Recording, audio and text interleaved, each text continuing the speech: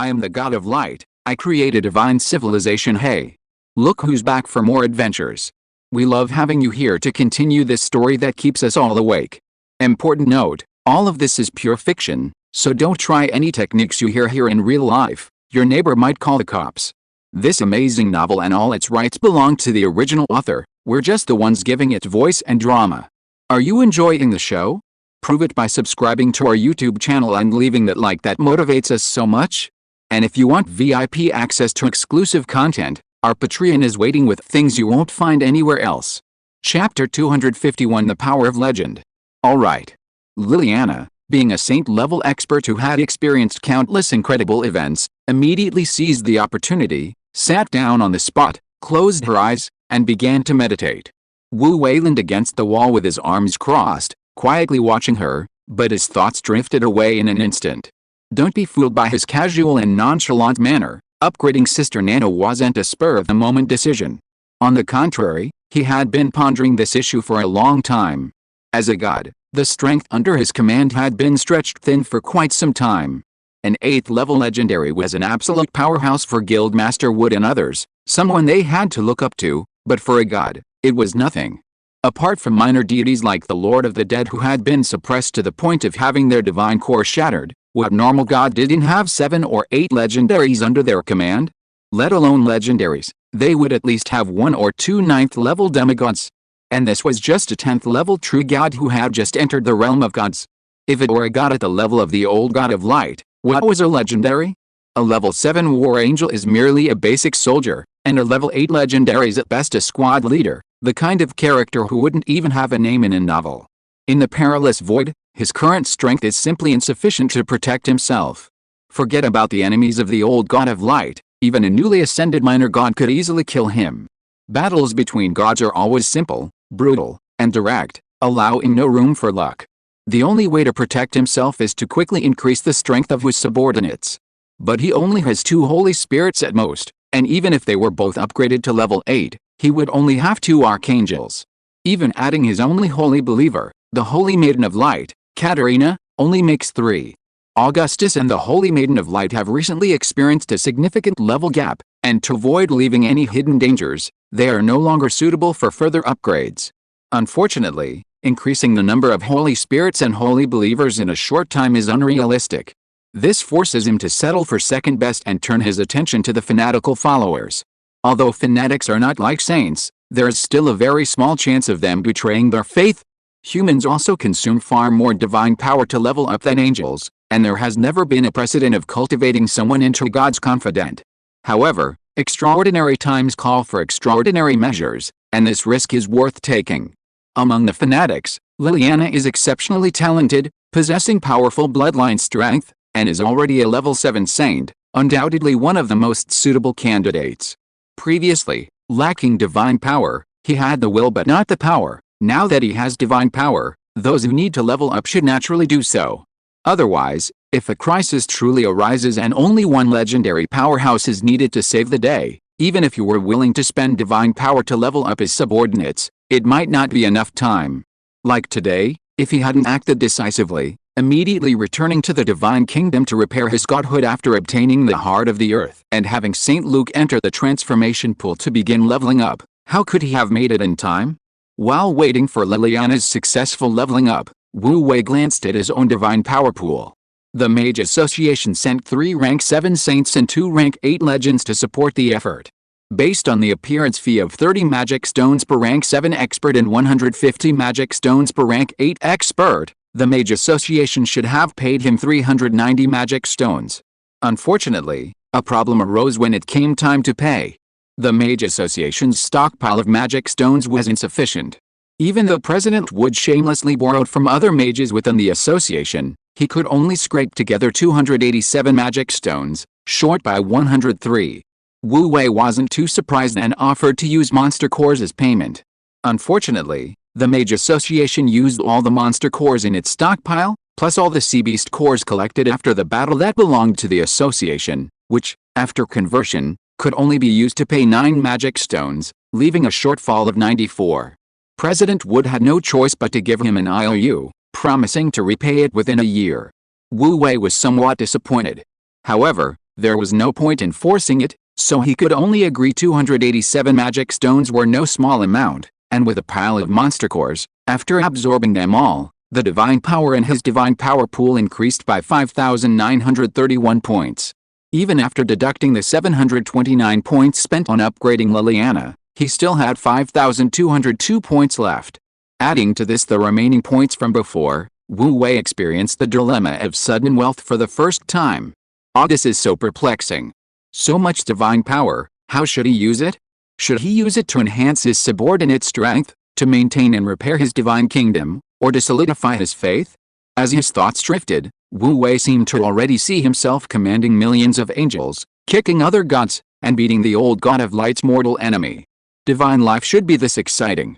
Just as Wu Wei was secretly fantasizing in his mind, in the room, Liliana had also completely digested and absorbed the power infused into her body, completing the breakthrough transformation from a 7th-tier saint to an 8th-tier legendary. Wu Wei sensed something and suddenly came back to his senses. Success. Although an upgrade infused with divine power was virtually impossible to fail, he had long been mentally prepared for this moment. However, at this instant, he still felt an indescribable exhilaration and joy. No matter how many times he had experienced it, seeing his own power grow stronger still brought a profound sense of accomplishment. Wu Wei looked at Liliana with a smile. At the same time, a vast power erupted from Liliana's body, directly breaking through the room's barrier and instantly soaring into the sky. In an instant, the sky changed color. Rolling red clouds, as if attracted by an unknown force, endlessly converged, churning and surging, vast and magnificent. Boom! A thunderclap exploded from the ground. Blue-purple lightning rolled through the rolling red clouds, like a dragon's roar across the heavens. Although it lasted only a brief moment, it possessed a world-destroying, majestic power that made everyone tremble with fear. Jimmy Gaunt was repairing a magic circle with several mages when his hand trembled, and the magic circle beneath him instantly sizzled and completely destroyed. Inside the mage tower, the mage brewing potions shuddered in fright, nearly knocking over the cauldron. In moments, the entire archipelago was shaken. The temperature skyrocketed, the sea breeze becoming unbearably hot. Moisture evaporated rapidly, the island's plants and trees wilted quickly, and even the air seemed to crackle with electricity, causing a slight tingling sensation on exposed skin. At the same time, a thunderclap in the sky startled Wood and the others who were in a meeting. Even more chilling was the terrifying pressure emanating from the sky, almost making them hold their breath. A legend. Ice Disaster Icewill exclaimed in surprise. Has another legendary old monster invaded our holy land? The 3 saint-level experts' expressions changed drastically. The previous battle had left them with a deep psychological scar. Although they were saint-level, they were far inferior to legendary monsters. No. Andrew frowned. Such powerful lightning and fire pressure, such a familiar aura, could it be?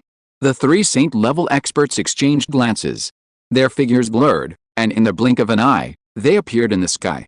Looking at the sky filled with the aura of lightning and fire, and at Liliana, who was amidst it, her morale soaring, their hearts were filled with shock. It really was Liliana. She had advanced to the legendary level. This matter had completely exceeded their expectations. Especially Andrew Hayway, who exclaimed, "This is impossible. Her cultivation level is even lower than mine." Even someone as confident as Andrew felt he was far from the legendary level. Without 20 or 30 years of immersion, it would be difficult to even glimpse the threshold of legendary status.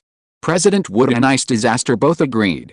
Liliana was strong and young, but with her current cultivation level, it was impossible for her to advance to the legendary level.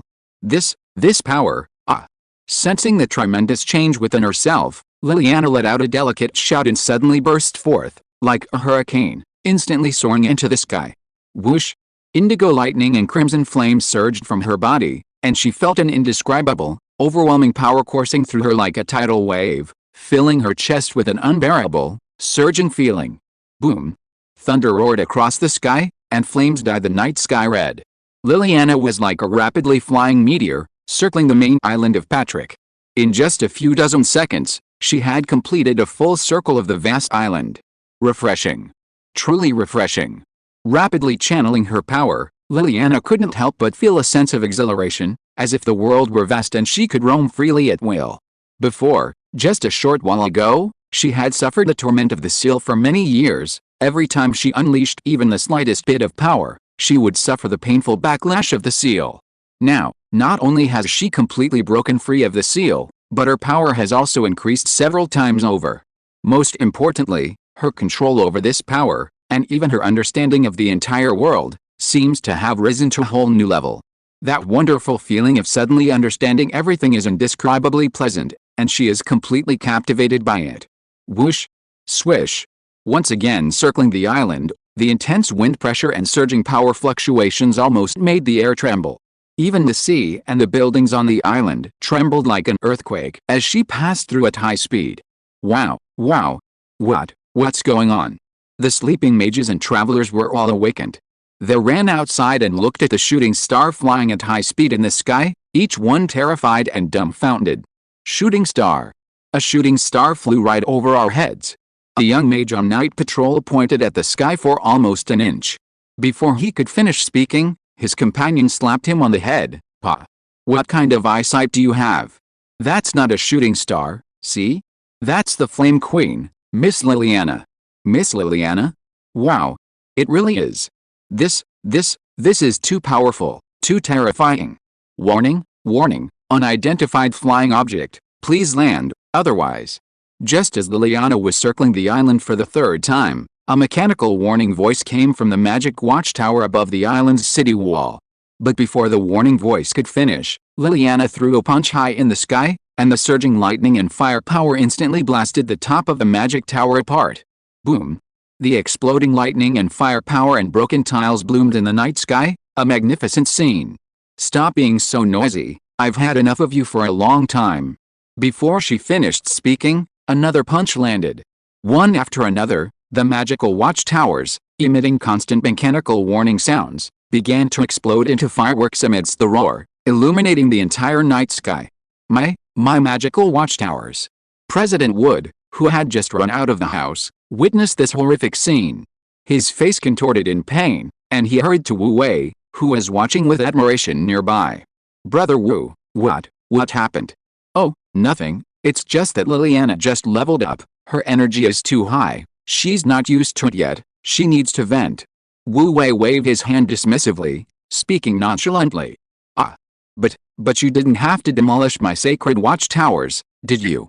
President Wood's lips twitched slightly, and he exchanged bewildered glances with Icewell and Andrew, who had arrived shortly after. Sure enough, it was the Flame Queen Liliana who had advanced to the legendary realm. Just then, Liliana, having destroyed all the warning watchtowers, finally exhausted her excess energy. She leaped from midair, landing with a resounding crash like a meteorite before landing in front of Wu Wei. The flagstone ground immediately cracked, and a surge of powerful energy, carrying the terrifying might of a legendary realm, spread outwards. The large crowd of onlookers immediately fell silent, retreating to the side with awe. The lightning and flames subsided, and Liliana stood there, savoring the last vestiges of the blaze. A moment later, she stepped out of the crater she had created, a slight smile playing on her lips, her expression alluring.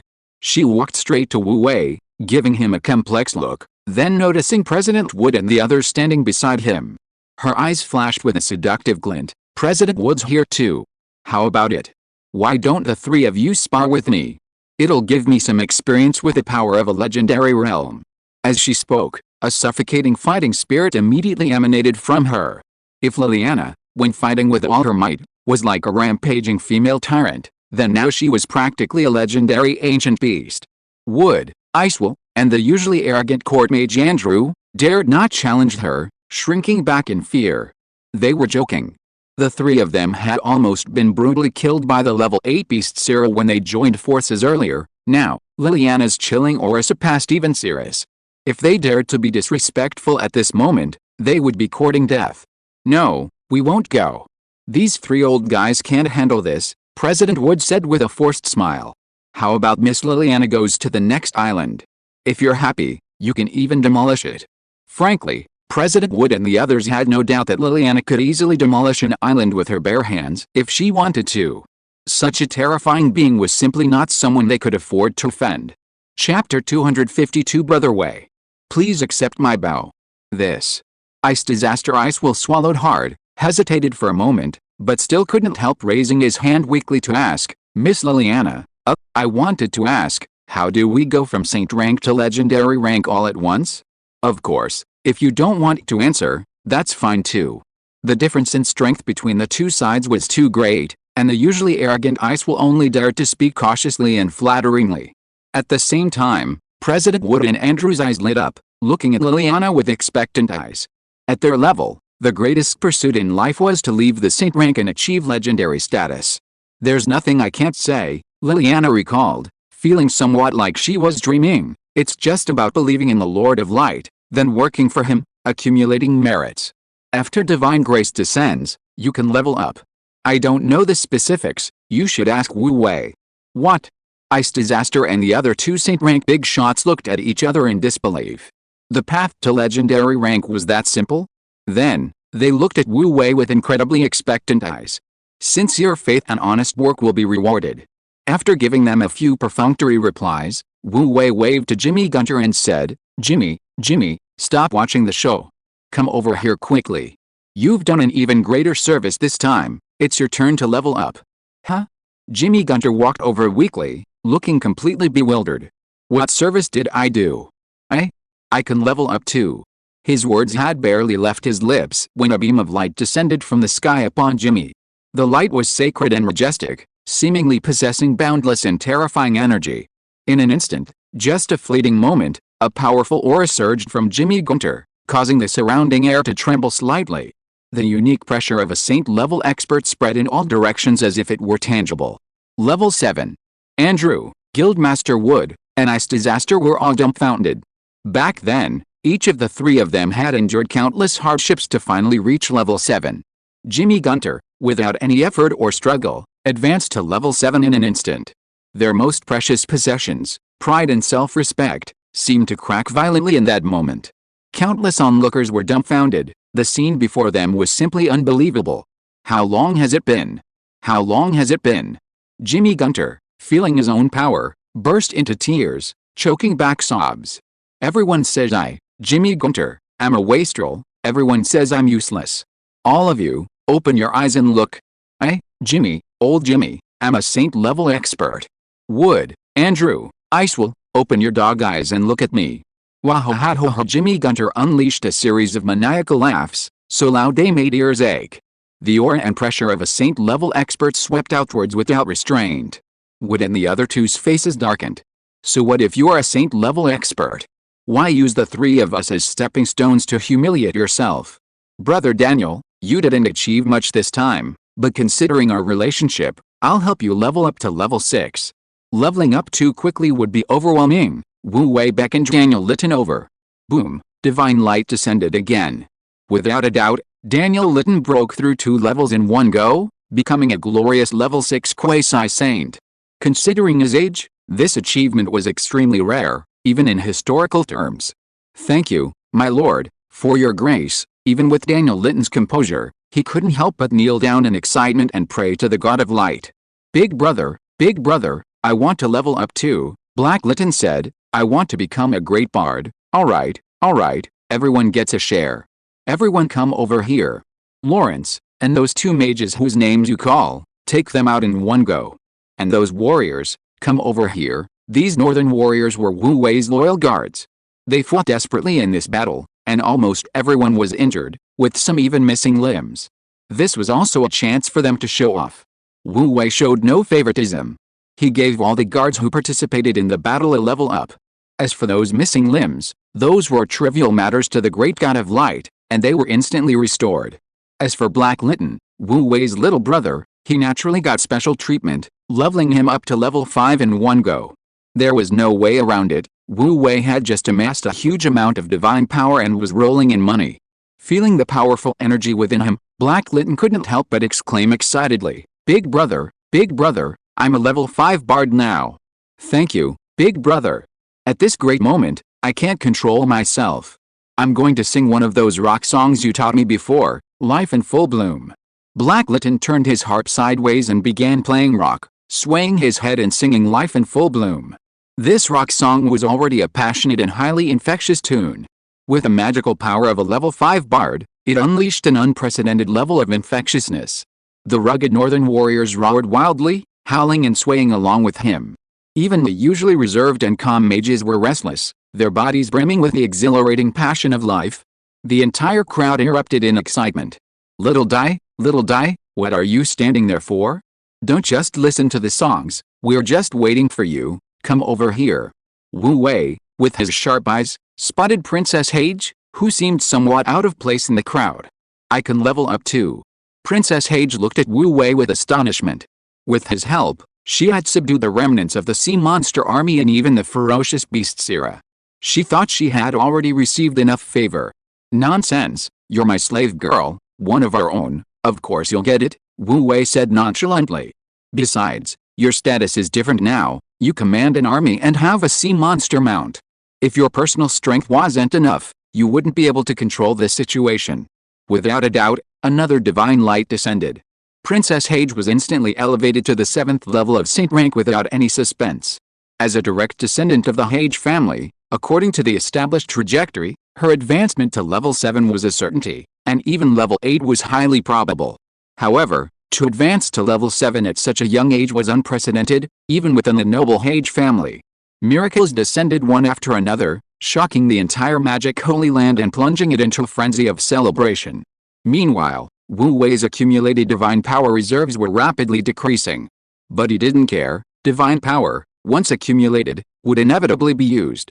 Advancing Hage to level 7 would naturally have a significant impact.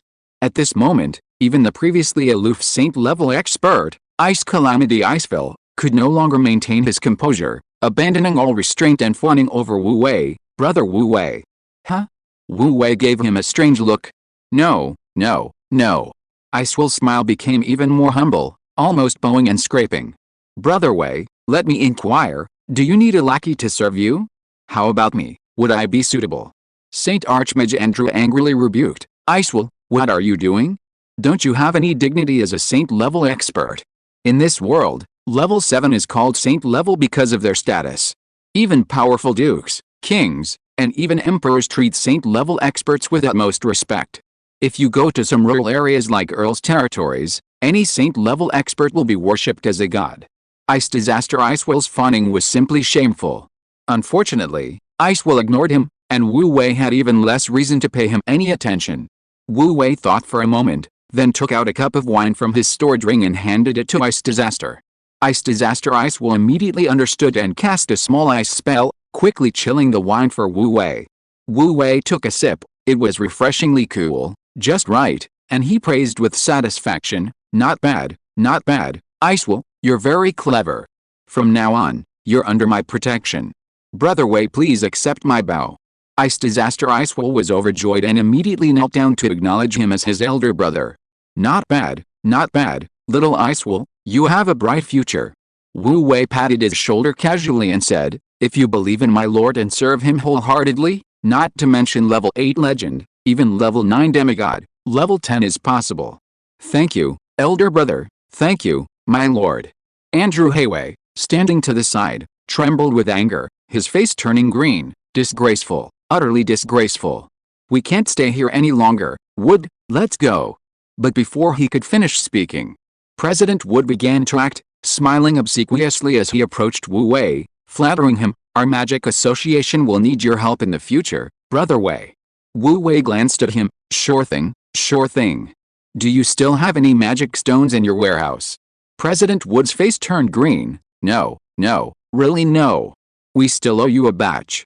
After a pause, he gritted his teeth and said, but if Brother Wei wants them, I can order the Magic Association to search everywhere.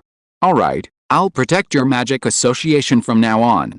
Wu Wei nodded in satisfaction, agreeing to President Wood's request.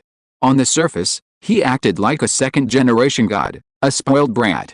But in his heart, Wu Wei was thinking that after so many years of development, the Magic Association's power should not be underestimated, and it was necessary to win them over. He couldn't be like the old god of light, attacking anyone he could. However, Wu Wei also understood the old god of light's approach. Anyway, he had plenty of power and could cultivate influence himself. But Wu Wei was different, he started from scratch. Limited by the Holy Spirit, he cannot create war angel units at will. To develop rapidly, He must form alliances and win over various forces. He doesn't have the ability to take on the whole world single-handedly. From chapter 253 onwards, we're all family. Ice Disaster Icewill, quick-witted as ever, smiled and said to Guildmaster Wood, Old Wood, from now on we're family. Let's all work hard and see who makes the first great contribution and reaches the legendary realm. Guildmaster Wood was inwardly agitated. He hadn't sold himself out like Wood. But at this moment, he could only chuckle sheepishly. That's right, let's all work hard, work hard. Then, Ice Disaster Icewill glanced at the indignant Andrew beside him and immediately whispered in Wu Wei's ear, Brother Wei, that Andrew is a lackey of the Empire. He's always opposed to the Church of Light, and he even changed the country's name.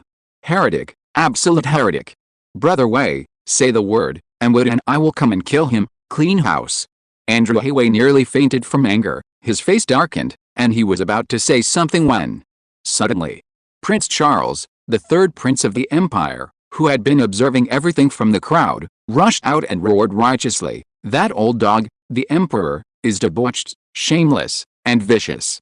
Not only is he inhuman, but he has also violated the tradition of serving the God of Light for generations.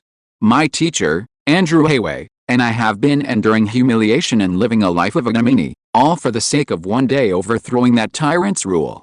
Prince Charles appeared grief-stricken and impassioned. Brother Wei, just say the word, and my teacher and I will immediately raise an army, overthrow the tyranny, and restore peace in order to our bright empire. For a moment, Andrew was stunned, Wu Wei was stunned, everyone was stunned, staring blankly at the third prince. In this world, one will always encounter all sorts of people, including some shameless individuals. But someone as shameless as the third prince is truly rare.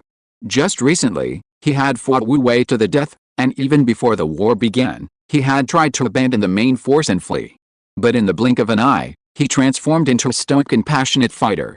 Teacher, am I right? We have been secretly preparing to meet the return of our great lord. Andrew Wei felt like a million grass mud horses were galloping through his mind, but as they say, teachers and students are one, and at this moment, even if he jumped out to disagree, it would be of no use. He nodded earnestly, his expression grave, and said, Since things have come to this, I have no choice but to admit it, Brother Wei.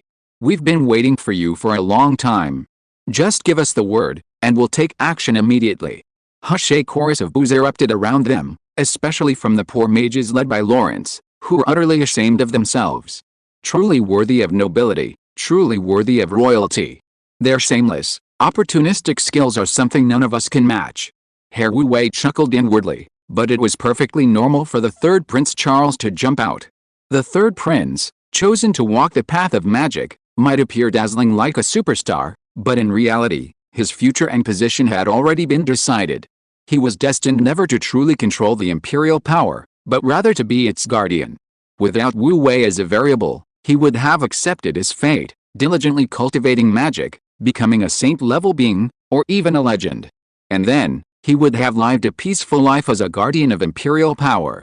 But now, having witnessed the majesty of the gods, his suppressed ambition could no longer be contained. This was a tremendous opportunity, a chance for him to ascend to the throne and overturn everything. Wu Wei glanced at the third prince, Charles. Charles revealed a humble and devout smile, flattering, respected son of God. It is the greatest honor of my life to compete with you on this stage. I am willing to offer my absolute loyalty to you and our great lord, and I hope you can forgive my previous offense. A faint channel of faith successfully linked with a divine essence, its strength no more than that of a shallow believer. However, Wu Wei didn't care about such things, they were merely using each other. Since Charles was willing to be a pawn stirring up trouble in the traitorous empire, Wu Wei was naturally happy to see it happen. Immediately, Wu Wei laughed and said, Brother Charles, we became acquainted through a fight, so there's no question of offense. Our Lord of Light once taught that even those in darkness and filth, as long as their hearts are turned towards the light, are all my people and will receive my protection. Charles's lips twitched, inwardly cursing, You're the one in darkness and filth. I'm royalty. Yet, at this moment, he could only smile and continue to flatter, My lord is wise, Prince Wu Wei is wise. As long as your heart is with my lord and you serve him devoutly, you will surely receive divine favor. Wu Wei made a few persuasive remarks, directly painting a rosy picture, Becoming a legend in the future is just around the corner. Even becoming a demigod is not a pipe dream. Demigod venerable. These 4 simple words instantly stirred the blood of everyone. Especially those who were originally at the top of the pyramid, such as the 3 saint-level big shots, were filled with excitement. It represented the dreams of so many people. Even across the entire continent and ocean, there were only a handful of people who could reach the level of a demigod venerable. Afterwards, Wu Wei quickly arranged various matters. For example, he arranged for Lawrence and the other mages who had benefited to be placed under the Holy Maiden's command for proper training. Wu Wei had invested some divine power in these guys, and he expected to earn it back at least 10 or 100 times over. Moreover, the Holy Sea of Light was gradually becoming less reliant on Wu Wei's intervention and was beginning to operate on its own. Brainwashing and training had long become a standardized process. Before long, Lawrence, who always talked about the god of magic, and the others would become fanatical believers in the light. President Wood, your magic association is teeming with talent, with countless young geniuses. Finally, Wu Wei turned his attention to President Wood, saying with a smile, "Our Holy See welcomes you all to come for further studies and internships." President Wood's heart skipped a beat, realizing that what was bound to happen had finally arrived. However, he didn't mince words and immediately agreed, saying, "Yes, Your Highness Wu Wei, I will prepare a list of those going to the Holy See for further studies as quickly as possible."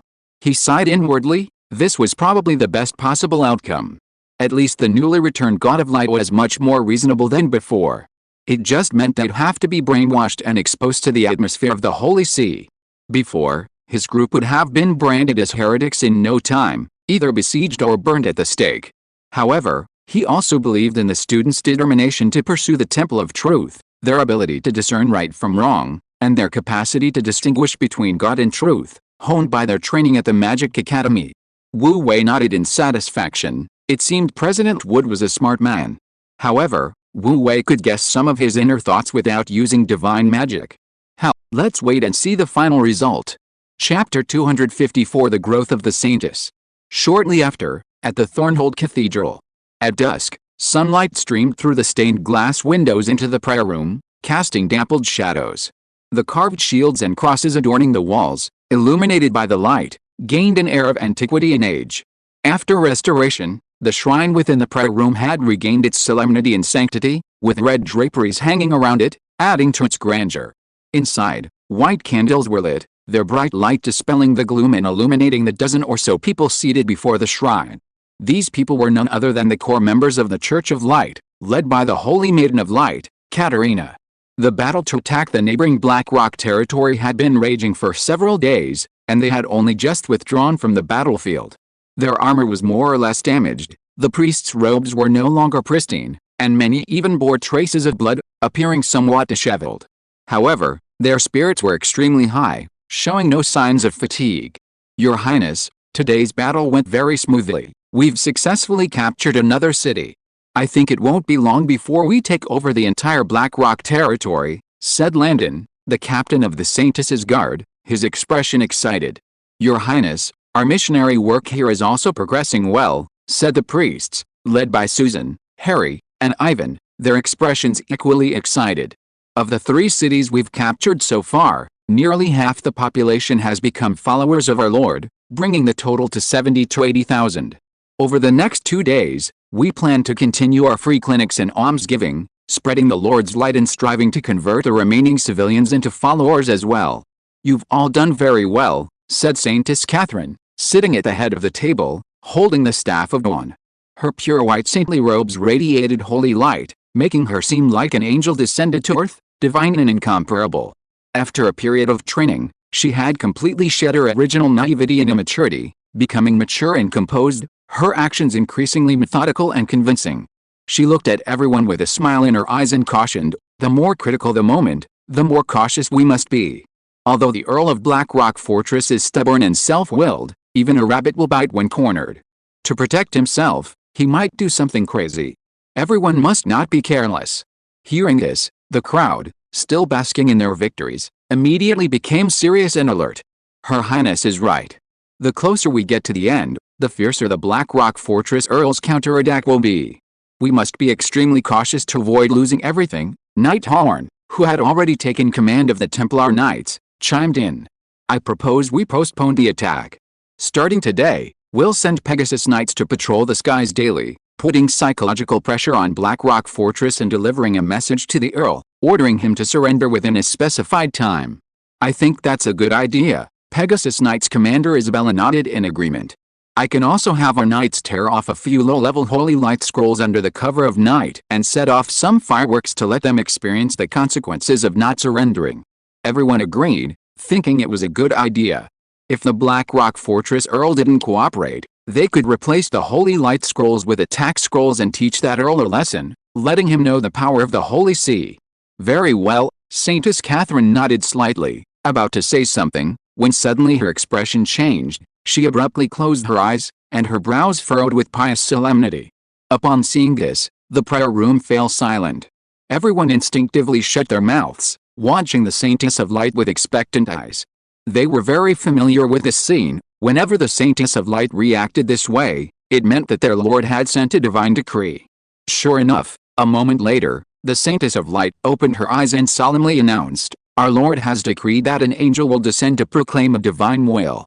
Immediately follow me to welcome the angel. Upon hearing this, the people in the prayer room immediately became excited. It wasn't an ordinary divine decree, but a special angel sent to proclaim a divine will. They exchanged glances, the same thought arising in their minds, their eyes instantly becoming even more excited and fervent. In a fleeting exchange of glances, Saintess Katerina of Light rose to her feet and knelt respectfully before the shrine. Saintess Katerina of Light, along with all the clergy of the Church of Light, respectfully welcomes the angel's descent. The others quickly followed suit, kneeling as well, welcomed the angel's descent. A dozen or so people knelt in 2 rows behind the Saintess, their expressions solemn and their eyes fervent. Amidst the devout prayers, the statue of light within the shrine suddenly emitted beams of golden light. From within the golden radiance, a sacred gate slowly opened before them, and an angel with outstretched white wings stepped out and landed gently before them. Saintess Katerina of Light glanced up and was immediately stunned. It wasn't Saint Luke who had arrived, but another completely unfamiliar angel. Tall and slender, with short, curly brown hair and piercing blue eyes, his wings, faintly carrying the power of thunder, possessed a more overt and assertive presence than Saint Luke, yet he was equally radiant and holy, incomparably sacred. However, the Holy Maiden of Light was, after all, the Holy Maiden of Light. After a moment of surprise, she immediately reacted, kneeling respectfully and piously saying, Holy Maiden of Light, Katerina, pays respects to the angel. Please rise, Holy Maiden. The angel, holding a pure white scroll in both hands, nodded to the Holy Maiden of Light. The one who had come was, naturally, the newly promoted war angel, Augustus. After St. Luke became an 8th-level archangel, the still unrepaired gates of heaven were beginning to falter under his power. Each entry and exit added 1 or 2 cracks to the gates, causing considerable trouble. The task of delivering the decree naturally fell to Augustus. Without further ado, after greeting the Holy Maiden of Light, he unfurled the scroll and began to read. By divine decree of our Lord of Light, the Holy See of Light has rendered meritorious service in the conquest of Blackrock territory, expanding its domain, and spreading the faith. Therefore, Pastor Harry is hereby promoted to Patriarch of the Mauryan region, Pastor Susan to Patriarch of the Donna region, and Pastor Ivan to Patriarch of the Ampro region. The Holy See of Light's territory was expanding rapidly, making it impractical for the Holy Maiden of Light to manage it all alone. Regional administration and the establishment of new patriarchs were imperative. The Holy Maiden of Light had already applied for this. This was merely the formal issuance of the divine decree. Pastors Harry, Susan, and the others had suspected this was the case, and seeing their expectations fulfilled, they were overjoyed. Becoming patriarchs meant they could independently manage a church, truly wielding power. Moreover, to receive a personal decree from our Lord, what an honor. Soon, the decrees for all were announced.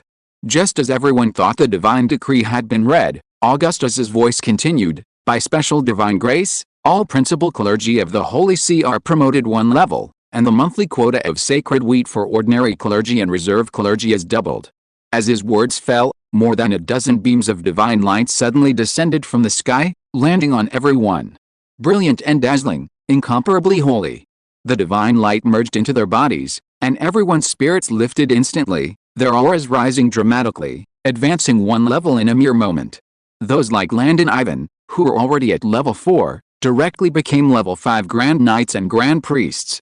Even Isabella, the leader of the Pegasus Knights who had recently entered the inner circle of the Holy See, was promoted to level 4.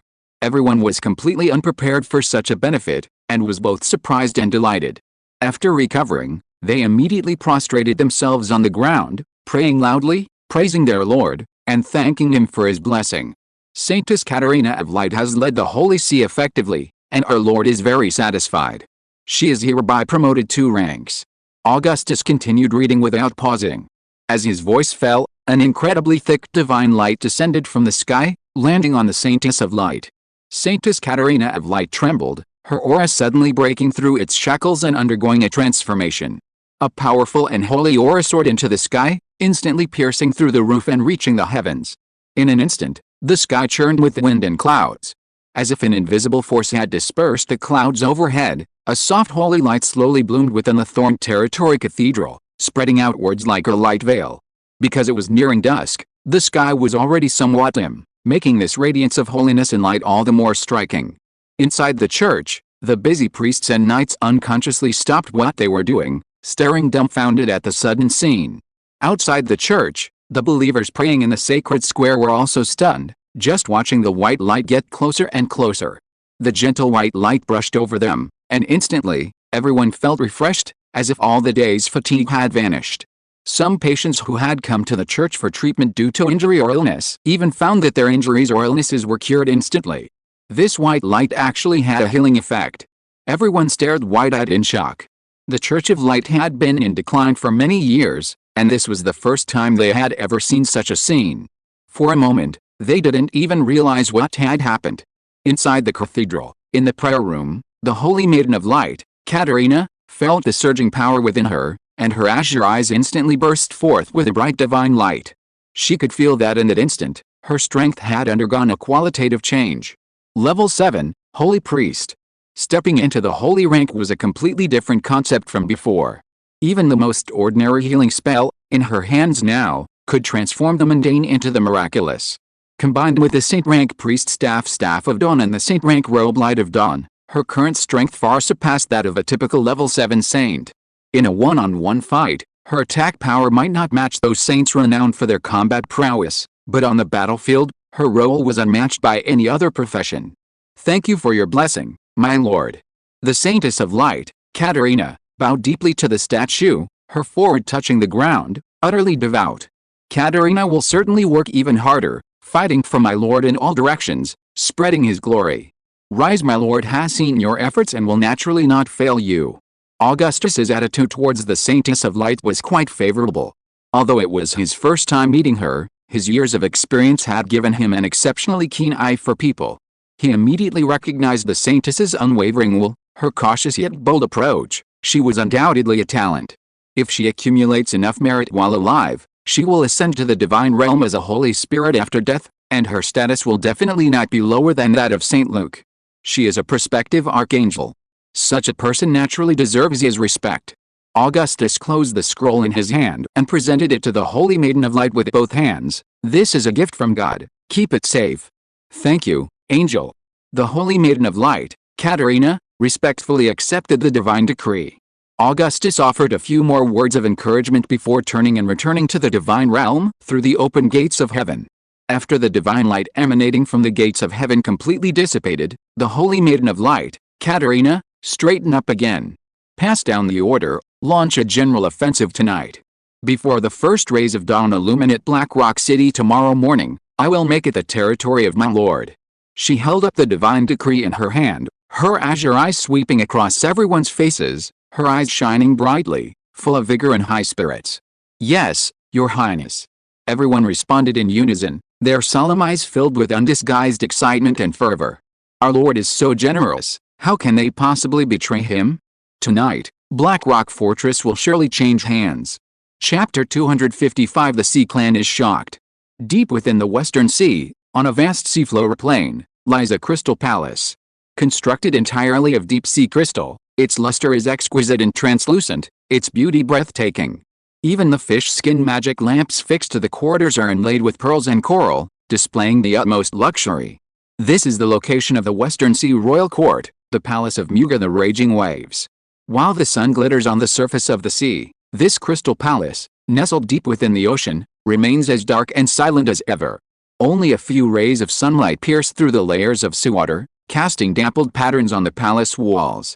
In the corridor outside the main hall, mid-level jellyfish-like sea monsters stand on either side, their translucent bodies almost entirely hidden in the deep blue water. Only their signature fluorescent cloaks sway gently with the current, making them appear ghostly. Their soft, translucent tentacles intertwine, silently communicating in a manner unique to the jellyfish race.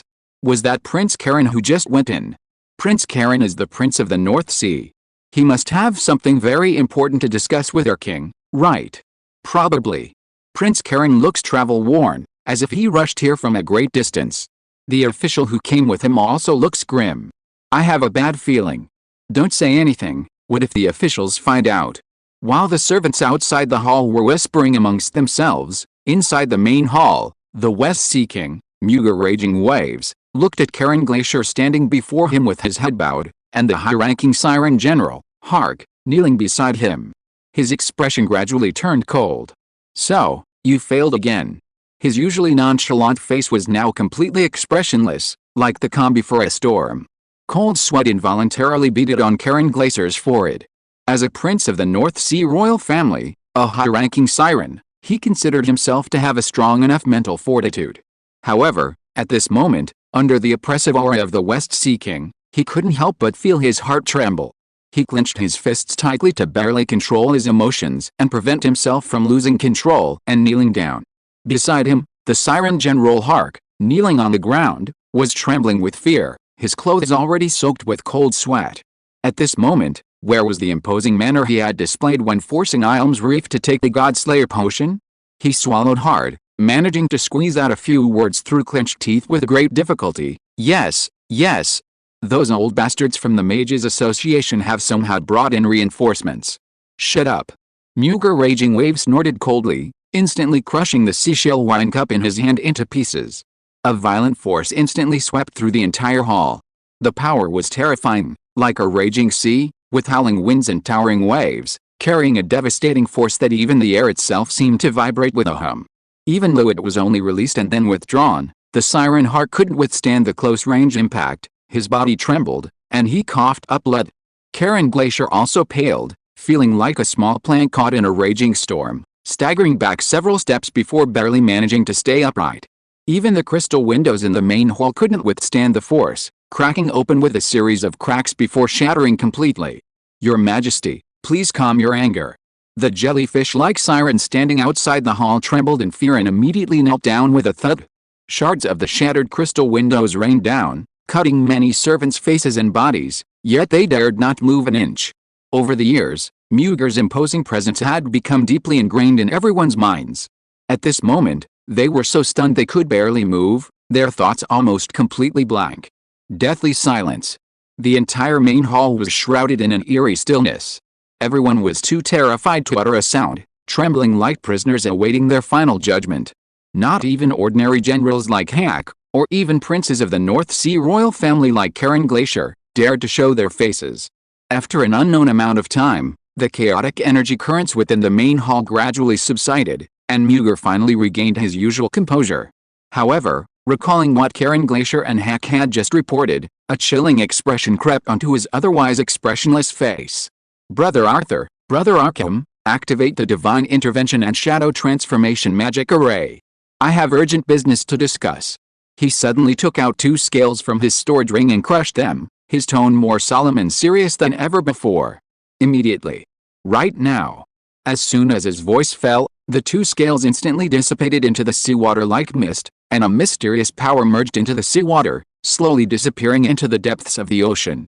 The next moment, the seawater in a certain part of the hall suddenly rippled. Muga Raging Wave sensed something and turned his head to look.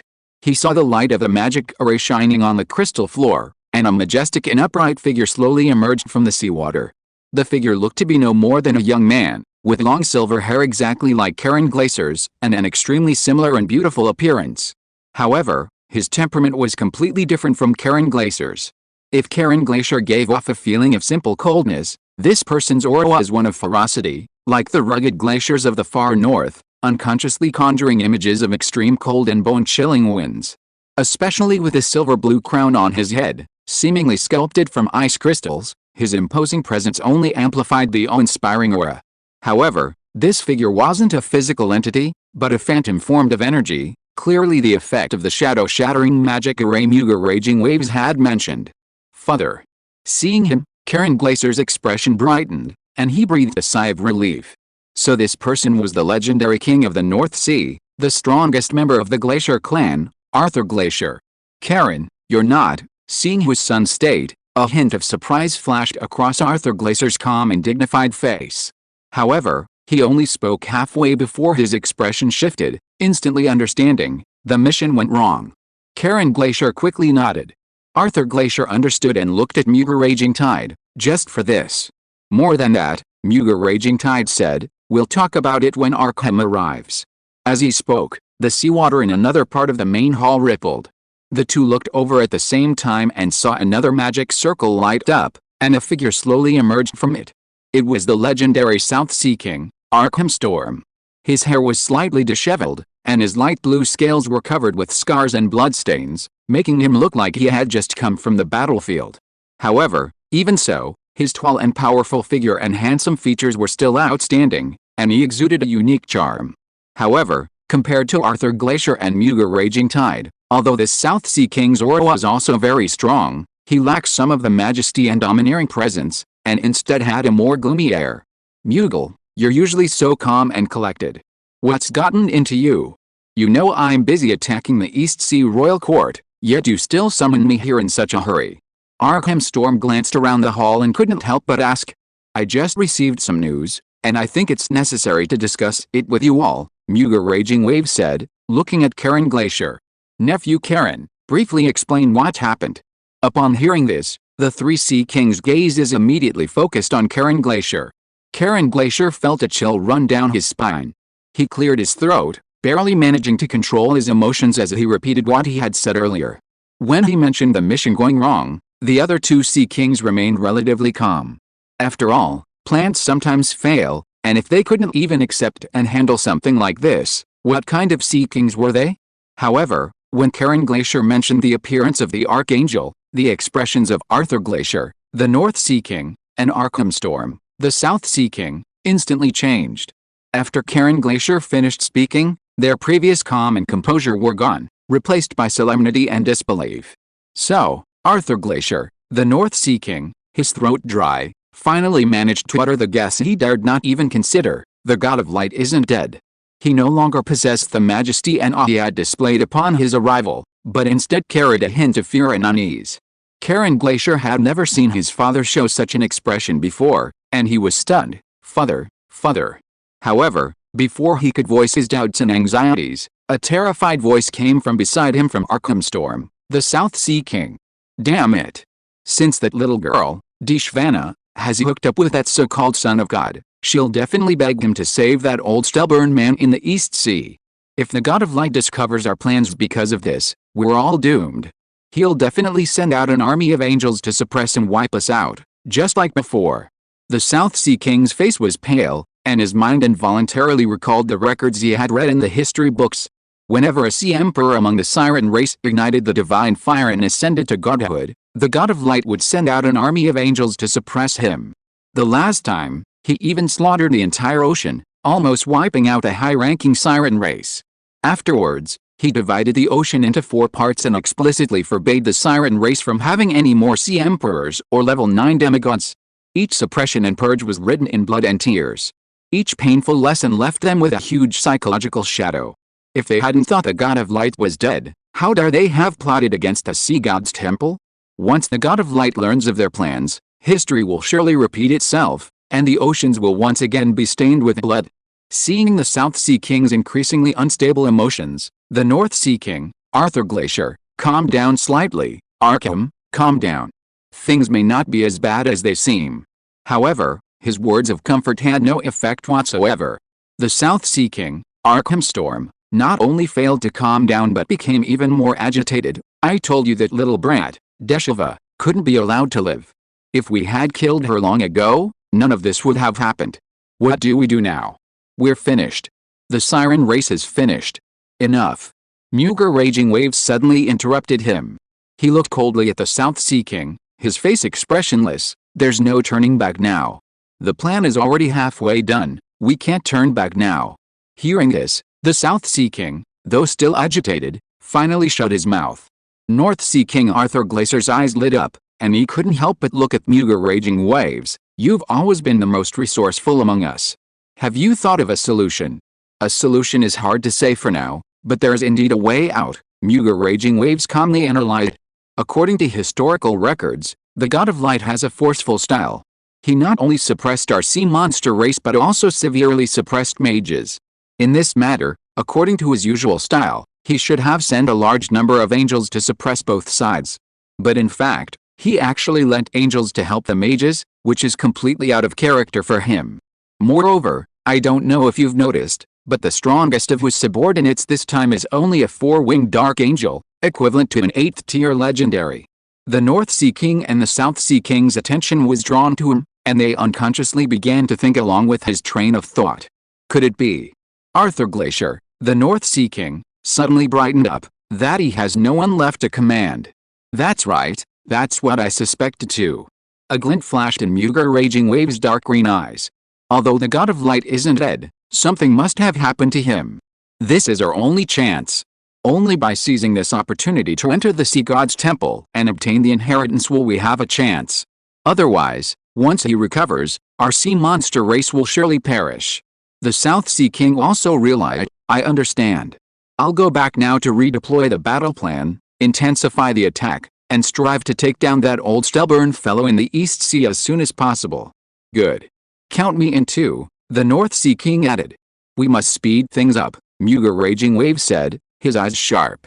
The first sea god once said that the Light Clan excels at recovery. Given a sliver of hope, they can quickly return to their peak.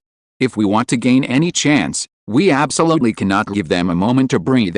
I immediately order all troops to advance and capture the East Sea Royal Court within 3 days, forcing them to reveal the whereabouts of the Sea God's tears. Good. Capture the East Sea Royal Court within 3 days.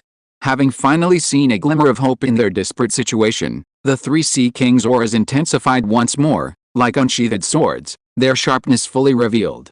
Chapter 256 Xiao don't do anything reckless. Night fell deep. The entire Patrick archipelago was asleep, with only a few scattered mage towers still lit. On the edge of the archipelago lay a small island. On the highest point of this island stood a leisurely castle, its lights still on. Clear moonlight streamed through the castle's simple, flowing French windows, illuminating the spacious master bedroom and the figure leaning against the window. It was a young man with black hair and black eyes. He wore a soft, close-fitting white robe and sat nestled on the sofa by the window. Under the moonlight, his already angular features became even more defined, especially his dark eyes, which seemed to reflect the moonlight and starlight, exceptionally deep. This figure was none other than Wu Wei.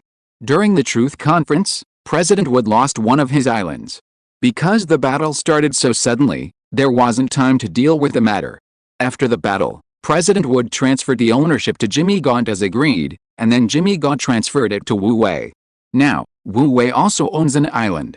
The island is vibrant with flowers and lush with greenery, boasting a pleasant natural environment that remains cool even in the hottest summer. A castle suitable for vacations has been built on the island, along with a small laboratory, clearly for President Wood's leisure and relaxation. The living conditions on the island are significantly better than in the Mage Tower, so Wu Wei and his group naturally moved there. The most spacious master bedroom in the castle rightfully belongs to Wu Wei. At this moment, Wu Wei is comfortably nestled on the sofa, a glass of chilled ale in his hand, surveying his territory through the Eye of God. In the past 2 days, he has made some improvements to the Eye of God. Now, the Eye of God can not only see the mortal realm, but also the situation within the divine kingdom. Simply by sitting here and activating the Eye of God, he can easily grasp all the situations within his divine kingdom and territory. At this moment, the map of the Patrick Islands is displayed on the screen of the Eye of God before him. Looking at the glowing dots representing faith pathways on the map, Wu Wei couldn't help but mutter to himself, no wonder the old God of Light was so enthusiastic about battle. Battle is indeed the fastest way to expand faith. The battle between Thorn territory and Black Rock territory, in just a few days, had increased his number of followers by 50 to 60,000. Adding to the original 300,000, the total had reached a staggering 360,000. As the battle continued, this number continued to rise. A battle on Patrick Islands had also brought him a group of mage followers. Although these followers numbered only a little over 200, and the faith pathways weren't very secure, mostly only true believers and novice believers, it was undoubtedly a good start. This meant that while mages believed in truth, they could also have faith and develop into believers. And once someone became a believer, their faith would gradually solidify and become increasingly steadfast. Just like the Night Horn, with his unwavering will, he started as a novice believer, and his transformation was exceptionally slow, but now he had become a devout believer, and it was only a matter of time before he became a fanatical believer. Anything is possible, isn't it? Wu Wei took a sip of ale, the cool, refreshing liquid sliding down his throat and into his stomach, instantly dispelling the summer night's heat. A thought flashed through his mind, and the screen before him displayed a scene from the Divine Realm. Within the Divine Realm, the people were working diligently, repairing animal pens, tending fields, or helping in the weapon hall and armory. Wu Wei noticed that a significant number of the people were gathered on the central peak of the Divine Realm, polishing and carving the pillars outside the main temple under St. Luke's command. This main temple, which he had sculpted with his divine sense, was originally quite rough, possessing only a basic structure, but now it was beginning to exude a sense of exquisite beauty, especially the pillars that had already been carved, the intricate and magnificent carvings, the grand decorations, perfectly showcasing the nobility and greatness of the God of Light. At this rate, perhaps soon he would be able to reside in the majestic temple. Wu Wei grew increasingly satisfied with what he saw, and couldn't help but take another big gulp of ale. His body, nestled on the sofa, gradually relaxed, his posture becoming more and more comfortable. Life was getting better and better. Both the Divine Kingdom and the Thorn territory were developing smoothly, and even his usually depleted pool of divine power, after his extravagant upgrades of his subordinates, still had 6,637.8 points left. That's over 6,600 points of divine power. He'd upgraded all his subordinates, spending only a little over 1,000 points of divine power at most. Over 6,000 points of divine power gave him the illusion that it would never run out. These days of being able to squander divine power at will were simply too blissful. Wu Wei drank his ale, imagining his future happy life, feeling completely lightheaded. If only he had a maid to massage his shoulders and legs, life would be perfect. As Wu Wei sat with his legs crossed, gazing at the bright moonlight, calculating the present, and dreaming of the future, his heart pounding with excitement, a figure appeared silently in front of his sofa, a voice as soft as a mosquito's buzz, "Master." Even though it was a fait accompli, she still felt an overwhelming sense of shame every time she uttered that title. What the hell? Wu Wei was startled by the sudden voice. When he saw that it was Deshava Hage, he secretly breathed a sigh of relief and grumbled, "Hey Deshava, can you please not walk like that? What are you trying to do dressed like that?" Tonight, Princess Hage had dressed up specially, appearing exceptionally charming and alluring under the bright moonlight. A deep blue teardrop pendant hung around her snow-white neck, making Wu Wei's heart skip a beat. "Master, master." Princess Hage smiled shyly and with difficulty, as if she had made up her mind. She moved closer to the bedside. I've inquired. As a female slave, I should. This was a night raid. Wu Wei suddenly realized, swallowed hard, and shrank back to the corner of the bed, muttering, "Hey, Xiao Dai, don't do anything rash. Let's talk this out. Let's not get physical right now." Princess Hage was stunned. This reaction was not what she expected. "I'm talking to you. Hurry up and put your clothes on." Wu Wei also came to his senses and said helplessly, "This is a harmonious society now, which values personal morality. As my female slave, you have to set a good example. Every word and action must be dignified and virtuous, and able to withstand the test." Oh. Princess Hage's eyes widened, looking completely bewildered. All right, this kind of thinking can't be changed overnight," Wu Wei said indifferently, waving his hand. "Getting back to the point, you're dressed like this in the middle of the night, not sleeping, but running into my room. You're not really just planning a night raid, are you? Tell me, what's the matter?" Princess Hage blushed and hesitated for a moment before honestly explaining the situation. It turned out that the two sea kings of the North Sea and South Sea not only ambushed and severely injured her father, the East Sea King, but also besieged the East Sea King's palace with a large force. In the critical moment, her father used a secret treasure to teleport her out, allowing her to escape. However, Hage mistakenly believed that the West Sea King, Muga Raging Waves, was a staunch ally and originally intended to seek help, but instead encountered a series of crises. Now, after witnessing Wu Wei's true strength and resources, Hage had some different thoughts. "I see," Wu Wei said, not expecting the sea race to be so chaotic now. In the more than 100 years since the old god of light gradually declined, all sorts of monsters and demons had emerged. After a pause, Wu Wei asked, "What is the source of the internal strife among the Sea Clan? Why would the three Sea Kings join forces against your East Sea royal family?" Princess Hage hesitated slightly before honestly replying, "According to our Sea Clan's secret heritage, our four royal families are actually direct descendants of the Sea God. Before his defeat and fall in the battle against the light, the Sea God left behind a secret Sea God temple, which is said to contain his legacy." Princess Hage then recounted several major events that had occurred over the past 1,000 years. All right. At this moment, Wu Wei also gleaned some insights from fragments of memory. The Sea Clan's tumultuous fate over the past 1,000 years was, for them, a tragic epic. But for the old god of light, these were merely insignificant fragments in the corners of his memory. After eliminating all his rivals and becoming the sole true god of the light plane, his gaze had already turned to the stars and the sea, his attention focused on expanding the territories of various planes. As for the past events of the two Sea Kings attempting to ascend to true godhood and subsequently being suppressed, they were nothing more than a minor ailment to the old god of light. If it weren't for the fact that the Sea King of the Second Raging Waves clan forcibly advanced to level 10 using a god-slaying potion, and perished alongside an 8-winged holy angel, enraging the old god of light, he might not even have remembered the existence of the Sea Clan in the plane of light. From those scattered fragments of memory, Wu Wei also obtained a rather comical recollection. Given the crimes of the Raging Waves clan Sea King's rebellion, it would have been normal for the old god of light to exterminate the Sea Clan in a fit of rage. However, the final punishment was merely to order the Sea Clan to be divided into 4 royal families, forbidding any level 9 Sea King from unifying the 4 seas. It turned out that after witnessing the magnificent and vast starry sea and growing increasingly powerful, the old god of light had become much more tolerant and compassionate towards the beings on his home planet. In the eyes of the old god of light at that time, the sea creatures were nothing more than a group of koi carp raised in his backyard pond. To exterminate them would deprive his backyard of biodiversity. Hairhead. This is quite similar to how Earthlings, as their technology advanced, increased their efforts to protect wildlife. Indeed, the stronger one's power, the more detached one's mindset becomes.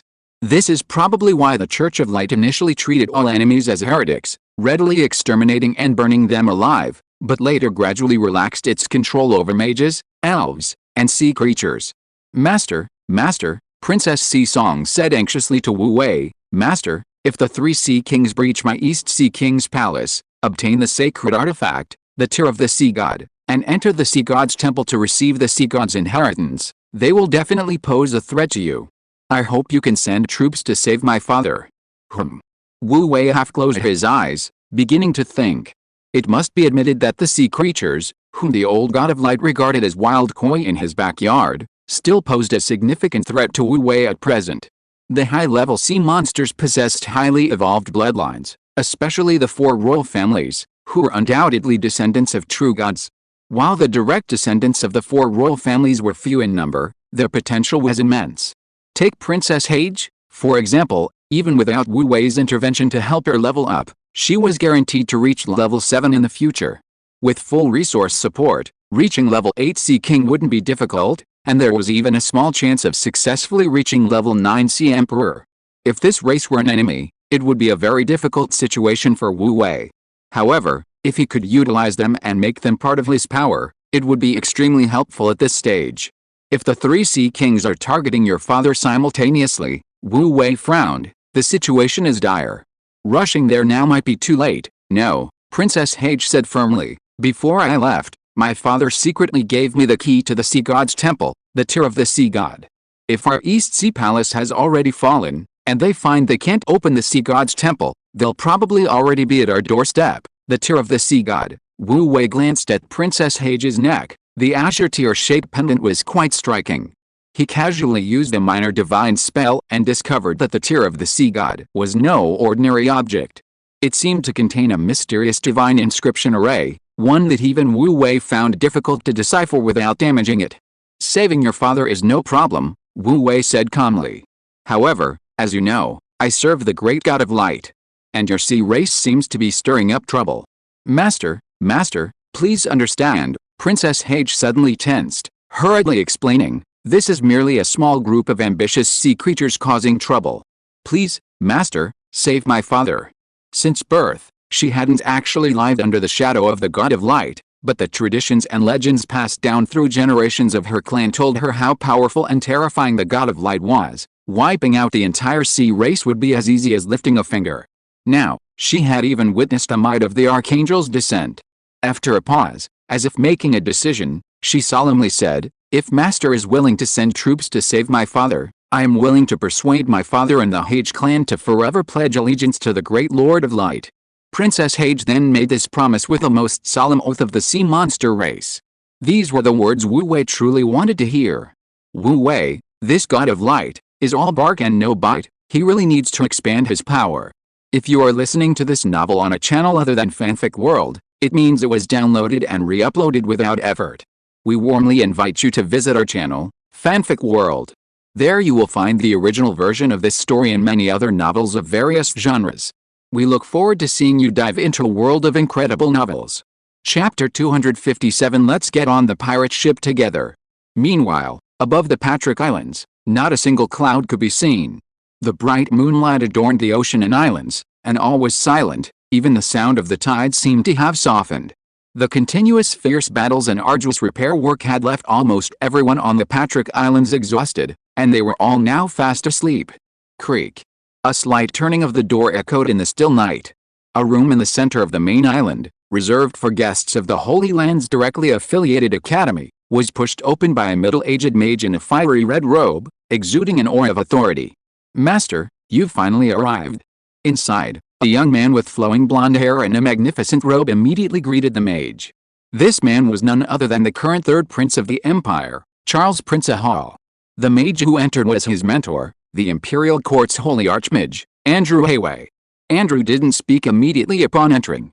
Instead, he closed the door behind him, made sure no one was around, and set up a soundproof barrier in the room before facing his disciple. His expression was slightly hesitant. "Charles, I understand your meaning, but isn't it too risky to act now?" "Master, please have a seat." Charles respectfully invited Andrew to sit down. After they both sat at the table, Charles paused, then spoke solemnly, "Master, there are indeed risks, but this is a once-in-a-lifetime opportunity. If we don't take this chance now, how can the throne possibly be mine?" The mention of the throne instantly made the atmosphere heavy. Silence reigned, not a sound could be heard, except for the flickering orange candlelight before them. "Charles, you must understand, I am not the only saint-ranking figure in the court. Your father and your two elder brothers each wield power sufficient to shake the entire empire.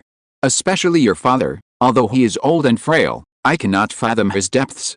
No one can be certain how much power he harbors.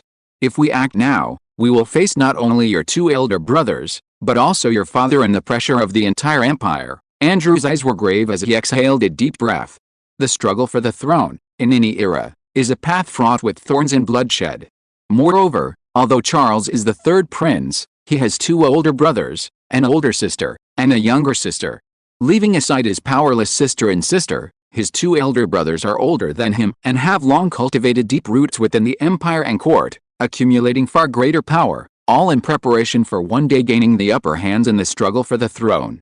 Furthermore, besides his two elder brothers, Charles's father, the current emperor, is even more unfathomable. These three are now a mountain that Charles and Andrew alone cannot move. Andrew and Charles's original plan was to secretly develop their power, and then seize the throne in one fell swoop when the old emperor died. But now, any movement would mean making an enemy of the entire empire, and with their current strength, it would be like throwing an egg against a rock. With our own strength alone, we certainly cannot defeat my father and brothers, but now we are not fighting alone. Charles's eyes burned as he lowered his voice. Mentor, you and I have both seen it. The God of Light exists, and the gods have returned. Especially that Wu Wei, he may be a son of God. Didn't you see him, single-handedly, summon war giants, war angels, and so many powerful divine beings? Moreover, I've inquired and found that under the leadership of the new Holy Maiden of Light, the Church of Light has already annexed a marquisate, and the number of believers in the God of Light has reached hundreds of thousands. Mentor, look at this, what a terrifying power. And what a rapid rise. How could it have developed to this point without the support of a God? The Church of Light today is not the false religion that fools the poor as rumored, but a truly powerful group with divine protection. Charles's emotions grew more and more intense as he spoke, while Andrew's expression became increasingly complex.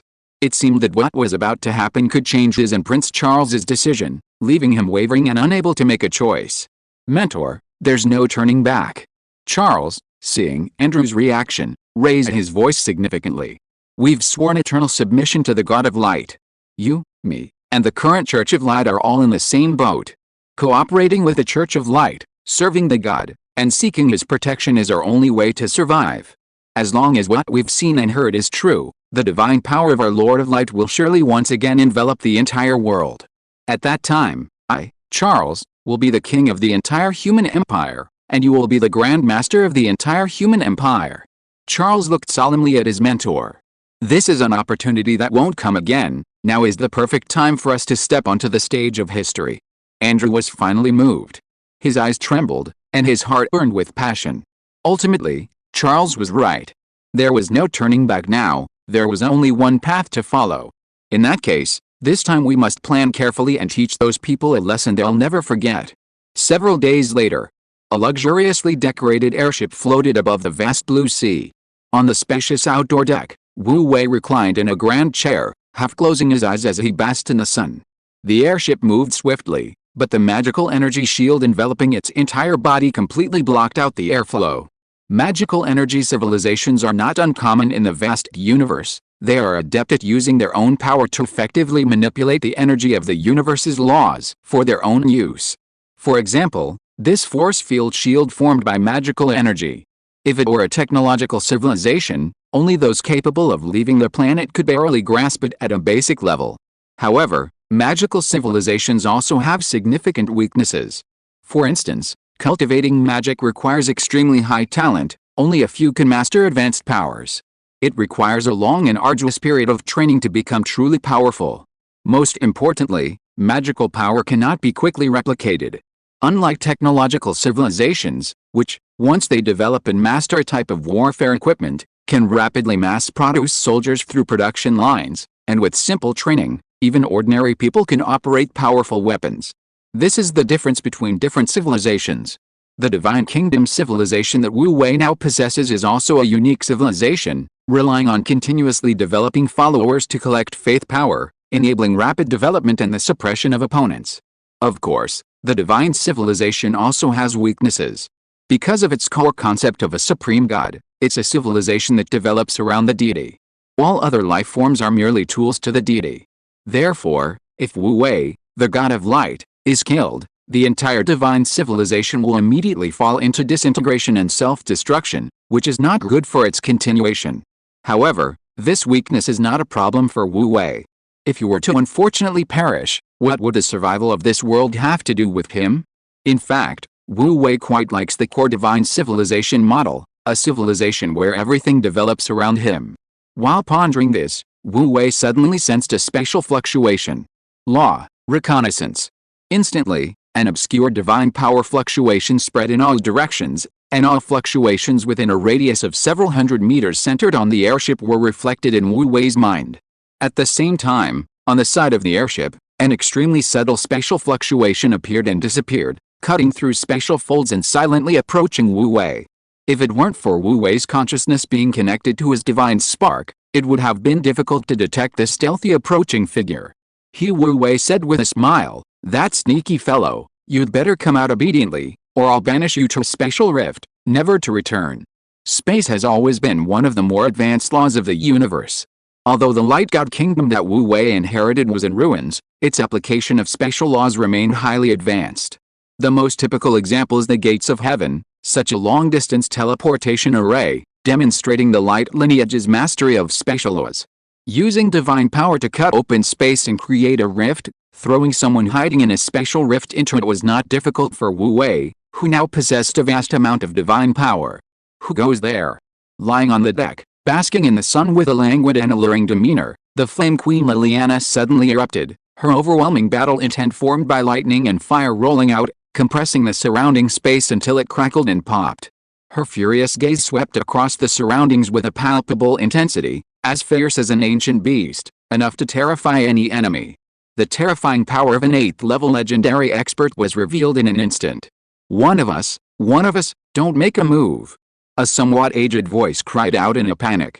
After a series of special ripples, an old man in a gray robe staggered onto the airship. His magic robe was old-fashioned, dusty and inconspicuous, and he wore a curved, pointed green magic hat, making him look extremely sleazy, which stunned Wu Wei. "Old man, who said we're one of us? You stay right there." Liliana hovered in the air, fiercely looking down at the old magician, as if she would explode and kill him if he made the slightest move or showed any wicked intention. Yes, I won't move. The withered old magician looked at Liliana with a bitter expression, his cloudy, aged eyes filled with both surprise and apprehension. However, when he looked at Wu Wei, his withered face showed even greater surprise. The energy fluctuations emanating from this human were pitifully weak, like a tiny insect that could be easily crushed on the roadside. Yet, this same man had not only easily seen through his extremely sophisticated special concealment technique, but had also offered to tear open a special rift to banish him to the subspace. It should be noted that even with his years of immersion in the laws of space, it would be difficult for him to tear open a rift in the subspace. Oh, this human's strength seems quite considerable. Wu Wei didn't even get up, continuing to half lie down. At the same time, a reconnaissance spell landed on the old man. Name, Mason Kid. Gender, male. Age, 135. Potential, top tier, extremely rare talent, with a chance to touch the threshold of divinity, belief, truth. Occupation, mage level. 8, powerful, can roam freely in some lower civilizations. Talents and strengths. 1. Wisdom. Through a long career of accumulating knowledge, he has gradually penetrated the essence of all things, possessing wisdom unmatched by ordinary people. 2. Touch of space. His understanding of the laws of space allows him to conceal himself using special folds. 3. Mana vortex. When the mana vortex within his body is activated, he can draw a continuous stream of mana from nature, excelling in prolonged battles. 4. Instantaneous casting of magic. He can cast most low to mid-level spells instantly without chanting. 5. Apostle of Truth. In his pursuit of the Temple of Truth, he has touched the edge of the Temple of Truth, initially grasping the principles and essence of magic, possessing the ability to create his own school of magic. A legendary level 8 mage with a total of 5 talents and strengths. Even Wu Wei had to admit that this old guy was the most powerful human he had ever seen. Even Liliana, the Flame Queen who had just advanced to level 8, was probably still slightly inferior. Wu Wei felt a small amount of respect for him from the bottom of his heart.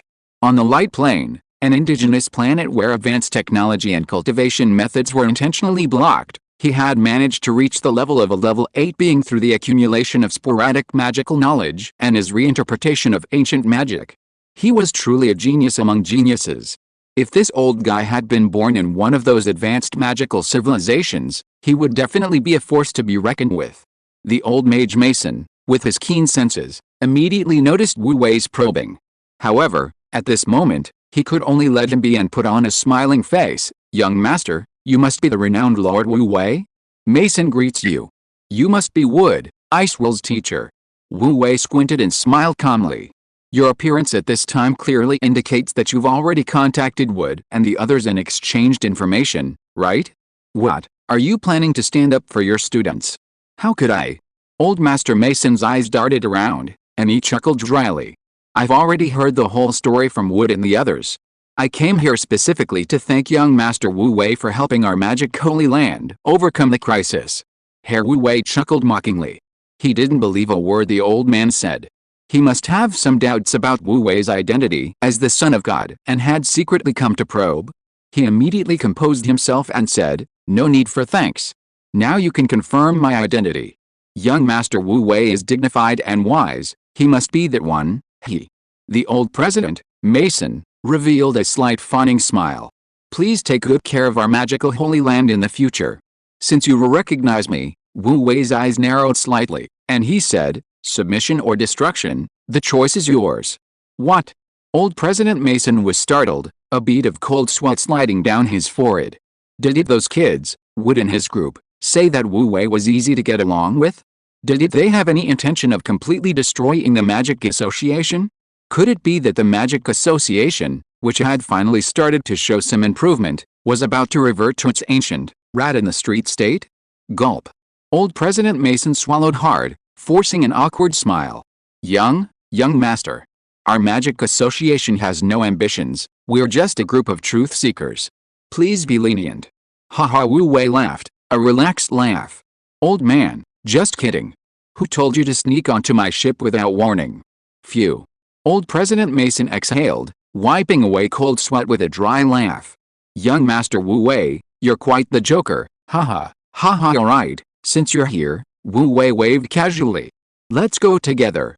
Where to? Old President Mason looked bewildered. To fight the sirens, of course, Wu Wei said nonchalantly. Your magic sanctuary is almost flooded by sirens, aren't you going to take revenge? Old President Mason's heart skipped a beat. He felt a sense of foreboding, like he'd been tricked. Chapter 258 Old Man. Go be the bait. The beautiful East China Sea has always been renowned for its warm waters, pleasant environment, and abundant biodiversity. On its seabed, there are not only magnificent rocks and corals, but also fine, soft sand and a rich variety of vegetation, resembling an underwater forest. Especially on a tranquil afternoon, sunlight refracts through the water, creating a translucent light distorted by the waves, almost bathing this beautiful sea in a breathtaking, underwater paradise. However, this peaceful and serene sea is now shrouded in the flames of war. Graham, how long will you resist? A rough shout echoed through the deep seabed of the East China Sea. Through the dark waters, a palace complex, complementing the underwater mountains and resembling a giant scallop shell, was the royal court of Graham Sisong, the Sea King of the East China Sea. However, this place was already completely surrounded by the powerful allied forces of the three Sea Kings, Arkham Storm of the South Sea, Arthur Glacier of the North Sea, and Muger Raging Waves of the West Sea. The allied forces of the three Sea Kings numbered as many as 80,000 regular troops alone, with countless cannon fodder such as lower-level fishmen and sea beasts. The East Sea King, desperately defending the royal court, could only muster a little over 30,000 troops, including a large number of wounded and disabled soldiers, including those lower-level sea creatures. Outside the royal court, the once soft and fine white sand seabed was littered with broken weapons and mutilated corpses. The blood of these East Sea soldiers had long since drained away with the seawater, and many saw-toothed sharks from the enemy army were taking advantage of the lulls in the fighting to devour the remains of the East Sea soldiers. The gruesome scene caused the surviving soldiers inside the royal court to choke up several times. Muger, you have violated ancestral teachings, disturbed the peace of the four seas, and caused countless young sea creatures to shed their blood in vain. Your crimes are heinous. Now you even dare to dream of entering the divine tomb and disturbing the peace of our sea god ancestors. I tell you, dream on. A tall figure, as imposing as a boulder, stood majestically before the East Sea royal court, his booming voice proclaiming his unyielding will. This figure was none other than Graham Sisong, the guardian of this royal court and the sea god's tomb behind it. Ha, what a joke. The sea creatures of the four seas are all of one lineage, and now the three seas have united as one. It is you, Graham, who, because of your stubborn and reckless actions, caused the needless deaths of countless young sea creatures in the East Sea. You are the one most guilty in this war. A more agile figure slowly emerged from the ranks of the army. He was clad in scale armor, wore a golden crown, and held in his hand the trident that symbolized the imperial power of the previous Sea Emperor. He looked down upon Graham before the royal court like a majestic god. Without a doubt, this imposing and agile high sea monster was none other than Muger Raging Waves, the Sea King of the West Sea that Graham had spoken of. A trident? That's the weapon of the previous Sea Emperor. You've entered the tomb of the previous Sea Emperor. You've stolen his relics. Graham, the Sea King of the East Sea, noticed a trident in Muger's hand, a symbol of his full power, and his eyes narrowed as he roared, the previous Sea Emperor nearly caused the destruction of the sea race. Do you intend to follow in his footsteps and drag our entire sea race into the abyss? HMPH. The previous Sea Emperor was the ancestor of my Raging Waves clan. Did I inherit his legacy? How is that stealing? Muger Raging Waves snorted coldly, his imposing aura overwhelming. We, the sea monsters, are the most powerful race in this world. If it weren't for that damned god of light, who, for his own selfish desires, forcibly suppressed our sea race, we would already be the masters of this world. But the once invincible god of light is no longer what he once was. Even if he were still alive, he would be extremely weak. So now is the perfect opportunity for our sea race to rise rapidly. As long as we continue to advance bravely and diligently, our sea race will once again stand at the pinnacle of the world, and that old dog of light will suffer our cruelest revenge. When that time comes, the only god will belong to our great sea race. This world, and even that vast sea of stars, will be at our disposal. Muger Raging Waves' voice was powerful and seductive, and his proclamation immediately drew shouts from the hundreds of thousands of soldiers present, their morale soaring. King Graham of the East Sea remained silent, but his expression grew increasingly solemn. Back then, the sea god lost a competition with the god of light and perished completely. His descendant, the former Sea Emperor, attempted to become a god and seek revenge, but the result was merely a mutual destruction with an 8-winged dark angel. Furthermore, this led the god of light to carry out a great purge of the entire sea race. This painful defeat in memory is a dark history that almost every sea race knows very well. Now, Muger's fury has once again taken up the Sea Emperor's trident, undoubtedly intending to repeat his past path as Sea Emperor. Regardless of whether the god of light is still alive or how weak he is, and regardless of whether Muger's fury can lead his people to a rapid rise and completely defeat the god of light, as long as there is war, as long as there is hatred, peace can never be restored. If Muger's fury is allowed to continue his reckless actions, without a doubt, the millennial-long peace of the entire sea race will be destroyed by him alone. Graham, for the sake of you being our Sea King, if you produce the key, make way, and allow me to enter the temple and obtain the relics of the sea god, I will definitely find a way to become the new sea god. Muger's eyes were greedy as he coaxed, at that time, not only will I pardon all your sins, but you and your people will also receive unprecedented glory. Muger, your greed far surpasses that of your ancestors. If you remain obstinate, our sea clan will surely perish because of you. Graham took a deep breath and slowly raised his imposing gaze. As the guardian of the temple's tomb, I will absolutely not allow you to set foot in the temple. If you want to enter the temple, step over the corpses of me and all the Sea Song clan members. With his final roar, Graham's powerful and majestic voice resonated throughout the land, greatly boosting the morale of all the guards in the royal court. Each of them revealed a resolute determination to live and die with the royal court. You damned bastard. Muger Raging Waves' veins bulged with rage. This stubborn old codger, he's got a death wish. Beside Muger, the South Sea King Arkham Storm spat angrily, Muger, don't waste your breath on him. With the combined power of the three kings, we can easily raise the entire East Sea royal court. That's right. Once we destroy the royal court, we can find the key we need from his corpse. The North Sea King Arthur Glacier chimed in at the opportune moment, his expression cold and filled with murderous intent. His beloved son, Karen Glacier, stood quietly to the side. Although his eyes were complex, for the sake of the sea race's revitalization, he, like the other sea race members, was filled with determination and resolve. The key? Ha ha ha. Graham Hage suddenly burst into laughter. I have already destroyed the key. Even if you kill every single one of us, you will not get the key you are looking for. Without the key, you will never enter the gates of the temple in your lifetime. You're courting death. Muger Raging Waves' eyes flashed with killing intent. He then exchanged glances with the two sea kings of the South and North Seas and immediately waved his hand, ordering, attack. Flatten the East Sea Royal Court for me. Whoosh! In an instant, tens of thousands of allied troops from the three seas, along with a large number of densely packed cannon fodder legions, launched a fierce attack on the massive East Sea Royal Court. Close the gates and let us live and die with the Royal Court. Graham Hage's eyes shone with determination and resolve. Rumble. With his loud command, the giant, shell-like gate of the Royal Court slowly slammed down.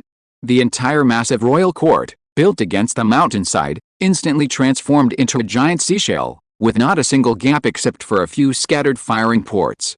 This was the most prized and fortified fortress of the East Sea Clan, and the last line of defense for the East Sea Royal Court.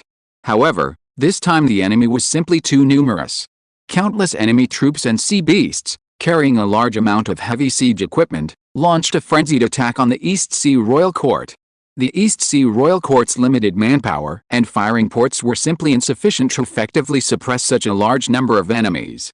On the contrary, the giant gate of the East Sea Royal Court, under the powerful attack of the massive enemy forces, was being pounded and rumbled, causing the entire seabed to tremble as if an earthquake had struck. Cracks began to appear on the giant gate, and many firing ports had been destroyed. This single giant gate was simply no match for the advance of the Three Seas allied forces. Once the giant gate was breached, the East Sea soldiers guarding it would face the most brutal and bloody suppression. No, no. I have to save my father. Far away, on the underwater mountain surrounding the East Sea Royal Court, Wu Wei and his group, having rushed to the East Sea, witnessed this scene. Almost immediately, Wu Wei chose to hide and observe the situation. However, Princess Hage, seeing her father in danger, couldn't contain herself. She struggled to her feet, intending to rush towards the royal court. Stop! Wu Wei raised his hand and pulled, an invisible divine chain dragging Princess Hage to the ground. Master, what are you doing? Princess Hage cried anxiously, turning to glare at Wu Wei. I have to save my father. He's being attacked by so many people. If I don't go now, it'll be too late. You know your father is being attacked by so many people. Wu Wei gazed at the war-torn East Sea Royal Court, speaking calmly. If you want to go and die, and take us all with you, then go ahead.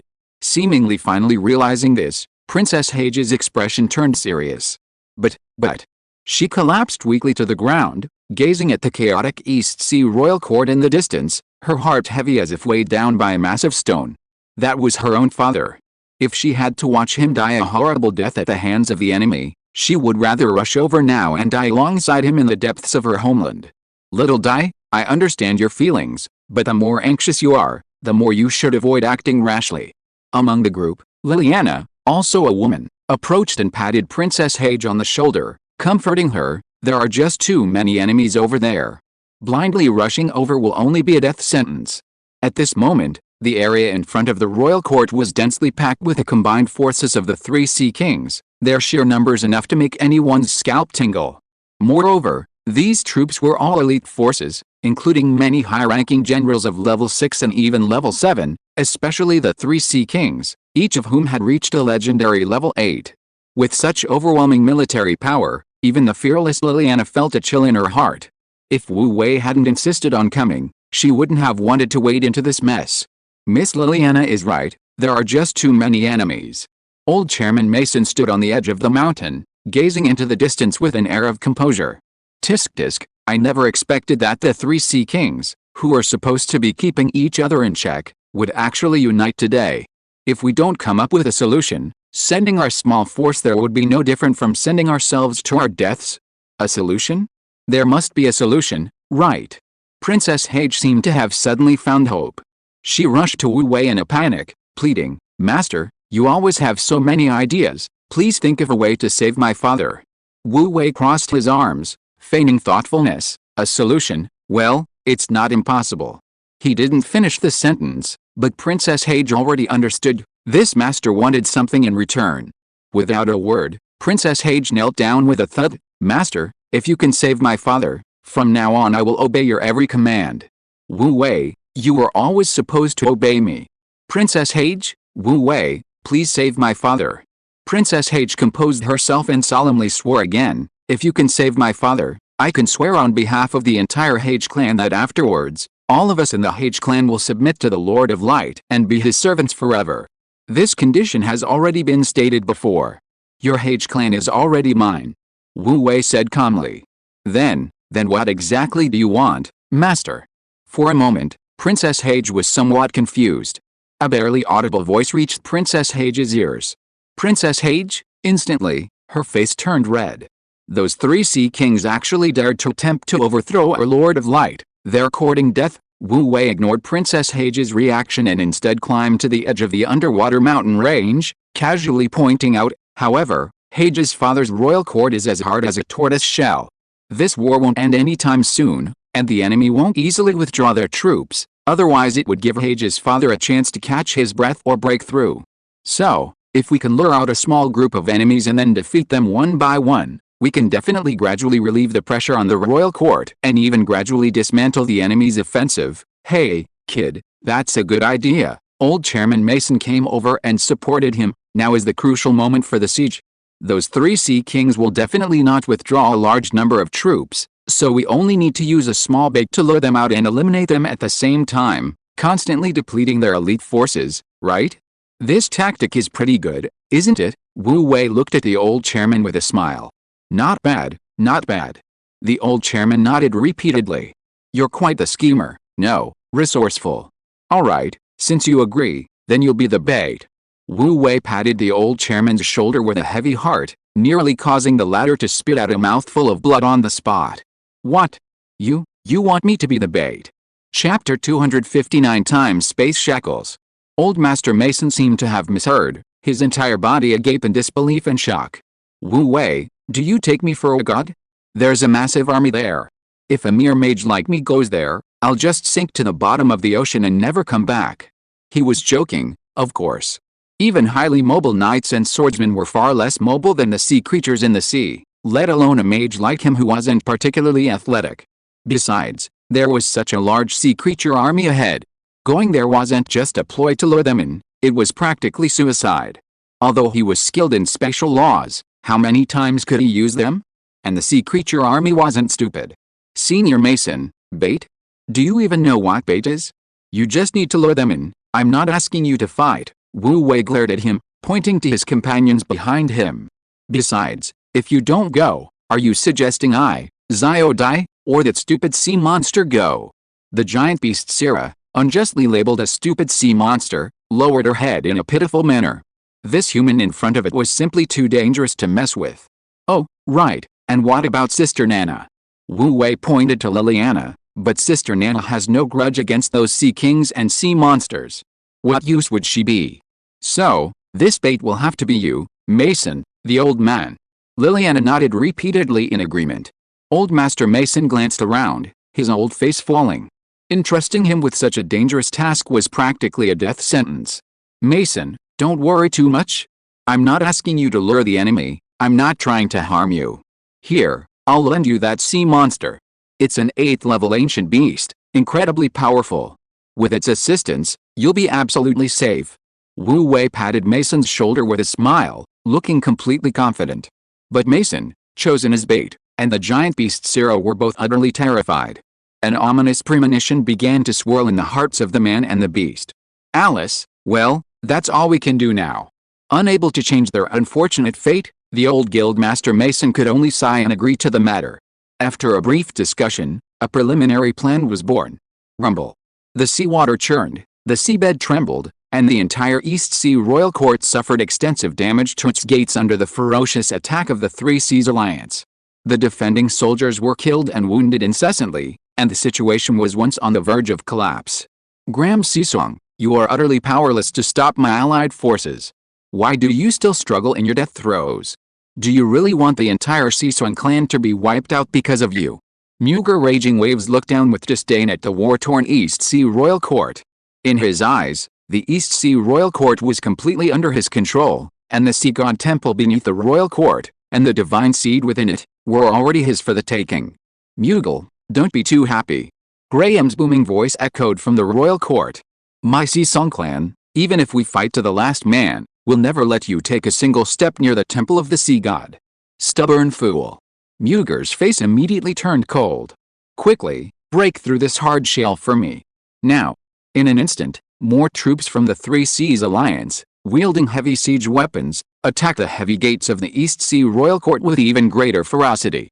Muger Raging Waves, along with the other 2 Sea Kings, each focused their attention on the massive gates of the East Sea Royal Court. They awaited the moment when the gates would be breached, and the entire Sisong clan would be defeated. However, at that moment, a piercing shout of curses came menacingly from directly behind the Three Seas Alliance. Mughal, you ungrateful old dog. Taking advantage of my absence, you dared to unilaterally break the agreement and launch a sneak attack on my academy. You have quite the nerve. This voice, amplified by magic, rolled in from the seabed, causing all the allied forces of the Three Seas to freeze in shock. Even the soldiers on both sides, engaged in a fierce siege, paused their fighting. Muger Raging Waves, the one named, along with the other two sea kings, turned to look behind them. Muger's face immediately darkened. Who else could it be? It was none other than Mason, the former president of the Magic Association, the very man who had been his constant adversary, forcing him to sign a peace treaty. The old president, Mason, was no pushover. Even he, the king of the West Sea, had to take him seriously. After his failed attack on Patrick's sanctuary, he had anticipated that this old fellow Mason would inevitably come to harass him, but he hadn't expected him to arrive so quickly, just as he was about to seize the Eastern Sea Royal Court. Furthermore, that old bastard Mason was actually riding a powerful level 8 sea monster, the ancient beast Syrah, which he had forcibly controlled using forbidden techniques from the Sea Mystic Codex. When the control spell on Syrah failed, he thought Syrah was dead, but unexpectedly, the control spell had been broken. Now, Syrah had become Mason's mount, attacking alongside this old bastard, which was utterly despicable. However, what exposed Muger's fury even more was yet to come. Muger. You filthy old dog born of a stepmother, what good are you besides leading this rabble to show off? If you have the guts, come and fight me one-on-one. Don't dare to come?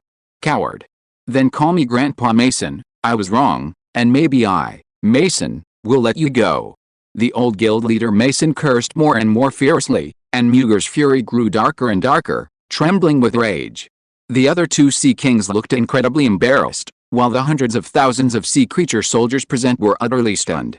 They stared wide-eyed, their eyes darting back and forth between the ashen-faced Muger and the incessantly shouting Elder Mason. The atmosphere was extremely tense.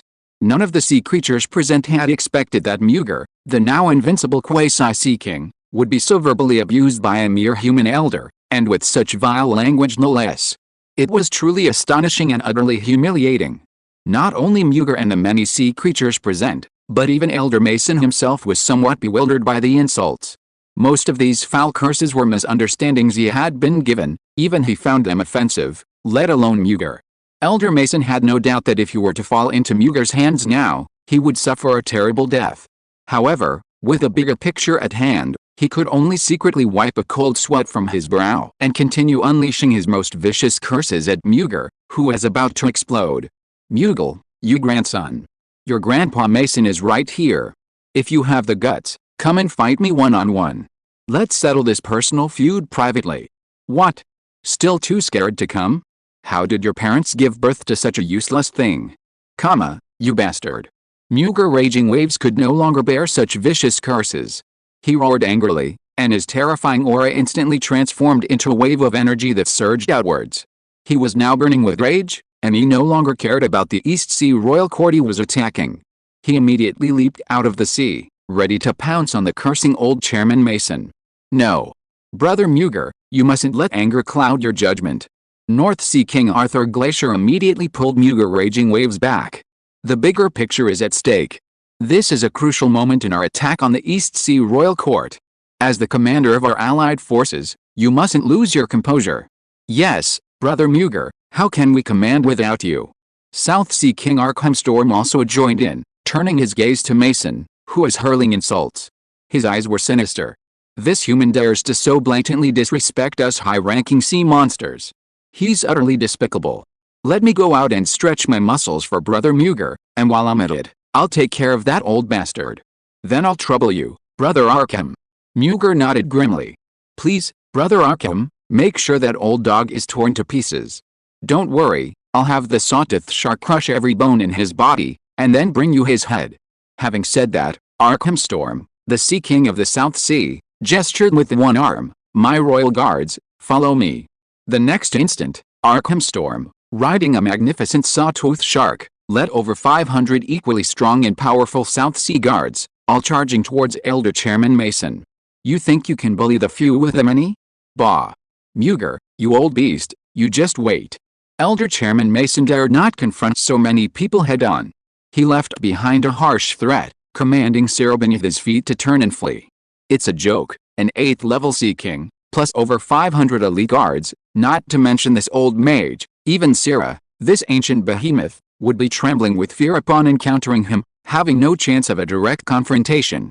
You old bastard, how dare you, a lowly human, come to the bottom of the sea to provoke us? You're courting death. Arkham Storm, the Sea King of the South Sea, his face contemptuous, rode his sea beast in hot pursuit of Elder Chairman Mason. Facing Elder Chairman Mason in the ancient beast's era, Arkham wasn't careless. However, he had reason to be proud. He himself possessed a legendary level of 8, and his personal guard of over 500 men was his most elite force in the South Sea. Every soldier in this force started with level 4 strength, the captain and vice captain possessed formidable level 5 or 6 strength, and there were even 4 high-ranking officers of level 7. Elder Chairman Mason and the Behemoth era were indeed individually powerful. Each of them could easily take on 100 men, but if either of them encountered such a heavily armed guard, the only outcome would be defeat. Moreover, this formidable guard is personally led by Arkham Storm, the Sea King of the South Sea, greatly enhancing its combat capabilities and morale.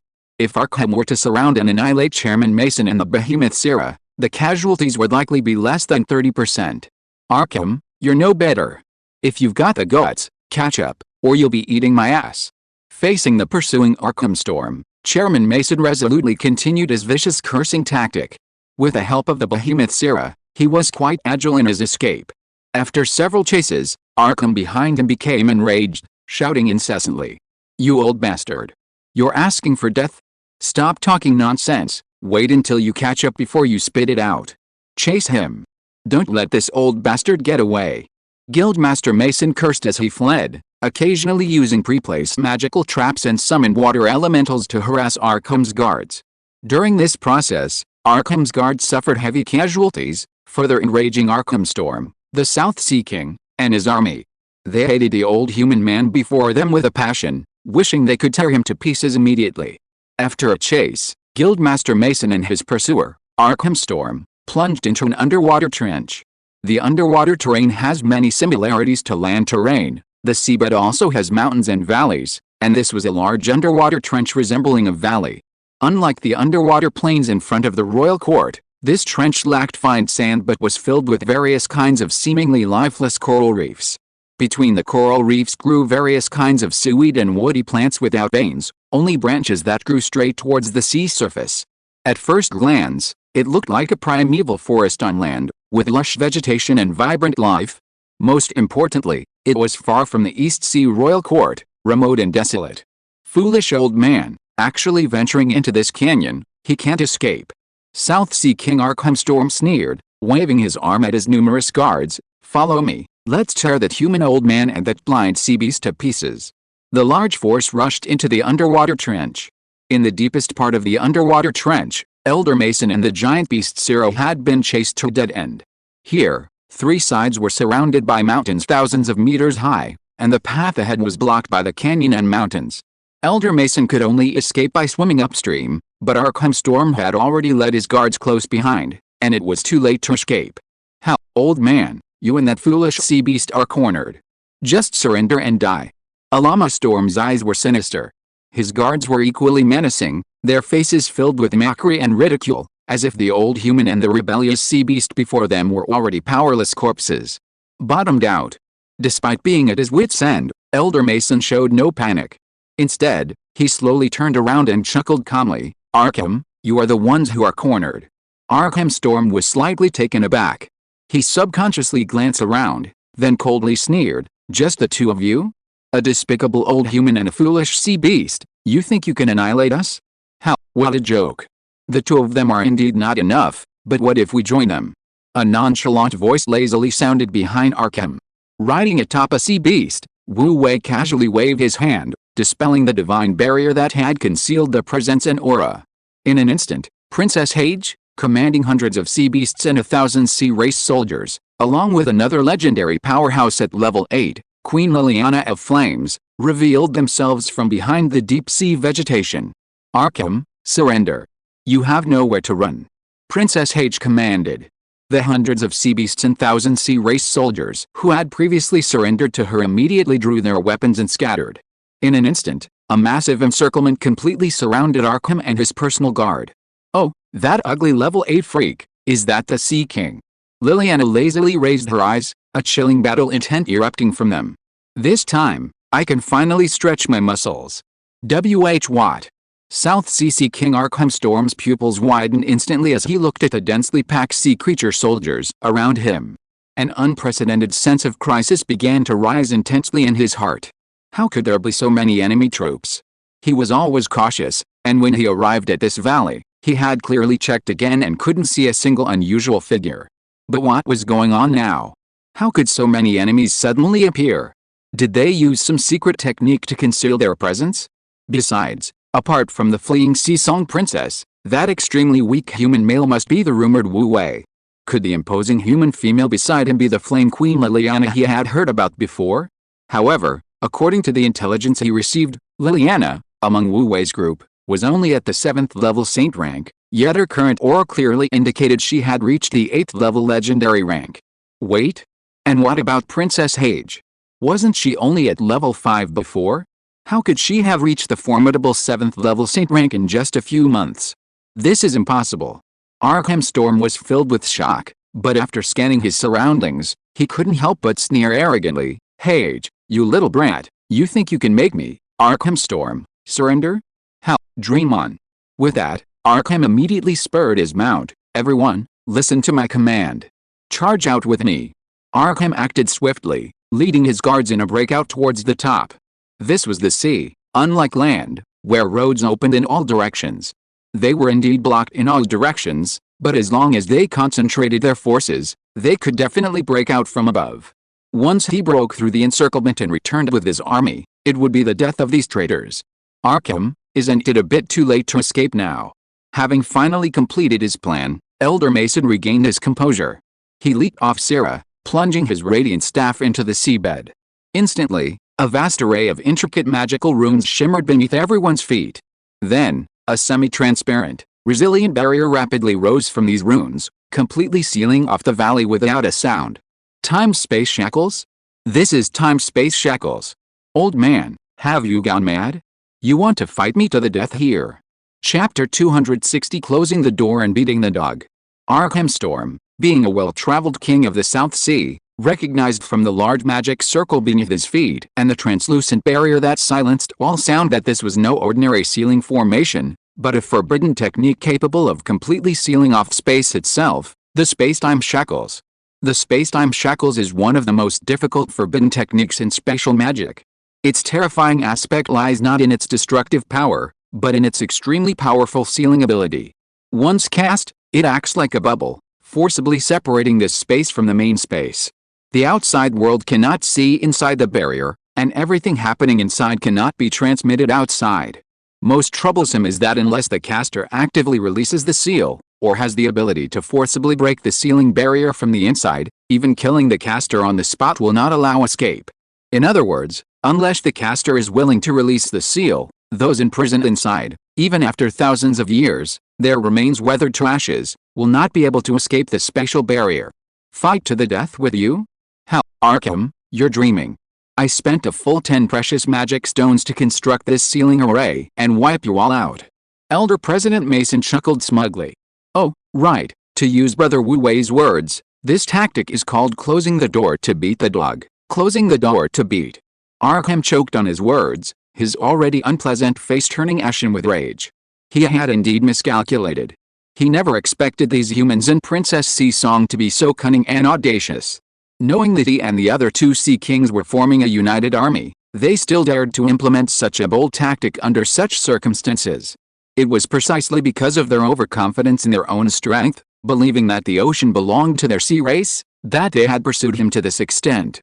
Currently, facing two level 8 powerhouses and a legendary level 8 ferocious beast, plus Princess Hage and her more than 1,000 sea race soldiers, he and his own guards were simply no match for them due to the overwhelming disparity in strength. Arkham, for my father's sake, I will treat you as an elder. Princess Hage displayed her royal aura, speaking with renewed authority. Muga Raging Waves disregards ancestral teachings, attempting to overthrow the entire sea race for his own selfish desires. If you continue to be so stubborn, you will surely become a sinner for all eternity for our sea race. Bah! A mere junior dares to lecture me? If you know what's good for you, quickly lift the seal, or don't blame me for being impolite.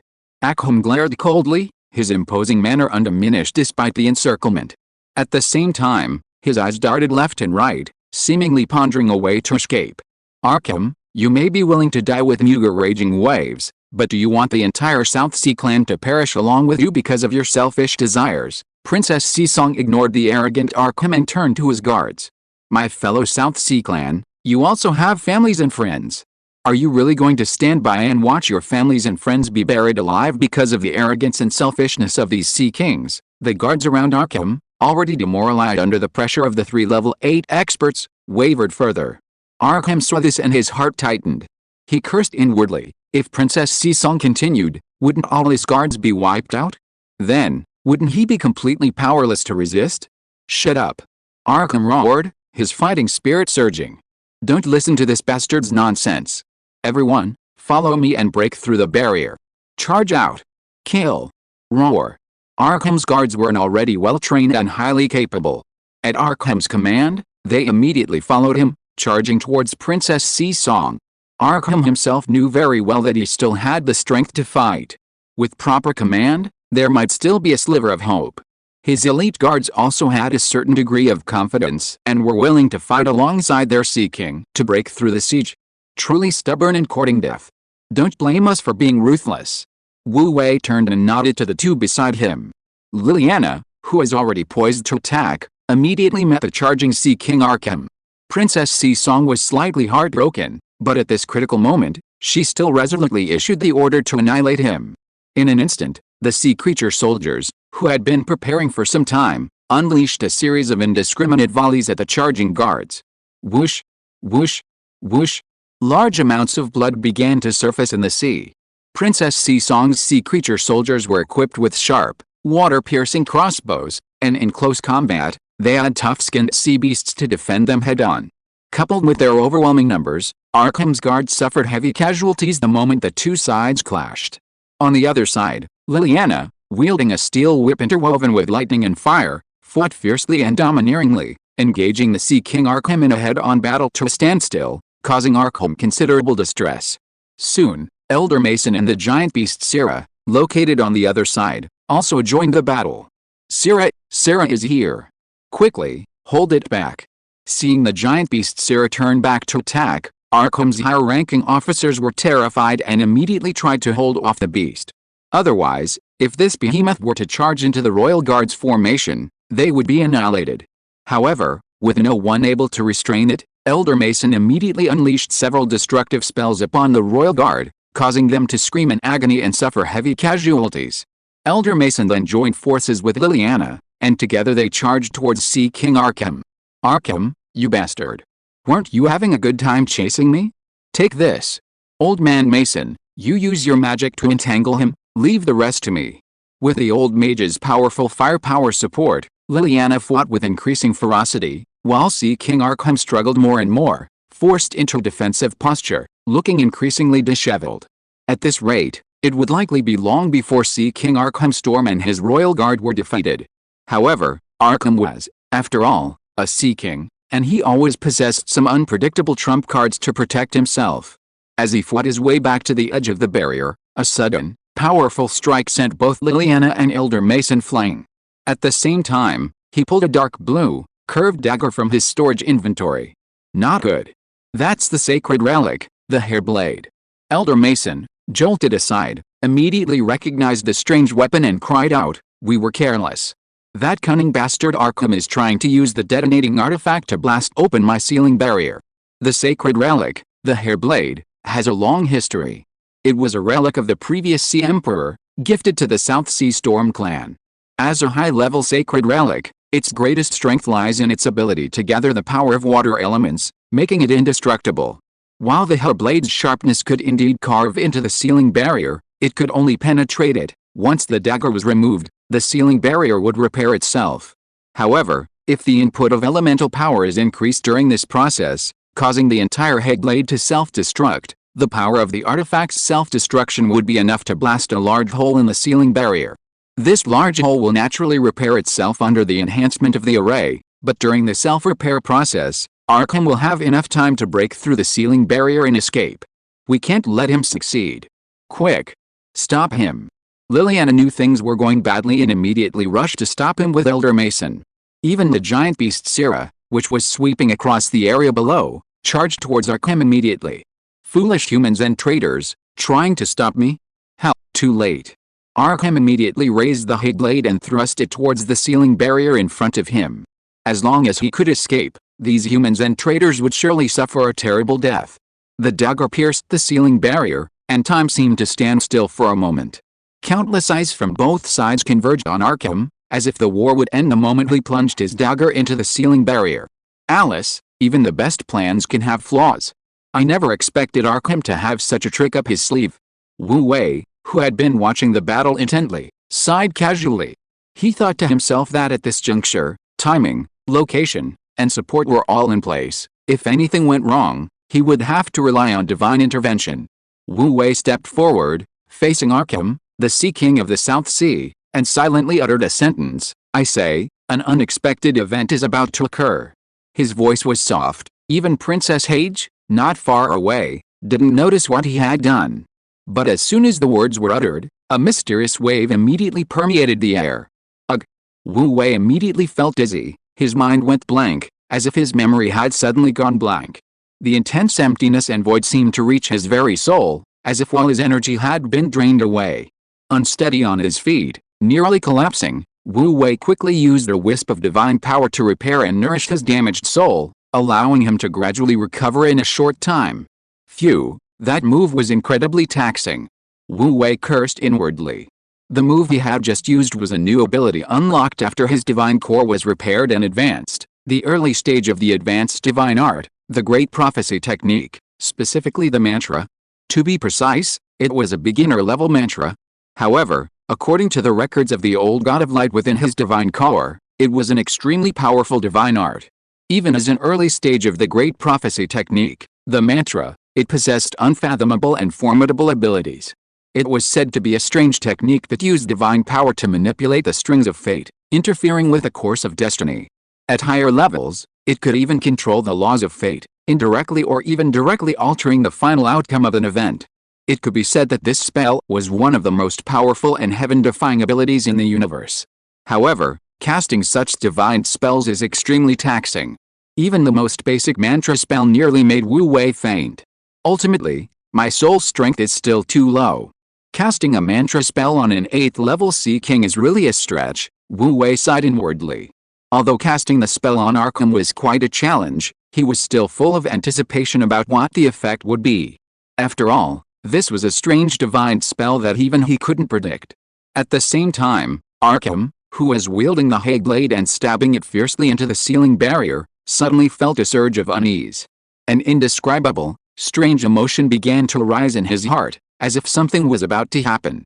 This unpredictable and strange feeling made his nerves tense. You can't stop me. Once I get out, it will be your death. Arkham shouted, dispelling his unease, and simultaneously channeled his power to the limit, plunging the dagger in his hand into the ceiling barrier. PFFT. The rough sensation, like a sharp blade piercing glass, filled him with joy. His sacred artifact, the hair-fang dagger, had indeed successfully pierced the ceiling barrier.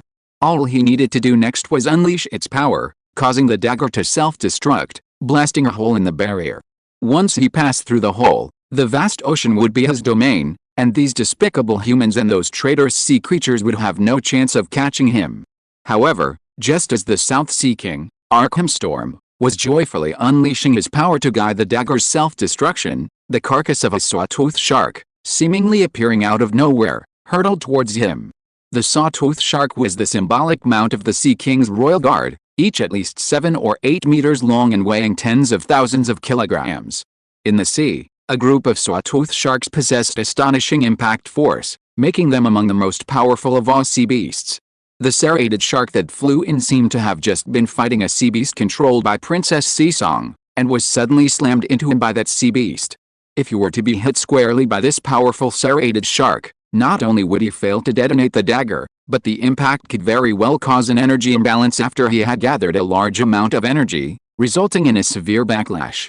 Damn accident. Arkham was on the verge of collapse, cursing his bad luck for encountering such a ridiculous and unfortunate event. In desperation, he could only helplessly withdraw his hand and slap the serrated shark's corpse that had crashed into him. Bang! The corpse of a serrated shark was naturally no match for the power of a Sea King, and it instantly exploded into a pile of minced meat. But by the time Arkham regained his senses and reached for the dagger stuck in the ceiling barrier again, it was already too late. The colossal beast Sira, rushing nearby, extended its thick, powerful tentacles and seized Arkham's legs, instantly dragging him towards the seabed. What immense power did this legendary beast possess? Even a being as strong as Aquaman had no time to react, being slammed onto the hard seabed like a sandbag. Rumble. The seabed trembled as Arkham smashed a massive crater into the rocky ocean floor. Arkham was completely stunned, blood gushing from his mouth and nose. Utterly disoriented, he was likely half dead. Spatial shock. Just as Arkham struggled to climb out of the crater, Elder Mason descended powerfully from above, a near-invisible shockwave striking him squarely in the chest. Bang!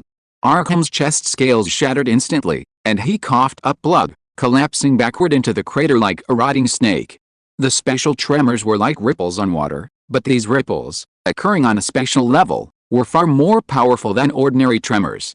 Upon impacting an object, they produced a violent secondary explosion, a signature move of Chairman Mason. Due to the immense power of this attack, Arkham lost the other half of his life, barely clinging to life, looking utterly wretched. Cough cough. I surrender. I was wrong. Please, young friend Wu Wei, nephew hijack, niece, give me another chance to repent. Even ants cling to life. Sea King Arkham coughed up several mouthfuls of blood, struggling to his feet, half lying on the edge of the pit, pleading for mercy to hijack and Wu Wei, a far cry from his previous arrogant kingly demeanor. Sigh, I've given you opportunities before, but you didn't cherish them. Wu Wei shook his head, feigning sympathy. Kill him, kill him. Keeping this kind of guy around is just asking for trouble. Before he finished speaking, Liliana leaped down and smashed Arkham to death on the spot with a lightning fire steel whip. She also took Arkham's demon core and storage equipment along with it.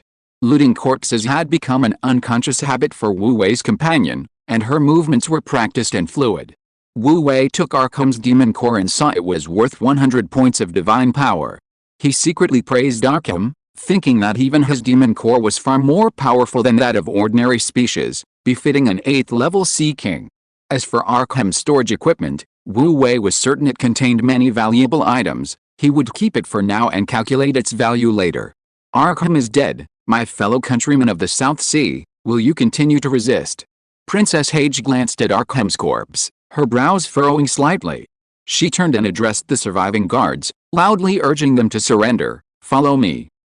Deshiva Hage, will surely restore peace to the Four Seas. Arkham's guards had already suffered nearly half their casualties. With the death of Sea King Arkham Storm, and 2 level 8 powerhouses and a level 8 ferocious beast lurking in the shadows, the remaining guards dared not continue to resist. Furthermore, many of them questioned the actions of Muger Raging Waves and Arkham, who had defied ancestral teachings. Thus, under Princess Hage's persuasion, they surrendered one after another.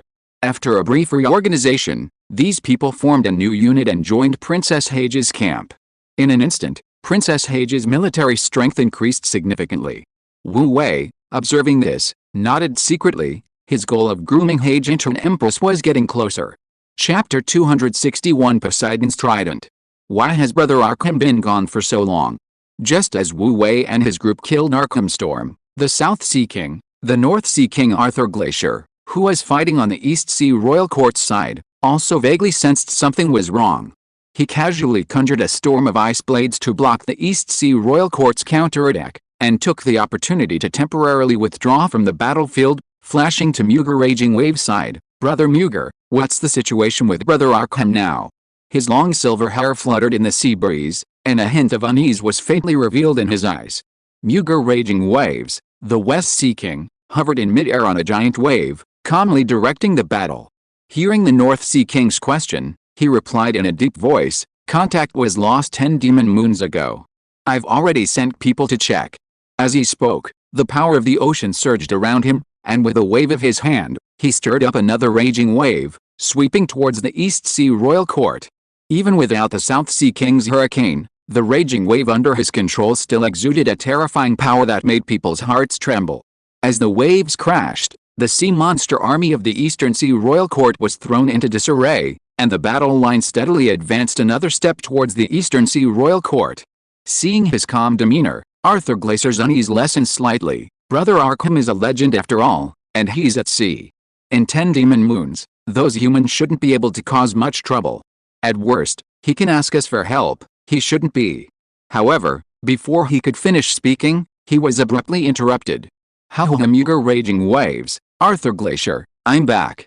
An annoying voice drifted from afar on the sea breeze, carrying an arrogance and smugness that made one want to punch him. How about it? Are you surprised? Surprised? The two turned their heads in the direction of the voice and, sure enough, saw the familiar figure. It was none other than that old bastard, Mason. His signature gray magic robes fluttered in the sea breeze, and his arrogant laughter only added to the inexplicable urge to punch him. However, despite the same tone and manner, this time, North Sea King Arthur Glacier didn't erupt in fury as before. Instead, a chill ran down his spine, and his heart instantly turned icy. He wasn't stupid. This old man had clearly left with the South Sea King, but now that the old man was back, Arkham Storm was nowhere to be seen. The implications were obvious. He used almost all his strength to control his emotions, and said in a hoarse voice, "Where's Brother Arkham? What did you do to him?" You mean that kid from the South Sea?" Old Master Mason laughed heartily. "Want to know? Come here, and I'll tell you." North Sea King Arthur Glacier was furious, and the surging ice elemental power around him almost went out of control. However, he wasn't the South Sea King after all. Having ruled the North Sea alone for so many years, his intelligence and strategy far surpassed that of ordinary people. Even with raging anger surging within him, it didn't affect his judgment of the situation. The death of Arkham Storm, the Sea King of the South Sea, meant that the Three Seas Alliance's absolute advantage had been broken, and they were now on the defensive. If they chose to divide their forces to deal with or contain the old man, their forces would be reduced, inevitably slowing down their conquest of the East Sea Royal Court. As the saying goes, delay breeds trouble, and no one could guarantee that further problems wouldn't arise. However, if the Three Seas Alliance chose to continue their all-out attack on the East Sea Royal Court, they would have to face the old scoundrel's relentless harassment, and could easily be caught off guard and suffer an unexpected defeat. It was a dilemma, and either choice carried significant risks. Under these circumstances, Arthur Glacier had no time to waste arguing with that old scoundrel Mason. He ignored Mason completely, instead turning his grave gaze to the West Sea King beside him. "Brother Muger, what do you think? Ignore him. Continue the all-out attack on the East Sea Royal Court." Muger's face remained expressionless, his voice as steady as ever. "Leave Mason to me." As he finished speaking, he spread his right hand, revealing another trident. It was a short trident, its 3 prongs neatly sliced off, 2.5 of them gone, leaving only a short, solitary prong. At first glance, it appeared utterly broken. Yet, this unassuming, broken trident, the moment it appeared, emanated a vast and profound terrifying pressure. It was a majestic power, like the might of heaven. In an instant, a hurricane raged, waves surged, and endless ripples spread outwards, as if the entire ocean itself was cheering with joy at its appearance. Even the sirens in the midst of battle were startled by the commotion, almost forgetting what they were doing. The Trident of Poseidon. Arthur Glacier, the North Sea King who was about to continue commanding the battle, suddenly widened his eyes and exclaimed uncontrollably. The Trident of Poseidon was the most powerful divine weapon in the legends of the Sirens. Forged by the first sea god, it had been passed down through generations of higher-ranking Sirens. It represented not only immense power but also the authority over the ocean. It was a true divine weapon. Even though he had never seen it with his own eyes, and the trident before him differed greatly from the images in murals and ancient texts, the resonance from his bloodline was undeniable. This broken little halberd before him was clearly the legendary Trident of Poseidon. The Trident of Poseidon was completely different from the Trident of the Sea Emperor. The latter was at most a symbol of imperial power, a sacred artifact. The former, before its damage, was a true divine weapon, the weapon of the mighty sea god. Arthur Glacier, a man of exceptional composure, had remained unmoved even by the death of Arkham Storm, the Sea King of the South Sea. Yet now, his usually stern and imposing face was filled with shock and disbelief. Wasn't the trident of the sea god stolen by the god of light during the war against the gods 600 years ago? Could it be that it wasn't stolen at all, but has always been with the Raging Waves clan? That's right. Now, Mughal raging waves no longer concealed anything. This is a lifeline that my ancestor, the previous sea god, preserved for the family with his last strength on his deathbed. As long as the god of light lives, the trident of the sea god is of no consequence. But if the god of light perishes, this trident will be the opportunity for the Raging Waves clan to rise again, and also the opportunity for the Siren clan to rise again. Today, it is time for it to reappear in the world. As he spoke, his expression hardened, and his aura surged.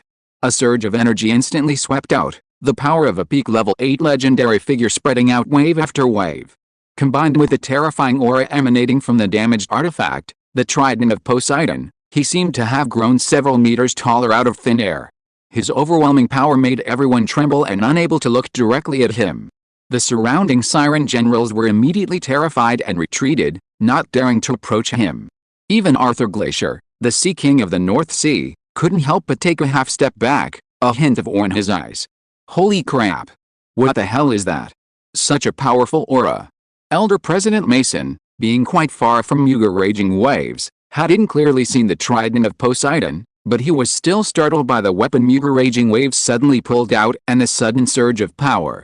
Gazing at the towering aura in the distance and the seemingly echoing pulsation of the vast ocean beneath his feet, his expression shifted, instantly becoming serious. That weapon is probably either a divine artifact or a near-divine artifact.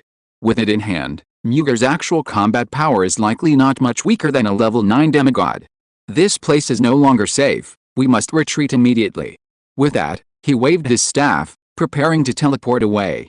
However, just as his figure was enveloped by spatial power and began to gradually become illusory, Mughal raging waves in the distance suddenly narrowed his eyes, trying to run.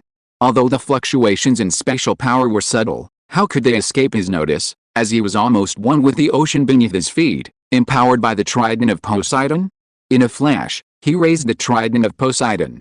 Instantly, towering waves surged forth. The surging power of the ocean, like a tidal wave, rushed towards Elder President Mason, instantly enveloping him entirely. All around, in every direction, up, down, left, and right, was filled with the surging power of the ocean and the rushing seawater, as if instantly plunged into the depths of a turbulent sea, everything a sea of blue. The extremely dense ocean power blocked out other elements, and a wisp of profound and mysterious law power was amplified within this ocean power by the Trident of Poseidon, making even spatial power unable to penetrate it. Elder President Mason's teleportation was only halfway through when it was abruptly interrupted by the overwhelming force, and his body was ejected directly from the space. The backlash even caused a trickle of blood to spill from the corner of his mouth. Damn it! I underestimated him. Elder President Mason's face paled instantly. Ignoring his injuries, the instant he was ejected from the subspace, he tore open a legendary-grade defensive magic scroll with lightning speed. A spherical spatial shield instantly enveloped him. However, even with his timely reaction, it was still like a mantis trying to stop a chariot in the face of such an absolute power difference. Almost the instant the spatial shield formed, the surging ocean power, along with towering waves, crashed in from all directions. Although Mughal raging waves, at the peak of the 8th level legendary realm, could only borrow a very small amount of law power from the Trident of the Sea God, law power is law power, the power of the gods, possessing power unimaginable to mortals. Even with only a tiny bit of law power, this simple move still possessed terrifying power. Facing it was like facing the entire ocean.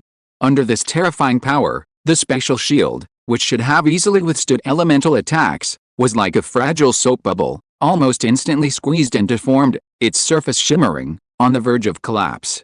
Elder President Mason's face was tense, his complexion somewhat pale. However, he was, after all, a legendary powerhouse. His unwavering resolve and the sheer number of hardships he had endured to protect the Mages Guild through thick and thin far exceeded the imagination of ordinary people. Even in this moment, he did not lose his composure. In a flash, he made his decision. 2 saint-level special defense magic scrolls appeared in his hands, which he tore open without hesitation. The special power surging from the scrolls, before it could even form a special shield, was directly dispersed by him, all of it flowing into his staff. The void stone embedded in the staff suddenly shone brightly. With a powerful surge of special power, the figure of the old mage, Mason, vanished from his spot in an instant. The next moment, the crumbling special shield was finally crushed by the terrifying force, and the surging ocean power instantly submerged the spot where the old mage had just been. Hurricane waves surged, splashing huge sprays in the ocean. If the old Guildmaster Mason had been even a fraction of a second slower, he would likely have been severely injured, if not killed. Not a single mistake, not a single release, not a single content, not a single 6 to 9 book, not a single bar to watch. In the Siren camp, Muger Raging Waves quietly watched the spot where Mason had disappeared, his dark green eyes cold, and he remained silent for a long time. Brother Muger, aren't you going to chase him? North Sea King Arthur Glacier looked at him with doubt. Although teleportation is fast, the distance is relatively short, and now, following the trajectory of spatial power, it is not impossible to catch up. No need. Muger Raging Waves withdrew his gaze and said in a deep voice, with me here, he won't dare to come again. As for the debt with Arkham, once I unify the 4 seas, I will have plenty of opportunities to deal with him. The most important thing now is to take down the East Sea Royal Court, and we can talk about the rest later. Pass down the order, attack with all our might. Yes, Your Majesty. The group of Siren generals responded in a roar. In an instant, the pressure on the East Sea Royal Court increased significantly.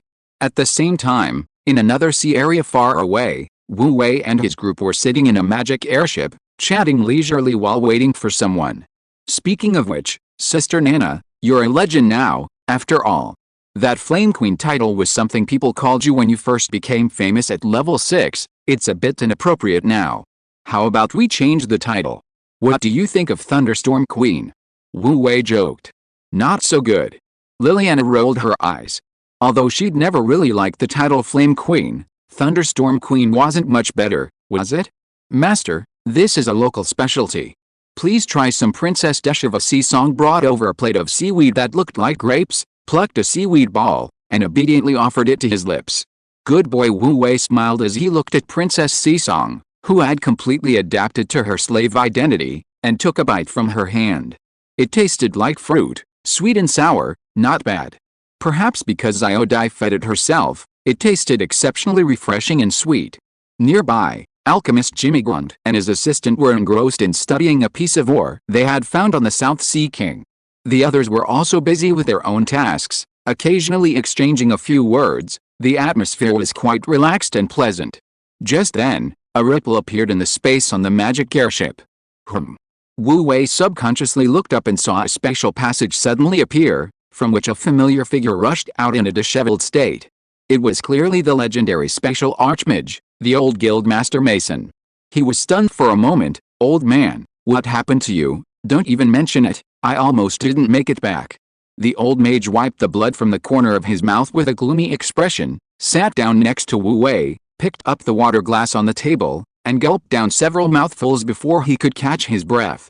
Even now, recalling what had just happened, he still felt a lingering fear. At this moment, the others also noticed the old mage and gathered around. Jimmy Gunter asked worriedly, Mentor, what happened over there? How did you get so disheveled? Don't even mention it. That Sea King of the West Sea somehow got his hands on a weapon with astonishing power, instantly granting him combat strength comparable to a level 9 demigod. A casual strike almost took half my life. Old Master Mason, still shaken, recounted the situation, then added, I reckon that weapon is either a divine artifact or a near-divine artifact, otherwise it wouldn't have such power. A divine artifact? A near-divine artifact. Everyone gasped, their expressions filled with undisguised shock. Divine artifacts and near-divine artifacts, those were legendary objects. Only those at the demigod level or higher were qualified to create and use them. Legendary experts were already insurmountable mountains for ordinary professionals, and demigod level experts were like an insurmountable barrier, something to be looked up to. Just thinking about a weapon of this level made them tremble involuntarily, unable to control themselves. Could it be the trident of Poseidon? Deshiva Hage pondered for a moment, then her expression suddenly changed. According to the old guild leader's description, the weapon's power and design are very similar to the trident of Poseidon. The previous Poseidon of my Siren clan who fell was from the Raging Waves clan. After that, the trident of Poseidon disappeared. It's possible that their family secretly kept the artifact, very likely. Wu Wei nodded, also finding this speculation plausible. Damn it. Their family must have planned this all along. Deshiva Hage's face flushed with anger. So what do we do now? The old mage, disregarding his image, took another gulp of water. We can't handle someone comparable to a level 9 demigod. If we let them continue fighting, the East Sea Royal Court won't be able to hold out for long. If we can't defeat them, then we can only try to contain them, Wu Wei pondered. The old mage asked, how do we restrain them? Think about it yourself. Wu Wei rolled his eyes at him. We have you, Sister Nana, and Sira, 3 legendary level powerhouses, and several saint level powerhouses on our side. Can't we restrain them? Just restraining them won't be very useful, will it? Liliana's beautiful eyes rolled thoughtfully. Even if we restrain them, it will only buy us time and won't change the outcome. Do you have other plans? Sister Nana understands me best. Wu Wei laughed. Muger and the others have gone through so much trouble, all for the sake of entering the Sea God's temple, right? I've decided to give them a bottom-up move. While they're still fighting, I'll take Little Di and sneak into the Sea God's temple without them noticing, and get what they want. Bottom up? Without them noticing? Brilliant, that's a brilliant phrase. Blake suddenly heard the new phrase and, as usual, went off topic, his expression filled with rapture. Don't interrupt. Liliana slapped him aside without hesitation and continued, the plan is good. But the Sea God Temple is definitely inside the East Sea Royal Court. How do we get in? I asked Xiao Dai. The Sea God Temple is underground in the East Sea Royal Court, covering a vast area. Wu Wei said, smiling at the old mage beside him, at times like this, it's time for you, the legendary space mage, to step in. Old Master Mason almost spat out his water. Even the wounded are being exploited. You're really ruthless. The capable should do more, Wu Wei said nonchalantly. Although unwilling, Old Master Mason had to admit that this was the only way at the moment. After grumbling for a while, he still had to set up the space travel magic circle as Wu Wei had instructed. Wu Wei and Hai-Je stood in the center of the magic circle, and soon, the magic circle lit up, and the hazy halo completely enveloped the two of them. Chapter 262 Breaking into the Temple of Poseidon. Whoosh! In the next instant, Wu Wei and Hai-Je appeared inside the East Sea King's palace. Although Old Man Mason's special cultivation was not bad, it was far inferior to the special law mastery of the Light Clan. It even made Wu Wei's head spin a little. If he had known this would happen, he wouldn't have been so stingy with that little bit of divine power. Huh? This room is nice. Wu Wei looked around, his expression slightly surprised. The room's decoration was full of unique exotic style. Colorful giant clams, pearls the size of heads, and some luminous jellyfish floated in the water. Most importantly, there was a bed in the center of the room, with pink curtains made of floating seaweed, which was very cute. No, don't get any funny ideas. Princess Hai-Je blushed. This isn't your boudoir, is it? Wu Wei was slightly taken aback. Your Hage family is really thick-skinned, actually placing the entrance to the Sea God's temple in your room. Never mind, there's no time, let's hurry down. Princess Hage then used a spell to lift the bed. Underneath her bed was the legendary entrance to the Sea God's temple. She took a deep breath and resolutely embedded the tear of the Sea God into the entrance. Rumble. After a sound of the stone walls turning, an ancient passage appeared at the entrance. The passage seemed ordinary, but the internal space was subtly distorted, and Wu Wei immediately noticed the anomaly. Undoubtedly, the ancient passage contained some special laws of heaven and earth. The Sea God was a deity, and even if he wasn't skilled in special magic, he was still far stronger than an ordinary legendary special mage. However, his application of special laws like shrinking the distance was very superficial, far inferior to the heavenly gate of the light lineage. The latter could instantly teleport to another plane, and with precision at that. Wu Wei and Hai-Je calmly walked in. Time seemed to stand still for an eternity, then a fleeting moment passed, and they found themselves in a vast open space. The moment they entered the temple, a profound and tangible sense of solemnity washed over them. The surroundings were utterly silent, as if completely isolated from the clamor of war outside. Wu Wei and Princess Hai-Je instinctively slowed their movements, lowered their voices, exchanged a glance, and then looked around, one to the left and one to the right. The magnificent scene that gradually unfolded before them left them speechless with awe. In the main hall, 6 towering golden pillars stood side by side, each adorned with bas-reliefs of graceful sea serpents or sea beasts. Illuminated by the distorted light refracted from outside the temple, these figures were lifelike and exuded a powerful, oppressive aura. Below the 2 main pillars at the front stood enormous metal statues.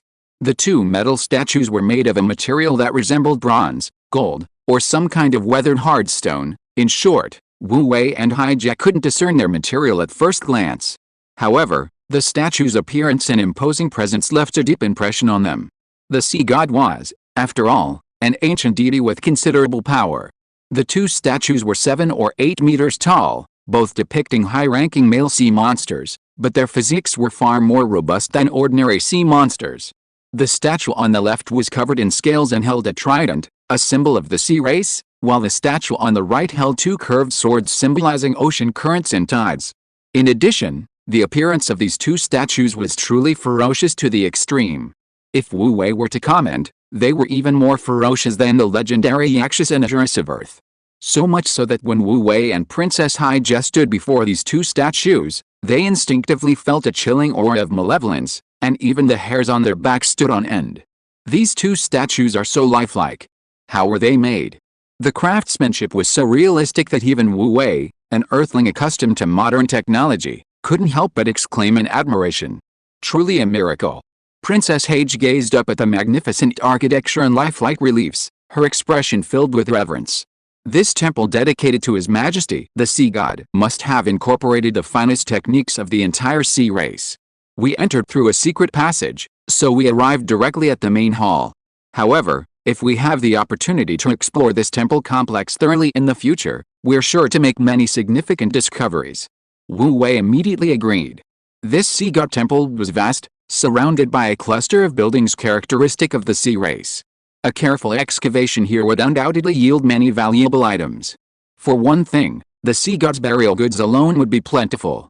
Little Dai, you're absolutely right. After we resolve this crisis, we must return and thoroughly explore the long history of this ancient site. But for now, we need to go over there. What we're looking for should be there. Wu Wei beckoned to Princess Haijia beside him, pointing to the end of the main hall. Princess Haijia withdrew her gaze and looked ahead in the direction Wu Wei indicated.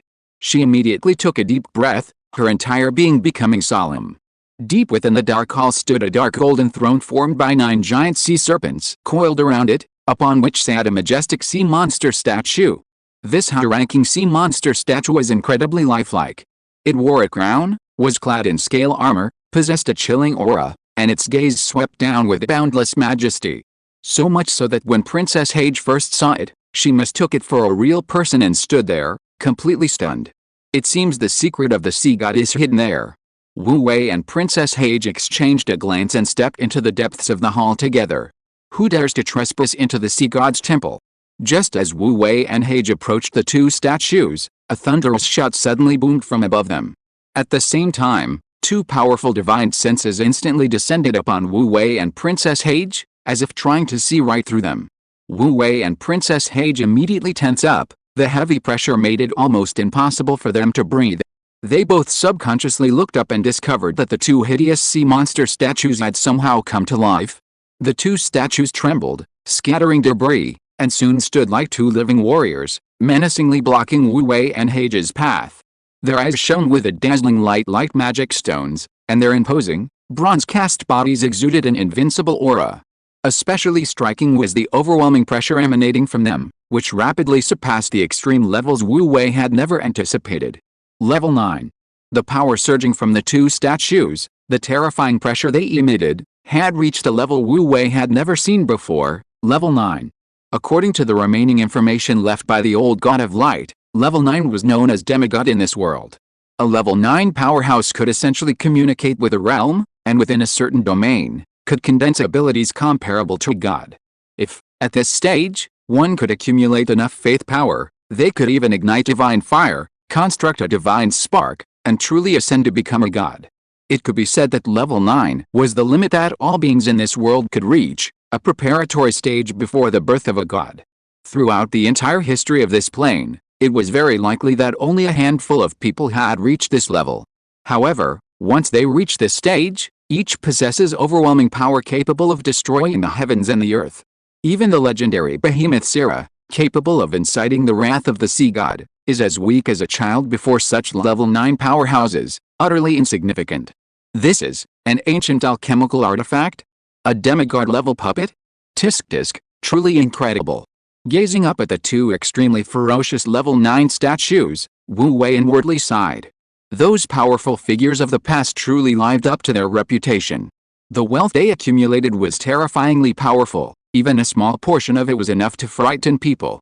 In the prime of the old god of light, these two statues wouldn't have been enough, but now, with such terrifying weapons of mass destruction, even if he, Wu Wei, were to bring out any one of them, his two angels, St. Luke and Augustus, combined, wouldn't be a match for them. If such weapons of mass destruction were to intrude into his divine kingdom, it would be a catastrophe for him. Furthermore, according to the information remaining in his divine core, Wu Wei learned that each of these guardian statues required an exorbitant price to create. Not a single mistake, not a single post, not a single content, not a single 6 to 9 book, not a single bar to read. Especially for a level 9 demigod statue, aside from all sorts of precious consumables, it also requires the pure soul of a level 9 powerhouse. Otherwise, the strength is insufficient, and it is impossible to drive a demigod level statue. This alone is probably enough to stump any creator. Moreover, the soul of the level 9 powerhouse placed in the statue must preferably be voluntary, otherwise, the demigod level statue will lack intelligence and will be unable to exert its true power. Wu Wei observed the two demigod level statues before him, his eyes flashing with the light of wisdom. From this, it can be concluded that in ancient times, these two top powerhouses absolutely voluntarily sacrificed their lives, transforming into eternally unchanging guardian statues, guarding this temple forever. Little sea monster, are you a descendant of the sea god? You dare to bring a human, and a mere level 1 insignificant human, to trespass into the supreme sea god's temple? Leave immediately. At this moment, the two demigod statues once again emitted thunderous voices. Through the instantaneous scan of the two divine senses, the two statues seemed to have detected the bloodline inheritance of Wu Wei and Hijack. They were somewhat polite to Hijack, the East Sea princess with legitimate royal blood, but they seemed to be filled with rejection towards Wu Wei, a human. Wu Wei also noticed the attitude of the two statues and secretly thought that this time things would be difficult. On the other side, Princess Hijack, seeing that the statues somewhat recognized her bloodline, quickly bowed respectfully to ancestors. This junior is the daughter of the current East Sea King, Dasiva Hijack, the Sea Speaker, and requests to be examined by His Majesty the Sea God. Among the high-ranking sea monsters, there is an ancient saying that only high-ranking sea monsters who have reached the demigod realm are qualified to enter the temple and be examined by the will left behind by the sea god. If they can gain the sea god's approval, they will become the inheritors of the sea god's mantle. However, in all these long years, only 2 sea emperors have been fortunate enough to receive the sea god's favor. But the first sea emperor was destroyed by the old god of light just before he was about to successfully ascend to the sea god. The second was the ancestor of Muga the Raging Waves. Unfortunately, the Raging Waves' ancestor attempted to kill a god, nearly causing the annihilation of the entire sea race. It was after that that the world was divided into 4 seas, and the old god of light no longer allowed the appearance of a level 9 sea emperor. This sea god's temple became a secret and taboo known only to a few high-ranking sea monsters, passed down through history, yet no sea monster was ever qualified to enter. HMPH. Little sea monster, how dare you? With such low strength, you dare to covet His Majesty the Sea God's last relic. Take this human away immediately. Our sea race's sacred land does not welcome any human. Especially a level 1 human. The two statues roared again, their weapons held horizontally before them, exuding an undeniable and awe-inspiring power. Their extremely fierce posture suggested they would attack if the warning was ignored. No, my two ancestors, this happened suddenly, please hear me out. Hija was anxious and quickly knelt before the two ancestral statues, recounting the entire incident of Muga's wrath disrupting the 4 seas. Her father and the entire East Sea clan were in imminent danger of annihilation. All she could do was try her best to obtain the sea god's relic before Muga's wrath, thus turning the tide. The two statues, one on the left and one on the right, slowly turned their eyes, exchanged a glance, but then raised their weapons, pointing them directly at Wu Wei and Princess Hijack. Little sea monster, the affairs of the 4 seas are no longer our concern. Your strength is too low, you are not qualified to inherit His Majesty the Sea God's divine seed and the heart of the ocean. The heart of the ocean. Wu Wei raised an eyebrow, thinking to himself that it was exactly what he wanted. Since his last divine advancement, The rarest material, on par with the heart of the earth, was the heart of the ocean. Human. This is not something you are qualified to ask? And you're only a level 1 human. The statue on the left scoffed at Wu Wei, who appeared to be only level 1, looking at him as if he were a tiny insect at its feet. However, Wu Wei didn't care about these statues and continued to leisurely contemplate. If he could obtain the heart of the ocean and accumulate a certain level of divine power, his divine spark would be restored and repaired, and Wu Wei's divine kingdom would be upgraded and expanded again. At that time, the upgraded divine kingdom would have real lakes and oceans, and Wu Wei could use this to create a real water-based army, instead of being somewhat restrained in the face of the ocean's provocations as he was now. Even if he had seafood as spoils in the future, he could raise and even cultivate it, instead of throwing it all into his divine kingdom's refrigerator as he was now. In addition, with the restoration of his divine spark, the number of believers he could have would expand again, and the divine power he could acquire would also increase dramatically. Of course, the most important point is that when he reaches that stage, his divine status will support him to possess a level 9 demigod angel. Chapter 263. You're kidding me. Old Sea God. 9 is the ultimate power in this world. To possess a level 9 demigod angel means to have the power to truly dominate this world. Looking around at the potential threats, whether it's the resurgent races or the old forces left over from the time of the old God of Light, such as the Lord of the Undead, they've already given Wu Wei a lot to worry about, not to mention the old God of Light's former enemies. How could he not gain power quickly? However, as long as he continuously advances his divine status and accumulates divine power, Wu Wei can become a true god and truly stand in this universe. Meanwhile, Princess Hage was still pleading, begging these statues infused with the souls of their ancestors to give her a chance at this crucial moment, to be tested by His Majesty the Sea God. However, the two arrogant demigod statues completely ignored Hage's pleas. HMPH. This is not a place for a little sea monster like you and humans. Leave now. The two statues on the left and right snorted coldly. In an instant, a surging, ferocious, and vast power, like a towering tsunami, spread outwards in a visible wave. Although this wave of energy wasn't particularly lethal, its imposing force and immense momentum were overwhelming. For low-level creatures, this mere pressure could easily terrify them. Princess Hage, who had just been pleading, had no time to dodge and was directly hit by the wave of energy. She stumbled, lost her balance, and fell backward. Careful.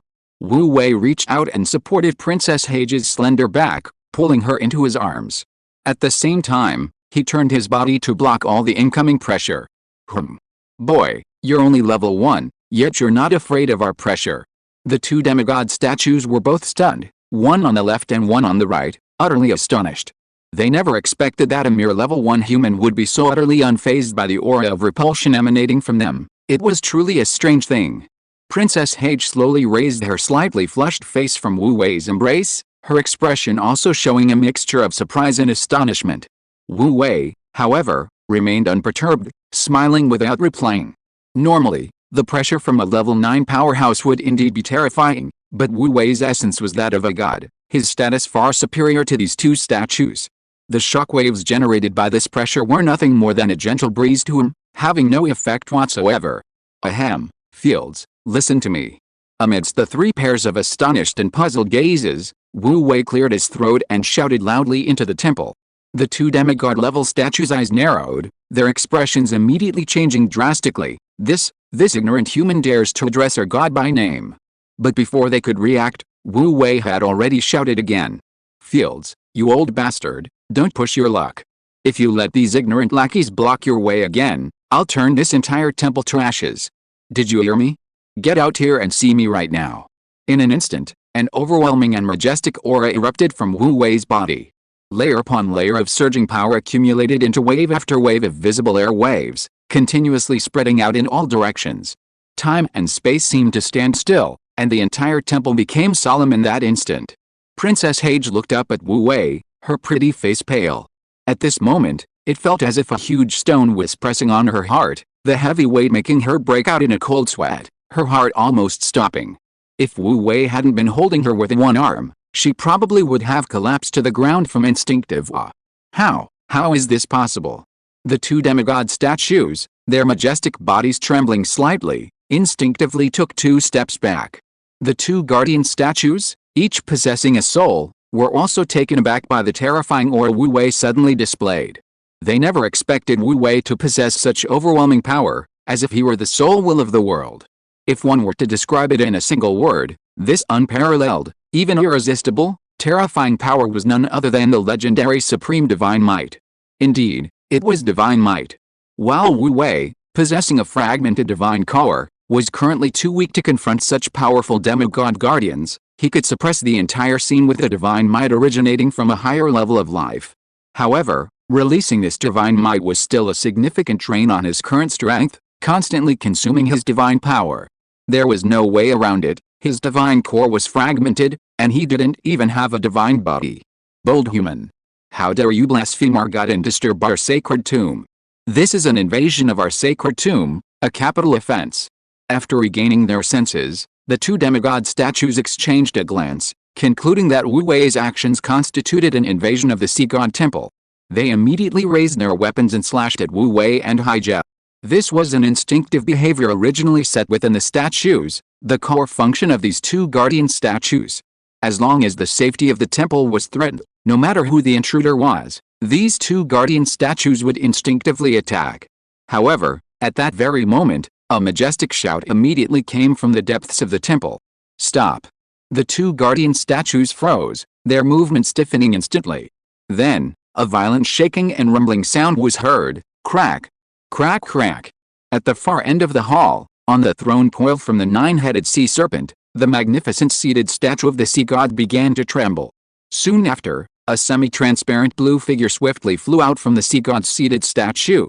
This blue phantom, crowned and clad in scale armor, possessed an imposing and awe-inspiring presence. Undoubtedly, it was none other than the sea god, Fei Li Che. Wu Wei had long ago discovered the remnant consciousness of the sea god residing within that seated statue.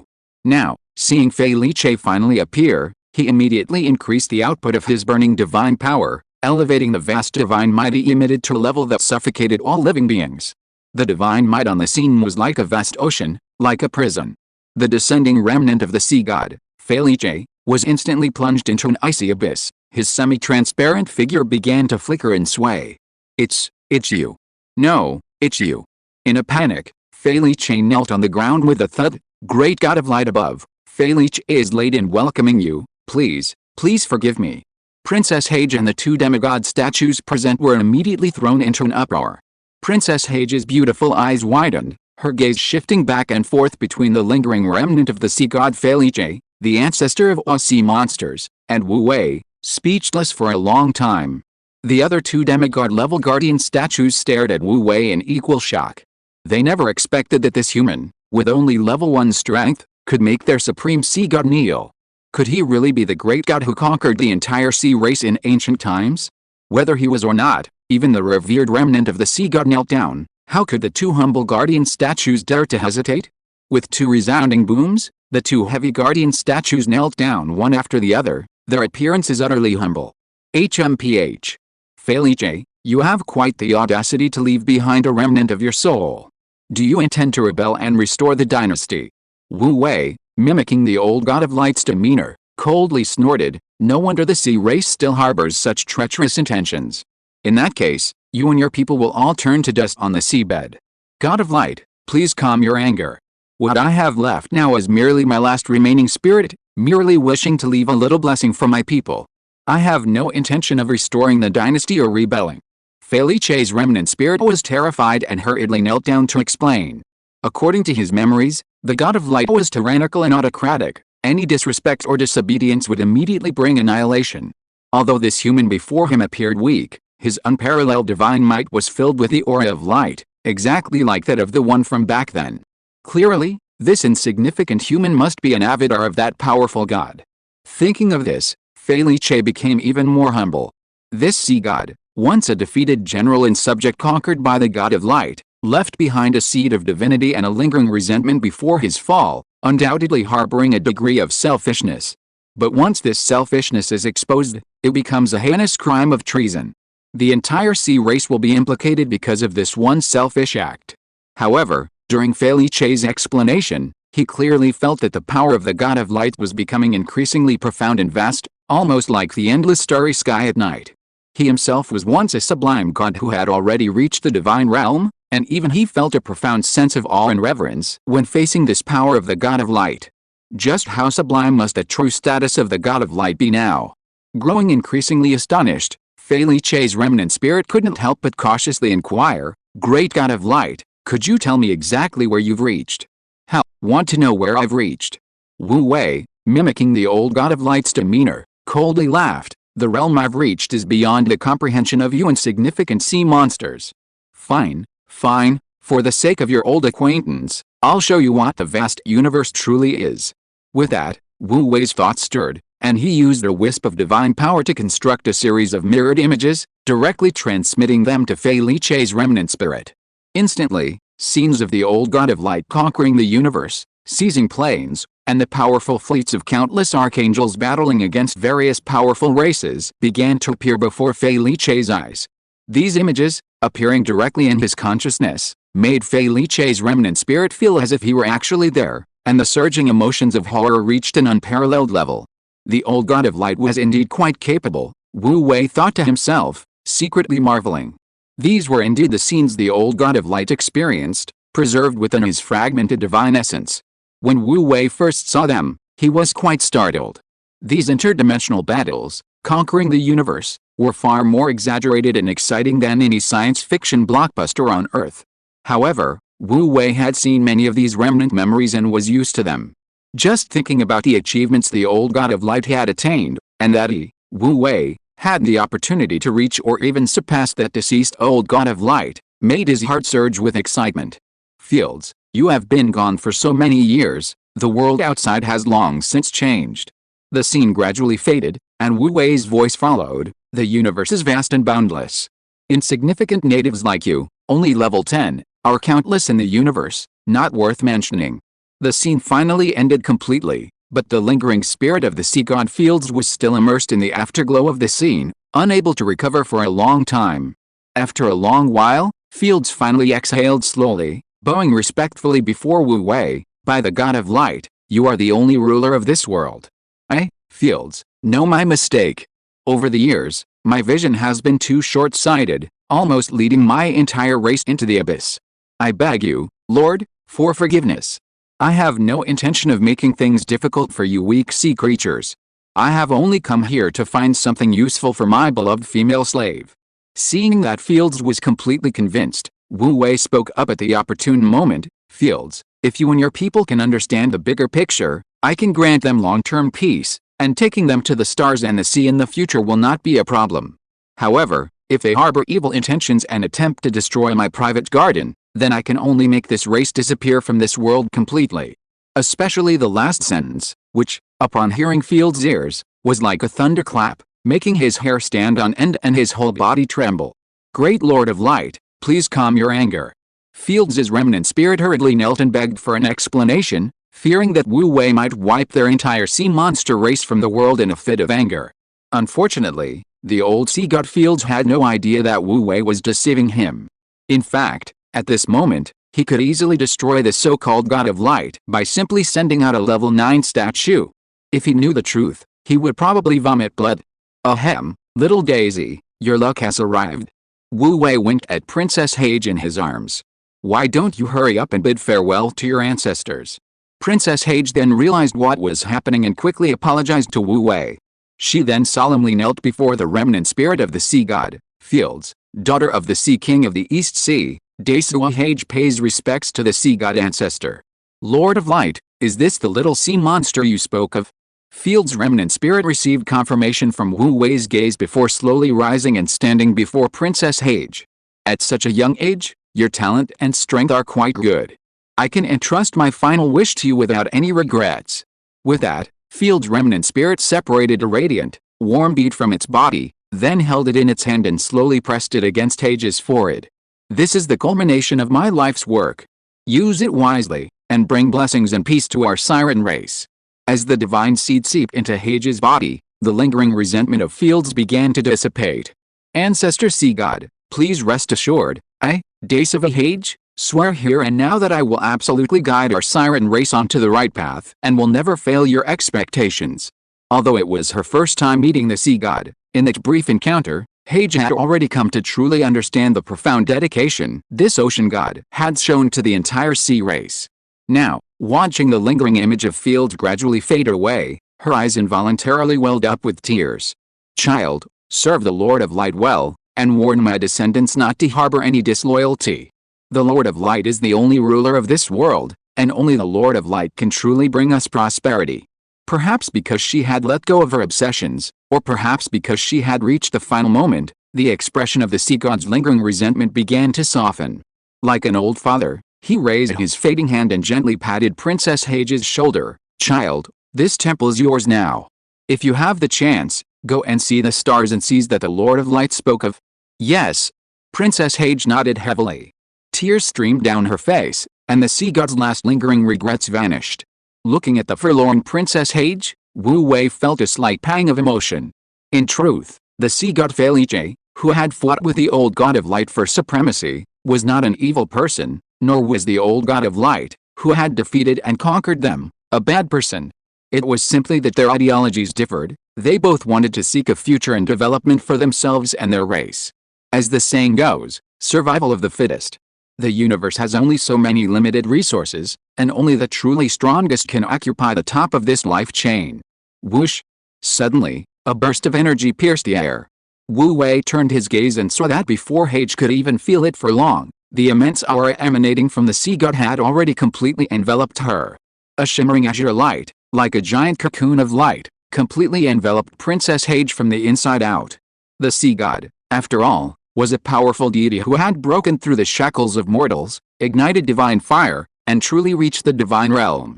The divine seed he left behind was imbued with his life's blood and sweat, far surpassing any ordinary inheritance. The immense meaning and vast power contained within the divine seed far exceeded the imagination of all the sea monsters. Princess Hage, now within it, instantly entered a sublime state of complete absorption. Only the ever-increasing, surging aura and the profound transformation penetrating every inch of her skin, every cell, and even her entire soul were constantly unfolding. Good, very good. Seeing Princess Hage accept the divine seed so smoothly filled Wu Wei with satisfaction. Not only had he thwarted Muger Raging Wave's conspiracy, but he had also decisively intercepted it. Most importantly, after accepting the divine seed, Princess Hage's future potential was immeasurable, making her qualified to become Wu Wei's true right-hand woman. It's important to remember that the sea god was once vying with the old god of light for control of the plane. For Wu Wei to cultivate an empress represents a significant step forward. Wu Wei doesn't enjoy personally engaging in combat, he prefers to simply wave his hand, and thousands of troops will wipe out the enemy. If you are listening to this novel on a channel other than Fanfic World, it means it was downloaded and re-uploaded without effort. We warmly invite you to visit our channel, Fanfic World. There you will find the original version of this story and many other novels of various genres. We look forward to seeing you dive into a world of incredible novels. Chapter 264 The Birth of Hage. As the sun set and the moon rose, the fierce battle raged from day to midnight. The massive, shell-shaped gates of the East Sea Royal Court had long been blasted to pieces in the fighting, and even the thick, shell-shaped outer walls were now shattered, offering no further defense. Broken weapons and mangled corpses stretched from the soft, white sand beach into the palace walls. These bodies included those of East Sea soldiers and those of the Three Seas allied forces. Their crimson blood stained the entire white sand beach a pale red, a scene of utter carnage. Deep within the royal court, outside the inner palace, a deafening roar erupted as the sturdy magical shield shattered like an eggshell. Countless magical waves exploded like fireworks, strikingly visible in the deep night. Ho ha ho ho, the defensive shield is broken. The siren general in charge of the attack, his bloodshot eyes gleaming with wild joy, charged in without a second thought, brandishing his sword. This is the last defensive shield. Victory's in sight. Brothers, kill. Kill. Kill. Kill. Having fought for so long, all the siren soldiers were already bloodthirsty. They charged through the opening revealed by the shattered shield, their surging momentum seemingly capable of tearing any enemy they encountered to shreds. However, before they could even reach the inner chamber, a woman in a bright red dress appeared before them. A menacing metal whip, like a spiked club, hung at her side, its barbs flashing with lightning and flame, radiating a terrifying aura that sent chills down their spines. Not good. The leading siren general snapped back to reality. However, the surging tide of people made it impossible for him to retreat. Before he could shout to stop his soldiers from charging forward, the golden whip swept out before him. Boom! The air couldn't withstand the force and exploded with a deafening roar. A terrifying shockwave swept out like a tidal wave, the brilliance of lightning and flames instantly filing the entire field of vision. The leading siren general, his face deathly pale, was sent flying backward by the terrifying force, his bones shattered and his tendons broken, almost without any resistance. Before he even hit the ground, his body was already charred into a crisp by the terrifying power of lightning and fire. The terrifying shockwave spread out like a tidal wave, sending at least dozens of siren soldiers flying backward. The terrifying power of lightning and fire swept over them, and these soldiers instantly turned into charred corpses, falling to the ground in disarray. Upon closer inspection, crackling electricity still crackled on the corpses. In the blink of an eye, a large number of siren soldiers in front of the palace were cleared out. In another direction, the old archmage waved his staff, and the surrounding space suddenly twisted and collapsed without warning. Siren soldiers who tried to rush into the palace didn't even have time to react before they plunged in, instantly twisting and bleeding to death. Corpses fell one by one, splattering blood staining the surrounding sea red. The siren soldiers surged forward like a tidal wave, but under the protection of the two, they couldn't cross the line. Even those siren soldiers who managed to get around the danger were instantly crushed into pulp by the sea monster Syrah, who guarded the palace, with her thick tentacles. 3 legendary-level powerhouses working together had managed to hold on to the crumbling palace. In just a short time, the siren corpses in front of the palace were piled up, crimson blood spreading freely in the seawater, the pungent stench so strong it almost desensitized the sense of smell. However, inside the palace, the 3 legendary powerhouses, each guarding their respective areas, showed no joy. Instead, their expressions were increasingly grave. This won't do, the energy consumption is too high. Liliana, dressed in a red dress, swung her golden whip, which resembled a spike club, and killed dozens more sirens. Sweat was already beading on her face. My advancement time is too short, my energy reserves are insufficient. I can only last for half a demon moon at most. That's assuming Muger Raging Waves and Arthur Glacier don't intervene. Elder President Mason frowned. He had no good solutions in this situation. If the opponents were only these sirens, he could use a special barrier to block them, or construct a distorted space to trap them inside. Although the energy consumption would be higher, it would be a permanent solution. But the opponents included not only Arthur Glacier, a legendary sea king whose strength was no less than his own, but also Muger Raging Waves, a being comparable to a demigod. Even if he set up a special barrier or distorted space, it would be broken in no time, making it pointless and only wasting his magic power. After much deliberation, he couldn't help but sigh, use low-cost techniques, and hold out for as long as you can. Do your best and leave the rest to fate. As he spoke, he couldn't help but glance behind him. Inside the palace, the East Sea King, Graham Hage, slumped against a decorative coral tree, his long, azure hair disheveled and his face ashen. He lacked even the strength to stand. Several of the East Sea royal family's most loyal guards stood beside him, their weapons chipped and nicked, their bodies covered in blood, their condition no better than his. If it weren't for the sea monster Syrah, following Deshava Hage's orders, constantly guarding them, even a lowly soldier could easily kill them in their current state. The old mage sighed. The East Sea King was the father of Deshava, that little sea monster, and Deshava was highly valued by Wu Wei. She absolutely couldn't die. If things really came to a head, the only option was to use special magic to evacuate them first. It was only because he was a space-type mage, having crafted numerous scrolls for special travel and teleportation in his spare time, that he dared not waste his time here with them. One wrong move and he could lose his life. He could only hope their luck would improve, and that Wu Wei and the little sea monster would emerge before they couldn't hold on any longer. Brother Graham, things have come to this, aren't you coming to your senses?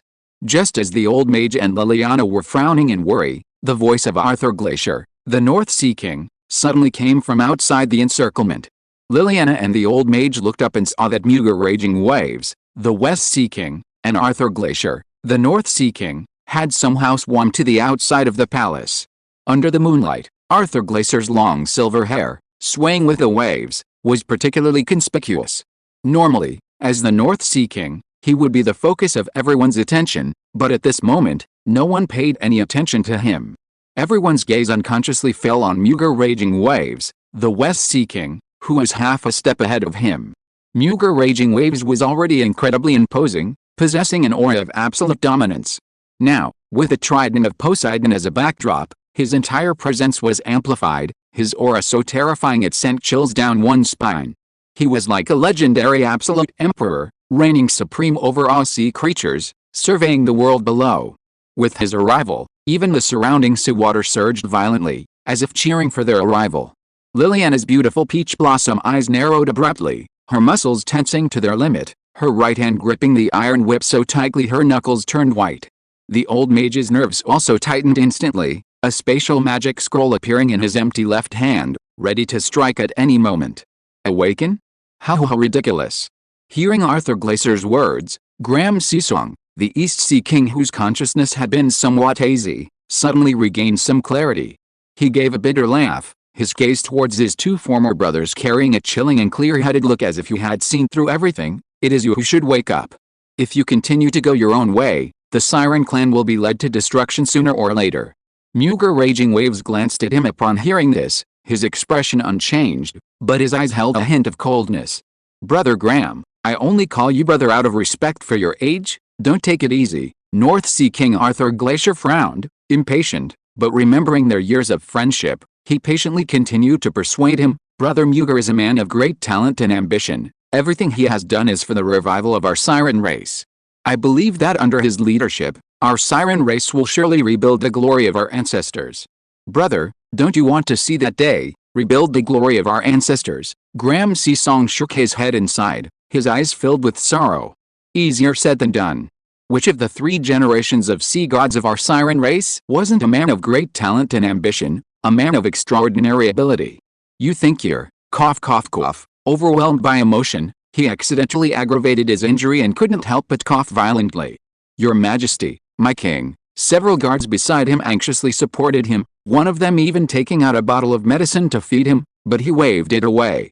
He had already tried all the potions he could drink. These ordinary ones were useless. Crimson blood foam continuously spilled from his mouth and nose, yet he seemed oblivious, still panting heavily as he spoke intermittently. Who do you think you are, capable of doing what countless ancestors couldn't? The power of the gods is boundless. Even if the god of light is now in distress, how can we, beings who haven't even reached demigod status, possibly contend with him? Unfortunately, one wrong step leads to another. In the end, I am simply outmatched, powerless to stop you from straying further down the wrong path.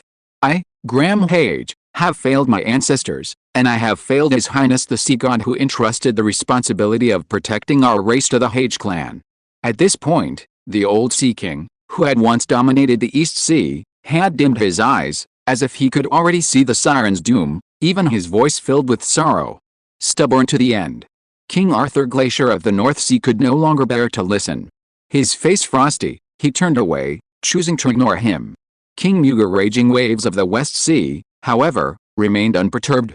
He and Graham had once been inseparable, closer than brothers, and he knew Graham's temperament intimately. Graham was a stubborn, yet respectable, adversary. He had unified the 4 seas and entered the sea god's ruins to lead the Siren race to rise again. This was a once-in-a-lifetime opportunity, perhaps the Siren race's only chance. Once missed, they might never have another. Graham, guarding the gates, did so for the long-term stability of the Siren race. He truly believed he was wrong, that his actions would lead the Siren race into the abyss, and was willing to risk his life to stop him. This wasn't a personal grudge. Ultimately, it was simply a difference in ideals and stances. If it weren't for the vast differences in their ideologies, he would never have wanted to fight Graham, much less risk a life or death struggle.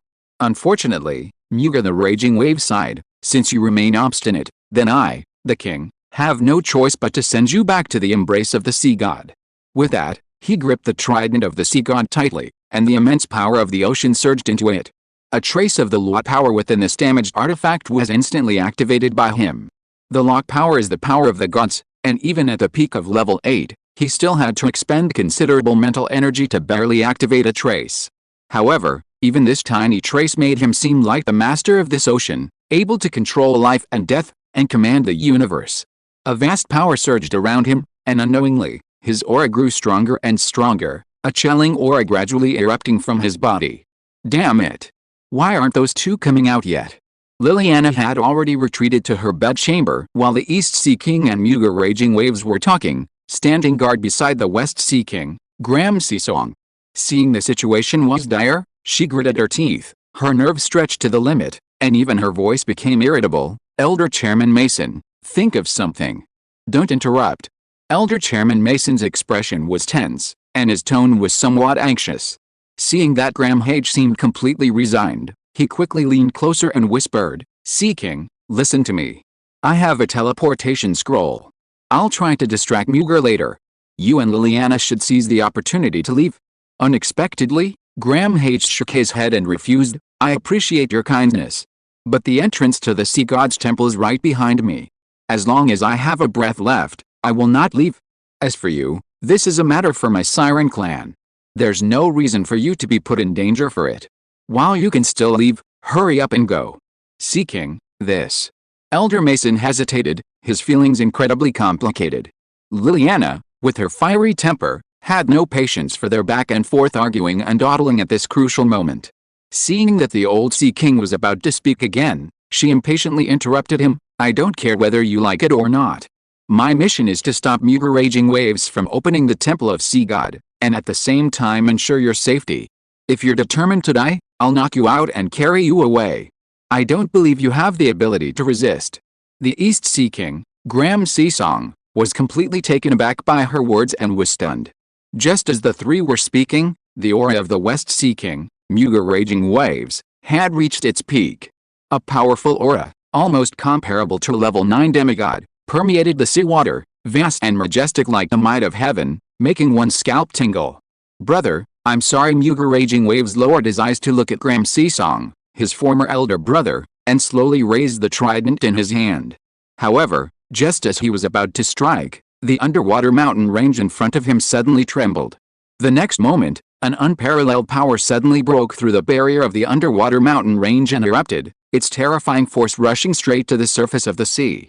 In an instant, even Mughal's raging tide, whose power was comparable to a level 9 demigod, was suppressed by it, its strength terrifying.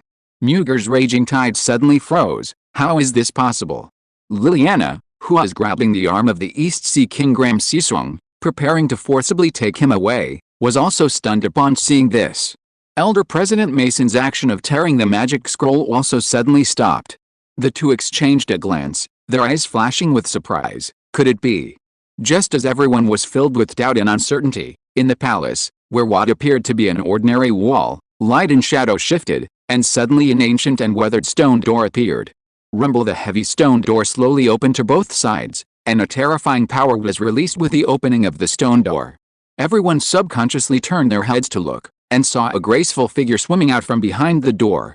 She possessed exquisitely beautiful features, her deep green eyes reflecting the stars and the sea, vast, bright, and radiant with divine light. As she swam, her long, azure hair flowed freely in the water.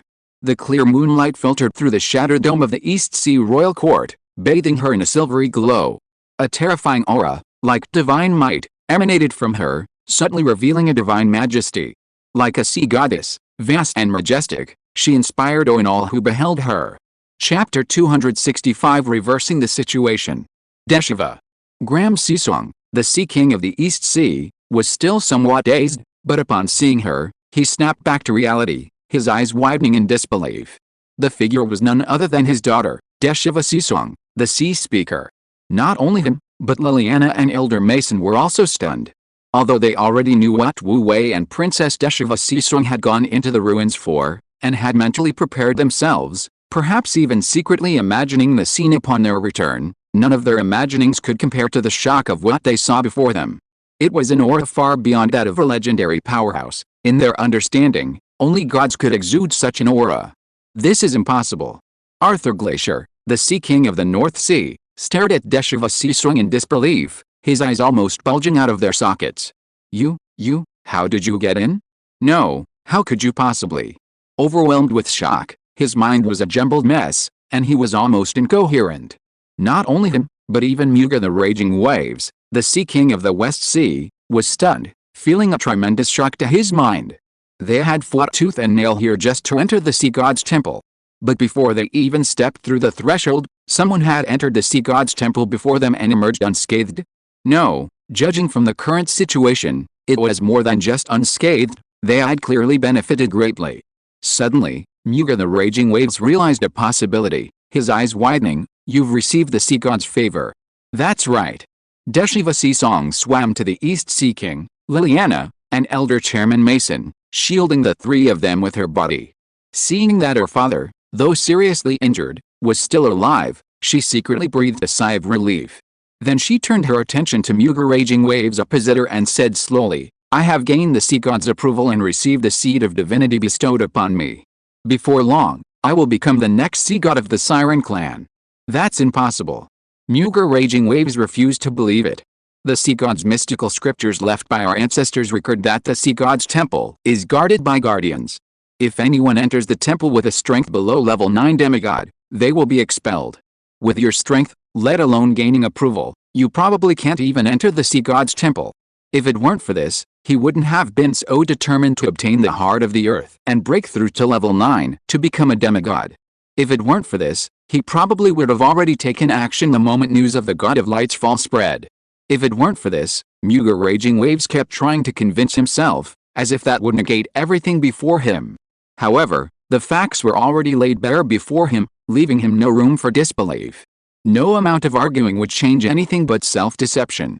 In truth, Mughal's idea itself wasn't wrong. The sea god's temple did indeed have guards who would drive away any weaker sea monsters. However, he never imagined that Wu Wei would appear as a variable, turning the impossible into the possible. Deshiva Hage had no intention of explaining the intricacies of the situation, nor could she tell anyone else what had happened in the sea god's temple.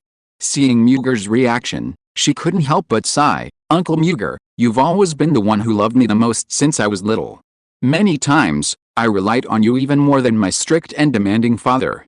I never expected things to develop this way. She sighed again. Give up, you have no chance. Once the arrow is released, there's no turning back. Tens of thousands of sea monster soldiers have already paid the price with their lives. Tell me, how can you give up? Mughal, the Sea King of the West Sea, his eyes bloodshot, suddenly became agitated. Even when Gram Sisong berated him to his face, he remained calm. However, at this moment, seeing all his plans about to fail, he finally lost control of his emotions, and the ocean power around him became unstable. But he was, after all, worthy of being the overlord of the Western Sea. His agitated emotions lasted only a moment before he abruptly suppressed them, regaining his composure. HMPH. So what if you've received favor? Don't think I can't see that your current strength is only at the saint level. Compared to true sea god, the difference is as vast as that between a sawtooth shark and a deep-sea whale. A cold glint appeared in his dark green eyes. Victory may not necessarily belong to you. With that, he raised his right hand, holding the trident, and swung it downwards fiercely. Kill! The cold, sharp voice echoed with the waves, and the sirens surged forward like a tide. The combined forces of the three seas, the sirens numbered well over 100,000. The densely packed swarm of siren soldiers practically covered the entire white sand seabed, stretching as far as the eye could see. A chilling glint of blades gleamed in the air, and the fierce battle cries echoed across the sea, their sheer scale terrifying. Even legendary powerhouses dared not confront an army of this size head-on. Too many. We can't fight them. Let's go. Elder President Mason reacted suddenly, instinctively preparing to tear open the teleportation scroll in his hand. Liliana also reacted sharply, grabbing the East Sea King Gram Sisong and pulling him up, ready to flee at any moment. Even the sea monster Syrah instinctively curled her massive body into a ball, fearing she would be left behind during the teleportation.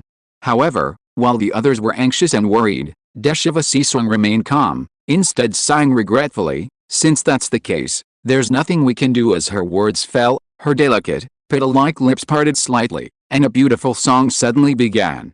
In an instant, the entire ocean seemed to fall silent. The sounds of battle ceased, replaced only by a melodious song, like a gentle breeze caressing the ears or waves lapping the cheeks, drawing everyone into a state of focused concentration. The tension among Elder Mason and the others eased considerably, and the sea monster Syrah appeared utterly captivated. Even the siren soldiers slowed their advance. This song was none other than Deshava Sea Song's innate skill, the song of the sea speaker. Empowered by the divine seed, her already formidable bloodline talent had been further amplified, its power undergoing a qualitative transformation. As the enchanting song played, the sea beasts mounted by the siren soldier seemed to hear the call of the sea god, almost simultaneously rebelling and attacking their former masters without hesitation. Within moments, the entire allied army was thrown into chaos, the roars of sea beasts and the screams of soldiers filling the air. Meanwhile, countless marine creatures swarmed in from all directions. Looking towards the palace, the surging sea creatures densely filled every inch of space, a dark, overwhelming mass, a truly magnificent sight. Although the vast majority of these sea beasts were ordinary and weak, even a tenth of them being powerful was enough to give the allied forces of the three seas a run for their money. In the deep sea, enormous, ferocious sea monsters seemed to hear a call from the heavens, one by one slowly awakening from their slumber and roaring as they charged out of their lairs. Amid the chaos, a leader of a western sea demon tribe, having finally managed to control his mount, was roaring and directing his soldiers to try and salvage the situation when he suddenly looked up and froze. Among the dense swarm of sea beasts around him, many terrifying, grotesque shadows had appeared. A chilling sense of danger had also inexplicably arisen in the surging seawater. The sense of crisis cultivated through countless battles caused the scales on his back to suddenly bristle, and his face instantly turned deathly pale. Deep sea monsters. What? Deep sea monsters. The surrounding sirens immediately stirred, and the scene became even more chaotic. Although the sirens were the overlords of the ocean, that was from the perspective of the entire race. Most sirens' tribes were usually small tribes scattered throughout the ocean, only gathering together when the Sea King summoned them. For them, deep sea monsters were absolutely natural enemies. These ferocious sea monsters from the deep sea were not only enormous in size, but also exceptionally powerful in combat. Level 6 quasi-saints were commonplace, and there were quite a few level 7 saint-level sea monsters. Every time they appeared, they would cause heavy losses to their tribe's warriors. Over the years, they had long since developed a conditioned reflex. The mere sight of a deep-sea monster would make them tense up, and their scales would bristle. One deep-sea monster was already terrifying, let alone so many in front of them. The already dwindling morale of the siren soldiers instantly crumbled, and the entire battle formation descended into complete chaos. Wu Wei searched the sea god's temple thoroughly before slowly emerging from behind the stone door. Not bad looking at Deshava Hage's figure bathed in moonlight, a smile unconsciously appeared on his face.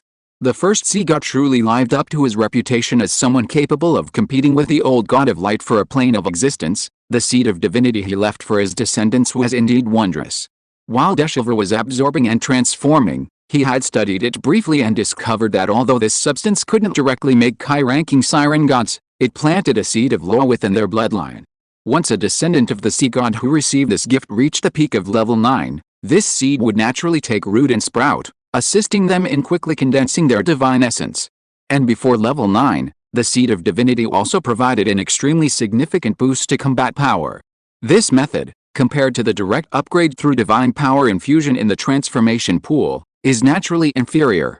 However, for Wu Wei, whose divine essence is currently damaged and who is not yet capable of upgrading his subordinates to level 10, it is extremely practical.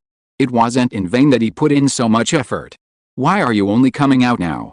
Liliana, who was engrossed in watching Princess Deshava Hage, suddenly glanced at Wu Wei and couldn't help but say, "You almost missed the most exciting moment." Not too late. Wu Wei's expression was relaxed. In the time it took to say a few words, the Three Seas allied forces had already suffered a crushing defeat, utterly routed by the sea beasts and deep-sea monsters summoned by Deshava Hage. If Deshava Hage hadn't deliberately held back to prevent further damage to the sea monster race, there would probably already be rivers of blood flowing. The Sea Speaker's talent is indeed formidable. No wonder 2 out of the 3 Sea Emperors are from the Sea Speaker family. Seeing that the tide had turned against them, the West Sea King, Muga the Raging Waves, instead of being angry, laughed, a hint of madness flashing in his bloodshot eyes. "Come on, let me see if you, now favored, are qualified to protect the siren race." As soon as he finished speaking, the veins on his arm gripping the trident of the sea god bulged, and his aura suddenly surged. The next moment, with a flick of his fishtail, he appeared before Deshava Sea Song like a blur, piercing through the layers of seawater, and thrust the trident of the sea god at her. Under the moonlight, his powerful physique contrasted sharply with Deshava Sisong's slender figure. Although the trident in his hand was ancient and worn, as a former divine weapon, its sharp tip still exuded a terrifying and chilling power. Before it even reached Deshava Hage, its terrifying power stirred up massive turbulent currents in the sea, seemingly capable of tearing everything apart. Muger's furious attack was a desperate, all-out effort. It was all or nothing. Deshava Hage reacted swiftly, erecting a thick wall of water in front of her almost simultaneously with Muger's furious attack. However, under the terrifying power of the trident of Poseidon, this seemingly solid water wall offered no sense of security. Everyone was certain that under the attack of the trident of Poseidon, this water wall would shatter instantly, unable to withstand even a single demon moon instant. Damn it! Hage! Daughter! Everyone cried out in unison, and Graham Hage, the Sea King of the East Sea, struggled to rush forward, trying to shield his daughter with his own body. However, as the trident of Poseidon crashed down, the expected screams and cries of agony did not occur. The attack from the Western Sea King, seemingly imbued with immense power, struck an impenetrable wall of water, only to be blocked the instant it pierced through. A muffled clang echoed from the sea. An unimaginable, terrifying force surged back along the trident, and the Western Sea King, Muger the Raging Waves, was struck as if by lightning, flying uncontrollably backward. Before he could regain his footing, he coughed up blood. Only then did everyone notice that two alchemical statues had appeared beside Hage. Standing on either side of Deshava Hage, they were like two unshakable steel fortresses, their aura cold and chilling. Their terrifying pressure, like the might of heaven, weighed heavily on everyone's hearts, causing them to shiver involuntarily. Level 9. Everyone gasped. They were actually demigod-level alchemical statues. And there were two of them. Chapter 266 The Dust Settles. Alchemical statues are renowned for their powerful attack and defense, absolute loyalty, and fearless fighting style, making them the undisputed choice for guarding tombs and treasuries. Such items were already rare enough, but demigod-level alchemical statues were simply beyond their comprehension. The Western Sea King, Muger Raging Waves, barely regained his footing.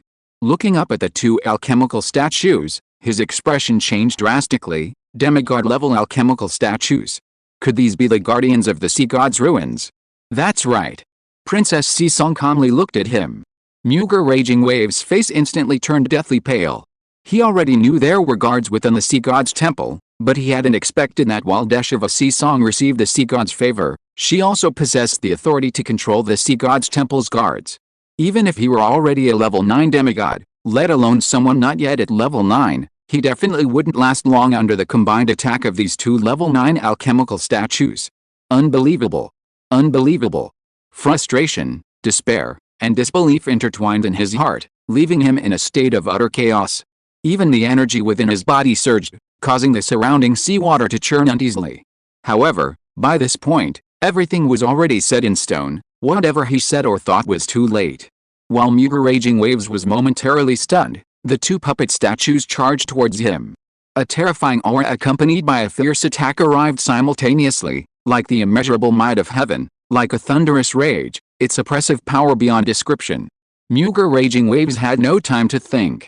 Under the combined attack of the two statues, he, the once dominant king of the Western Sea, was like a small boat on a vast ocean, tossed about by the raging storm in moments, seemingly on the verge of hitting a reef and sinking. The king of the Northern Sea, Arthur Glacier, paled and instinctively wanted to rush to his aid. However, the demigod-level puppet statue's combat power was simply too formidable. Before he could even reach Muger, he was casually struck and severely injured by a single statue. A quarter of an hour later. Bang! With a muffled thud, the West Sea King's robust body crashed heavily onto the white sand beach, already stained crimson with the blood of the sea monsters. The surging energy created countless turbulent currents, churning up the sand and creating a deep crater beneath his body. Under the moonlight, two fatal wounds were clearly visible on his chest and abdomen, from which crimson blood gushed forth like fountains. As he bled, Muger's life force was visibly draining away. In just a few breaths, his face had become almost translucent with paleness. Undoubtedly, once he bled to death, his life would end. No one could save him. Seeing his wretched state, Princess Sisong sighed with a complex expression. If she could, she truly wouldn't have wanted to come to this. Mughal raging waves, who thought I had everything planned perfectly, have ultimately been outmaneuvered. Blood and foam continued to gush from Mughal raging wave's mouth, but he seemed oblivious, staring fixedly at the rippling sea above him, muttering unconsciously to himself. In his hazy state, his mind drifted, and he involuntarily recalled events from many years ago. Back then, he was a spirited young man, brimming with arrogance, always believing there was nothing he couldn't do, always believing the siren race was the overlord of the ocean, the most powerful race on the plane, and that neither humans nor the elves who clung to a corner of the continent could compare to them. This belief permeated his entire youth, until he completed his coming-of-age ceremony, officially becoming the heir of the Western Sea, and was granted permission to enter the Raging Waves family's forbidden area to study the manuscripts and scriptures left by his ancestors. The painful history was still vivid in his mind. His pride had been crushed without warning. That was the turning point in his life, and from then on, he vowed to change everything. He worked hard to manage the Western Sea, diligently cultivated his skills, and tirelessly united the entire sea monster clan. Finally, he was only one step away from success. However, that one step ultimately became an insurmountable obstacle. He failed. Was he really wrong? Brother Mughal. Brother Mughal. Wake up. Only then did the North Sea King, Arthur Glacier, finally find an opportunity to rush to Mughal Raging Wave's side.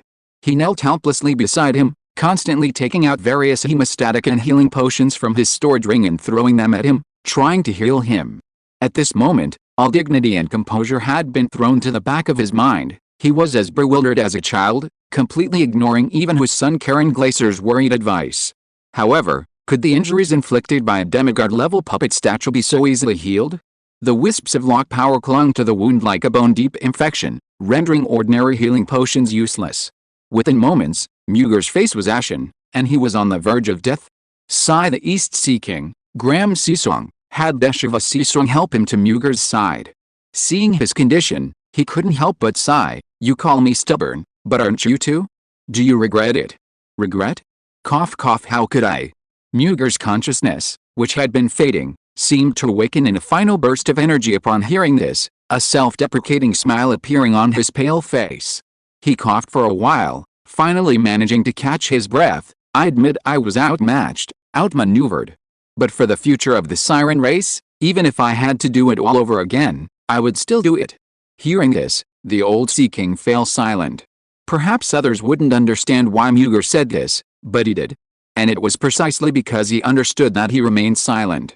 Because he knew that no matter what he said, Mughar's belief would not waver, so it was meaningless. Deshava listened quietly to their conversation, and only spoke after they finished. Uncle Mughal, is there anything else you want to say? Hearing this, Mughal Nuteo coughed violently for a while, vomiting several mouthfuls of blood, before struggling to speak. After I leave, I'll entrust your aunt's care to you. Okay. Deshava agreed without hesitation. Arthur. Yes. I'm here. North Sea King Arthur Glacier quickly responded. Brother Mughal, what do you want to say? No, don't blame, brother.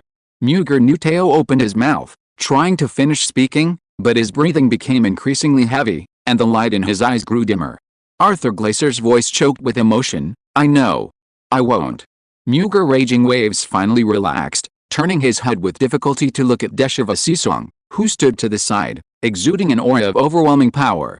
Two demigod-level alchemical statues faithfully guarded her side, their imposing presence awe-inspiring. In a daze, he seemed to see the legendary sea god, ruling the ocean and commanding the sea monsters of the four directions. Alice, he wouldn't live to see that day. Sisong, Zai, I hope you're right, he gasped, his voice growing weaker and weaker. Before he could finish speaking, his aunt fell limply to his side, and he breathed his last. The trident of the sea god, which he had been clutching tightly, fell to the ground with a soft thud. Arthur Glacier, the North Sea King, wept bitterly. Gram Sisong, the East Sea King, also let out a long sigh. Princess Deshava Sisong sighed and picked up the fallen trident of Poseidon. Rest assured, she said, I will ensure the survival and prosperity of the siren race. I promise. Her voice was calm yet incredibly solemn, as if she were making a vow. As if in response, gentle currents surged from the depths of the ocean, carrying away the stench of blood from the battlefield. Under the moonlight, the white sand beach, strewn with halberds, finally returned to its former tranquility. In the distance, Wu Wei, Liliana, and the old mage stood quietly, undisturbed by anyone. I don't understand. Liliana's beautiful peach blossom eyes were filled with doubt. Why doesn't he run? With his strength, even if he can't win, running still gives him a chance. If he leaves, the North Sea King will definitely leave with him, and then the Siren clan will inevitably fall into an endless civil war. Wu Wei crossed his arms, his eyes thoughtful. He must have understood this long ago. The fact that he didn't leave shows that everything he did was truly for the future of the Siren clan, not for his own selfish desires. What a pity, Elder Mason sighed. This Muger is truly a ruthless hero. If he hadn't been unlucky enough to run into us, he might have actually succeeded. Liliana immediately objected upon hearing this. Whose side are you on? Elder Mason said helplessly. I'm just stating the facts. No way, Wu Wei said calmly, his tone certain. He can't succeed. As a god, no one knew the power of a god better than him. Just as the East Sea King thought, even a starved camel is bigger than a horse.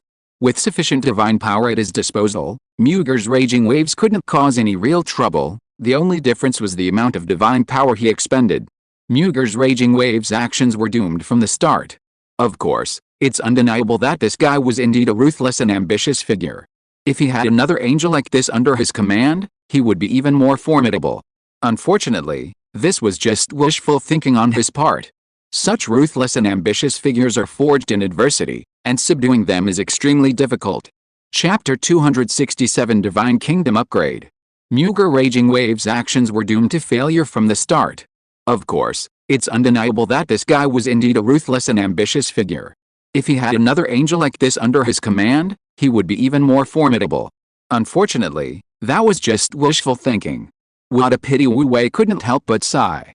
As they spoke, the East Sea King Graham Seasong, the North Sea King Arthur Glacier, and the newly appointed sea god's successor, Deshiva Seasong, had already performed a brief but solemn ritual for Muger Raging Waves according to the traditions of the sea race, praying for his return to the embrace of the sea god.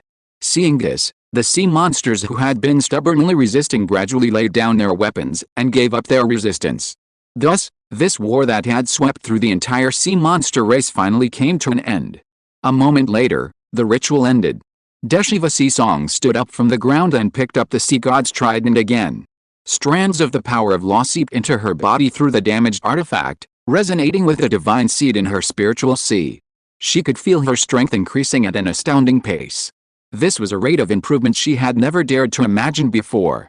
Her physique, energy intensity, and understanding of energy and laws were all progressing rapidly, constantly transforming. She was certain that if it weren't her who received the seed of divinity inheritance and the damaged trident of the sea god, but rather a demigod at the peak of level 9, it would likely only take a short time to ignite the divine fire and condense a divine spark. All of this was the ancestors' care and favor for their descendants, a profound expectation, a hope that one day the siren race would rise again. In an instant, she felt the burden on her shoulders grow heavier. She subconsciously looked at Wu Wei in the distance. Wu Wei smiled and nodded slightly at her. In that instant, she felt as if a new strength had been injected into her heart, making her feel inexplicably at ease. Now, the war was over, and it was time for her to shoulder her responsibilities. She took a deep breath and slowly raised the trident of Poseidon. An indescribable, mysterious wave rapidly spread out from her. Unbeknownst to her, the entire sea seemed to sense something, rippling with waves. In the shallows and deep seas, countless sea monsters hunting and playing seemed to sense something as well, simultaneously ceasing their actions. The next moment, Deshiva Hage's solemn voice seemed to rise from nowhere, resounding throughout the four seas. Today, I, Deshiva Hage, witnessed by my ancestors and by all the sea kings, reclaim the throne, becoming the ruler of the four seas, and bestowing upon you the title of Sea Emperor. The trident of Poseidon is my witness, and the four seas bear witness. In an instant, the entire seas erupted in commotion. The sea monsters hadn't had a sea emperor for many, many years. Ordinary sea monsters might not even know the difference between having a sea emperor and not having one, but at this moment, the resonance from their bloodline made them involuntarily reveal expressions of awe. Some of the older sea monsters, who had lived long enough and vaguely heard the legends of that time, couldn't help but shed tears. Even the sea monsters that had come at Deshiva's summons waved their tentacles and roared, as if celebrating her coronation. After a long while, the waves stirred up by this announcement gradually subsided, and the Eastern Sea royal court gradually returned to calm. "Daughter, do you have any plans?" Seeing that everything had settled, King Gramhage of the Eastern Sea finally felt a sense of relief. He had his men help him to Deshivahage and forced himself to ask about the situation. Deshivahage didn't answer him directly, but instead supported him with concern. "Father, your injury. It's a minor injury, nothing serious. I'll be fine after a few days of rest." Gramhage waved his hand, not caring at all. In truth, his injuries were far more severe than he claimed. Although there weren't many external wounds, his internal organs had been severely damaged. His face was as white as paper, and he struggled to take even a few steps. But how could he admit to being injured at a time like this? Even though Deshivahage had received the sea god's favor, in his eyes, she was still just a teenager, his most beloved daughter.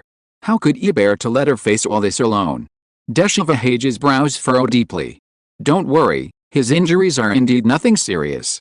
At this moment, Wu Wei's voice suddenly rang out. He walked over slowly, and with a casual wave of his hand, an incomparably holy white light descended upon the old Sea King. Enveloped in the radiance, the old Sea King's deathly pale face visibly regained its color, and his body, hunched over in pain, straightened up without him even noticing, restoring its original strength and vigor. The East Sea King was completely stunned. Deshivahage immediately reacted, happily bowing to Wu Wei. "Thank you, Master." "It's nothing," Wu Wei waved his hand dismissively.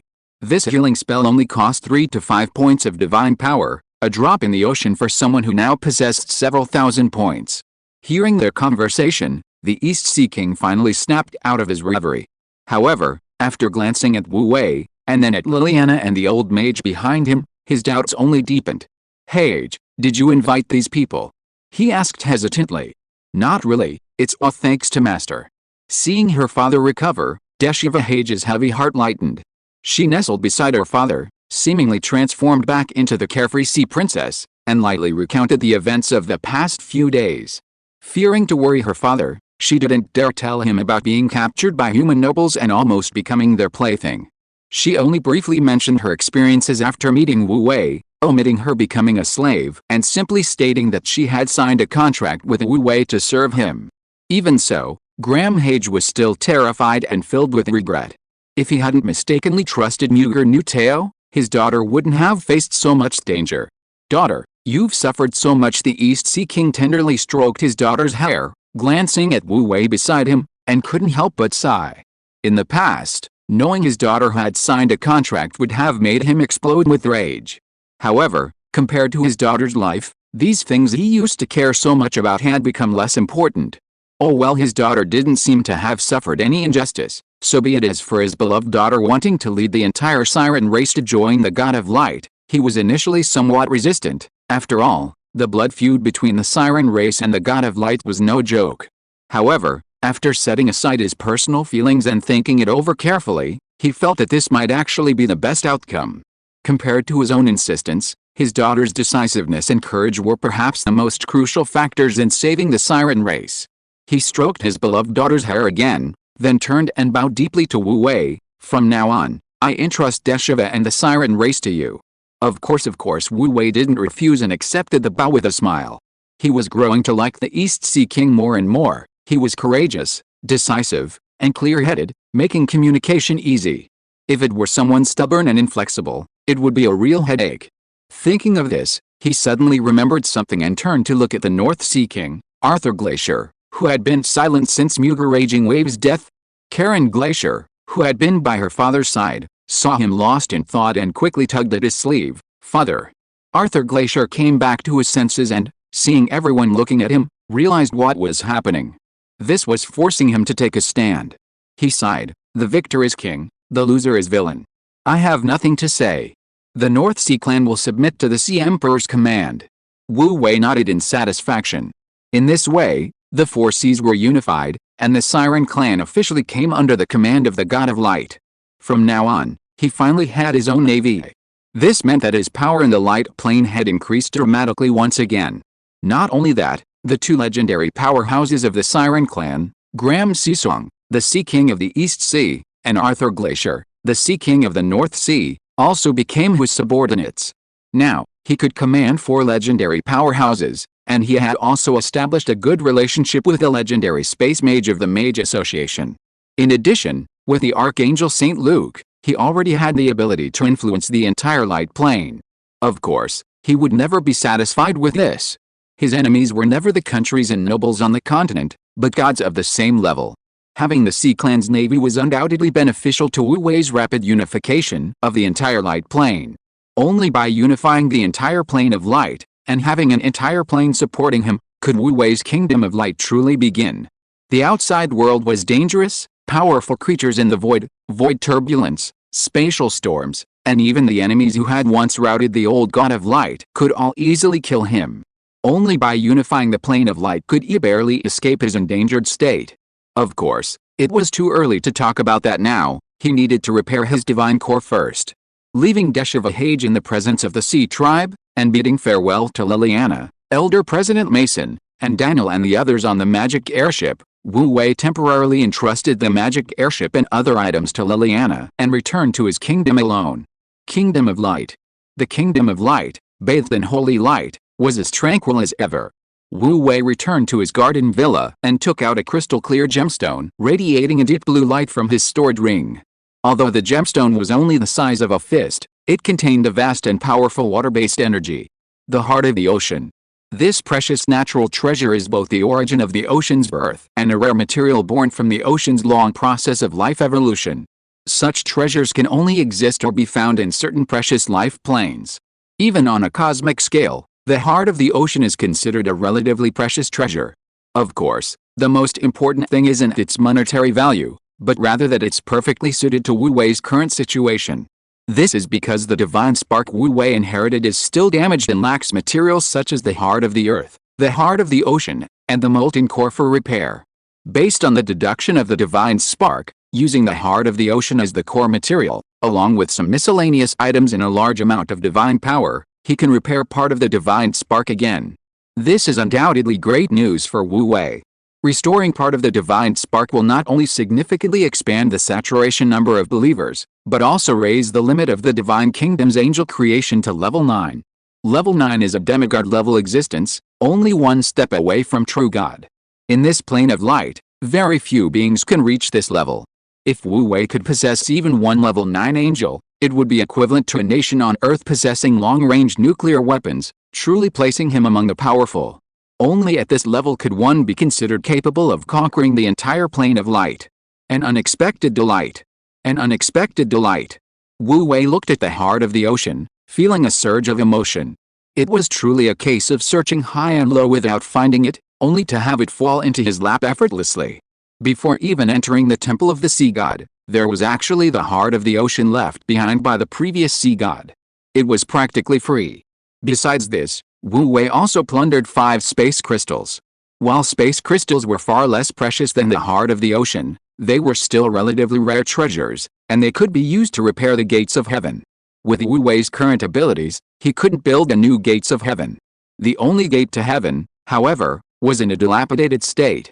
Each time an 8th level archangel entered or exited, it would creak and groan, worsening its condition and forcing Wu Wei to dedicate divine power to its maintenance. If even an 8th level archangel was in such a state, what would happen if a 9th level 4-winged archangel were to emerge? The gate would be utterly unable to bear the weight and would collapse at any moment. Divine power is omnipotent, but completely repairing the gate to heaven using only divine power would be an astronomical figure, far beyond Wu Wei's current capabilities. Fortunately, he now possessed several spatial crystals, which would allow him to begin the process of repairing the gate to heaven. Of course, before that, he had to repair his divine core. Wu Wei checked the requirements for repairing his divine core. Besides the heart of the earth, it also required 5,000 points of divine power. He felt a pang of regret, but he hardened his heart. Divine power could be replenished, but repairing his divine core was of utmost urgency. Divine spark, he thought, his expression turning serious. Absorb the heart of the ocean, expend divine power to repair the divine spark. The next moment, the phantom of the divine spark appeared in his soul, and the energy within the heart of the ocean was continuously drawn out to repair the cracks in the divine spark. Gradually, the cracks in the divine spark became thinner and less noticeable, and his figure was gradually enveloped in a layer of golden divine light. The entire divine kingdom began to undergo extraordinary changes. Rumble, rumble, a series of muffled sounds came from the ground, and the ground of the divine kingdom trembled slightly. Under the influence of the incomparably profound power of laws, pieces of land appeared out of thin air from the edge of the divine kingdom, spreading outwards into the void. In the divine fields, pastures, the hall of divine weapons, and outside the main temple, the busy people suddenly stopped what they were doing, their expressions filled with astonishment. What's going on? Outside the Hall of Heroes, Archangel St. Luke, who was examining the soul aptitude of the newly arrived heroic spirits, was also startled, then suddenly realized something. His pure white wings unfurled with a whoosh, and he instantly rose from the ground, flying into the air. Halfway there, the war angel Augustus flew over from another direction. Archangel, what's happening? When Wu Wei repaired his divine spark last time, Augustus was still inside the ring and hadn't directly witnessed the changes within the divine realm. He had no idea what was happening now. Don't worry, it's a good thing.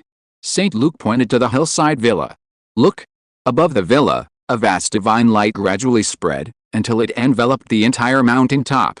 Golden threads, incomparably majestic and sacred.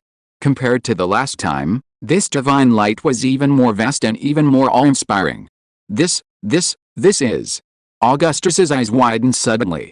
Such vast divine power, could it be that our Lord is advancing in rank? It should be. St. Luke nodded, feeling a surge of emotion. How long has it been? Our Lord has become stronger again. Our Lord truly lives up to his name, his power is beyond my comprehension. While St. Luke and Augustus were still reeling from the shock, Wu Wei's consciousness was immersed in the vast sea of laws. Countless insights flowed into his consciousness like rivers flowing into the sea, automatically merging with his understanding upon absorption, as if he had always known it. Unconsciously, Wu Wei's comprehension of the laws of light had reached a very profound level, and his entire aura had transformed, becoming increasingly majestic and sacred. Half an hour later, the fist-sized heart of the ocean was completely absorbed, and most of the cracks on his divine core had been repaired, leaving only a few winding fissures, proving that it was not yet fully repaired. At the same time, Wu Wei snapped out of his reverie. Golden light flashed in his pupils, carrying an unparalleled majesty as if emanating from the vast universe. An invisible pressure swept across the entire divine realm, and all the divine subjects involuntarily knelt down, shouting, "Our Lord's divine might." Inside the garden villa, Wu Wei paid no attention to the reactions of the divine subjects. He could clearly feel the change in his own state. After another repair of his divine core, his divine soul was significantly stronger than before. His mind was incredibly clear, and his thoughts were as swift as if lubricated. Even his use of divine arts was more skillful than before. He had a feeling that even with the same divine arts, his current usage was far superior to his previous one. This was the difference brought about by the depth of his understanding of the laws. In a daze, he even had the illusion of being incredibly powerful, as if he could do anything. However, more important than the change in his own state was the change in the divine realm. With a thought, Wu Wei suddenly disappeared from the garden villa. The next moment, his figure appeared high in the sky above the sacred mountain.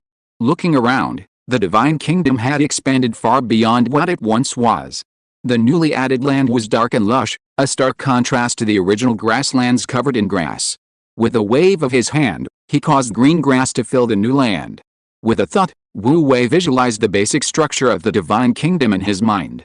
Kingdom of Light, damaged, divinity, level 3. Due to damage, its power level has dropped, and it can only support a maximum of level 9 angels.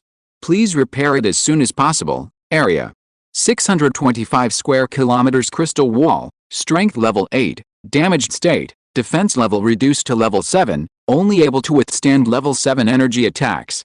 Please repair it as soon as possible. Maximum number of faith channels maintained: 7.5 million maximum faith power storage. 62,500,000 maximum divine power storage. 62,500 points. Main temple, under construction. Hall of Heroes, repair progress 15%, can support 300 divine beings. Please repair it as soon as possible. Transformation pool, repair progress 30%, can support the transformation of level 7 war angels and level 8 divine incarnations. Please repair it as soon as possible. Divine weapon hall, repair progress 15%, Supports 2 forging furnaces operating simultaneously, meeting basic forging and armor making needs. Please repair as soon as possible. Gate of Heaven, repair progress 15%, supports free entry and exit for level 7 creatures. Forcing level 8 creatures to enter and exit may damage the Gate of Heaven. Please repair as soon as possible. Divine Field. 550 mu of ordinary quality Divine Field, Sacred Wheat Field, produces 27,500 kilograms of sacred wheat per quarter. Pasture. 500 mu of ordinary quality pasture, supports 500 horses. Not only has his divine level increased, but the number of faith channels that his divine level can support has also increased from 1.5 million to 7.5 million, a direct 5-fold increase. Even the upper limit of divine power storage has increased to over 60,000 points.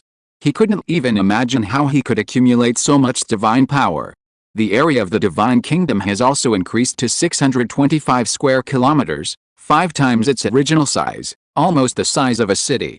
Moreover, he had a feeling that after absorbing the heart of the ocean, the water area within his divine kingdom could also expand. There was already a small stream within his kingdom, initially with very little water. After repairing his divine essence, the water volume increased slightly, but it only became a small river. Now, with a thought, the power from the heart of the ocean surged forth, and the originally narrow channel, only a meter or 2 wide, instantly began to widen and enlarge rapidly. Water gushed out, quickly filling the widened channel. Unbeknownst to him, a lake covering tens of square kilometers appeared on the vast plain in front of the divine mountain, its surface shimmering and brimming with life. This was the benefit brought by the heart of the ocean. With the primal power of water contained within the heart of the ocean, from now on, his divine kingdom finally had its own water system. Although this lake had not yet given birth to life, with the introduction of some aquatic creatures, it wouldn't be long before the entire lake was vibrant with life and brimming with boundless vitality. Thus, the kingdom of light finally began to take shape. Next, it was time for the gates of heaven. My lord. At this moment, St. Luke, sensing Wu Wei's aura, flapped his wings and flew over, bowing to him excitedly. Congratulations, my lord, on your advancement again. Congratulations, my lord. Augustus followed behind him, flying over and bowing respectfully. Wu Wei was in a good mood. With the repair of his divine spark complete, he could finally become a level 9 archangel. Looking at St. Luke, he immediately wanted to take him to level up. However, glancing at his divine power, his expression suddenly fell. He had almost forgotten that a level 8 archangel needed to consume 2,500 points of divine power to transform into a level 9 archangel. He only had a little over 1,000 points of divine power left, which was simply not enough. In an instant, his desire for divine power became incredibly strong. It seemed that in the coming period, he would have to do everything he could to expand the faith and increase the number of believers. The number of faith channels the divine soul could support had increased to 7.5 million, but his followers only numbered a little over 400,000, which was truly pathetic. At a rate of just over 2 points of divine power per day, it would take at least a year and a half to accumulate over 1,000 points. He didn't want to experience the waiting and torment he felt when he first transmigrated. It was too terrifying. Forget it, expanding faith wasn't something that could be done overnight. He should focus on resolving the issue of the gates of heaven first. After dismissing St. Luke and Augustus, Wu Wei landed beside the gates of heaven. The divine power consumed in repairing the gates of heaven was now negligible for him. He didn't need to worry about it. Instead, the space crystals needed to repair the gates of heaven were hindering his further efforts. Currently, he had 5 space crystals, enough to significantly advance the repair progress of the gates of heaven. Consume divine power to repair the gate of heaven. With a thought, Wu Wei summoned 5 special crystals, which flew in a line to the gate of heaven. Divine power surged forth, instantly melting the crystals, like glue, gradually filing the thick cracks in the gate of heaven. Soon, all 5 special crystals were used up, and most of the cracks in the gate of heaven disappeared, leaving only a single crack running across the lintel, clearly visible. Even the divine runes on the pillars shone brightly, as if revitalized, looking exceptionally pleasing. With a thought, the information about the gate of heaven appeared in Wu Wei's consciousness. Gate of heaven, repair progress 50%, supports free entry and exit for level 9 creatures, entry and exit by level 10 gods will damage the gate. Please repair as soon as possible. Great. Now, for the time being, There's no need to worry about the gate of heaven bursting open. At least, until the divine core is completely repaired, there's no need to worry. Wu Wei was overjoyed. Compared to when he first transmigrated, he had now completely overcome the initial predicament of having nothing. Although he was still weak compared to ordinary gods, at least his divine kingdom had taken basic shape. In the mortal realm, he no longer needed to handle everything personally. The Holy Maiden of Light, Katarina, had matured and was fully capable of independently presiding over the Holy Sea of Light. On the Sea tribe side, although Deshevahage was still relatively inexperienced, with her father's assistance, controlling the situation was no problem at all. As for the others, whether it was Prince Charles, the Royal Archmage Andrew, or the Ice Calamity Iceville, they weren't stupid. How much they accomplished was up to them, and he didn't need to pay too much attention. After reviewing the current situation in the light plane, Wu Wei's mind suddenly turned to the witch Judy. This witch, who was known for her willingness to massacre villages and cities, had left a deep impression on him, and later single-handedly killed Earl Raymond, catching him completely off guard. Had he really done something big in all this time? With a thought, a semi-transparent light screen instantly appeared before him, displaying the image of the witch Judy. Wu Wei glanced at her and saw that she was intently brewing a potion. The dark green, murky liquid in the cauldron was bubbling away, seemingly without any abnormalities, which reassured him. Thankfully, it seemed his orders had been effective. At least he didn't have to worry about her harming civilians or his own people. As for the enemies, he could do whatever she wanted with them. Chapter 268 Level 7 War Angel Squad. After casually closing the Eye of God, Wu Wei prepared to return to rest. My lord, St. Luke suddenly descended from the sky, kneeling on one knee, and reported, the sea creatures have just completed their altar and offered sacrifices. Several soul fragments were found among the offerings. Soul fragments? Wu Wei's heart skipped a beat. Bring them here. These were valuable items. He had indeed instructed Xiaodai to collect soul fragments before leaving. He wondered how many had been collected. Yes. St. Luke was clearly prepared. Upon hearing this, he respectfully presented a small brocade pouch to Wu Wei. Wu Wei took it, and with a casual tilt of his head, several slightly turbid crystal fragments fell out. He counted them, 8 in total. Compared to the soul fragment he had obtained from the necromancer high priest Solo, these 7 soul fragments were noticeably dimmer and turbid, the lowest grade, likely dropped by a saint who had fallen in the battle against the sea monsters. However, something was better than nothing.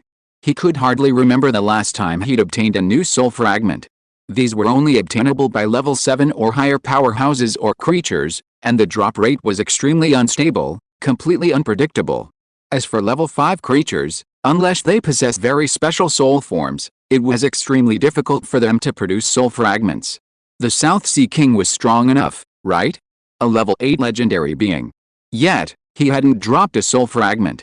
After the South Sea King's death, he had specifically searched for it, initially holding high hopes, thinking that the purity of a legendary powerhouse's soul fragment would be quite high. Unfortunately, things didn't go as planned.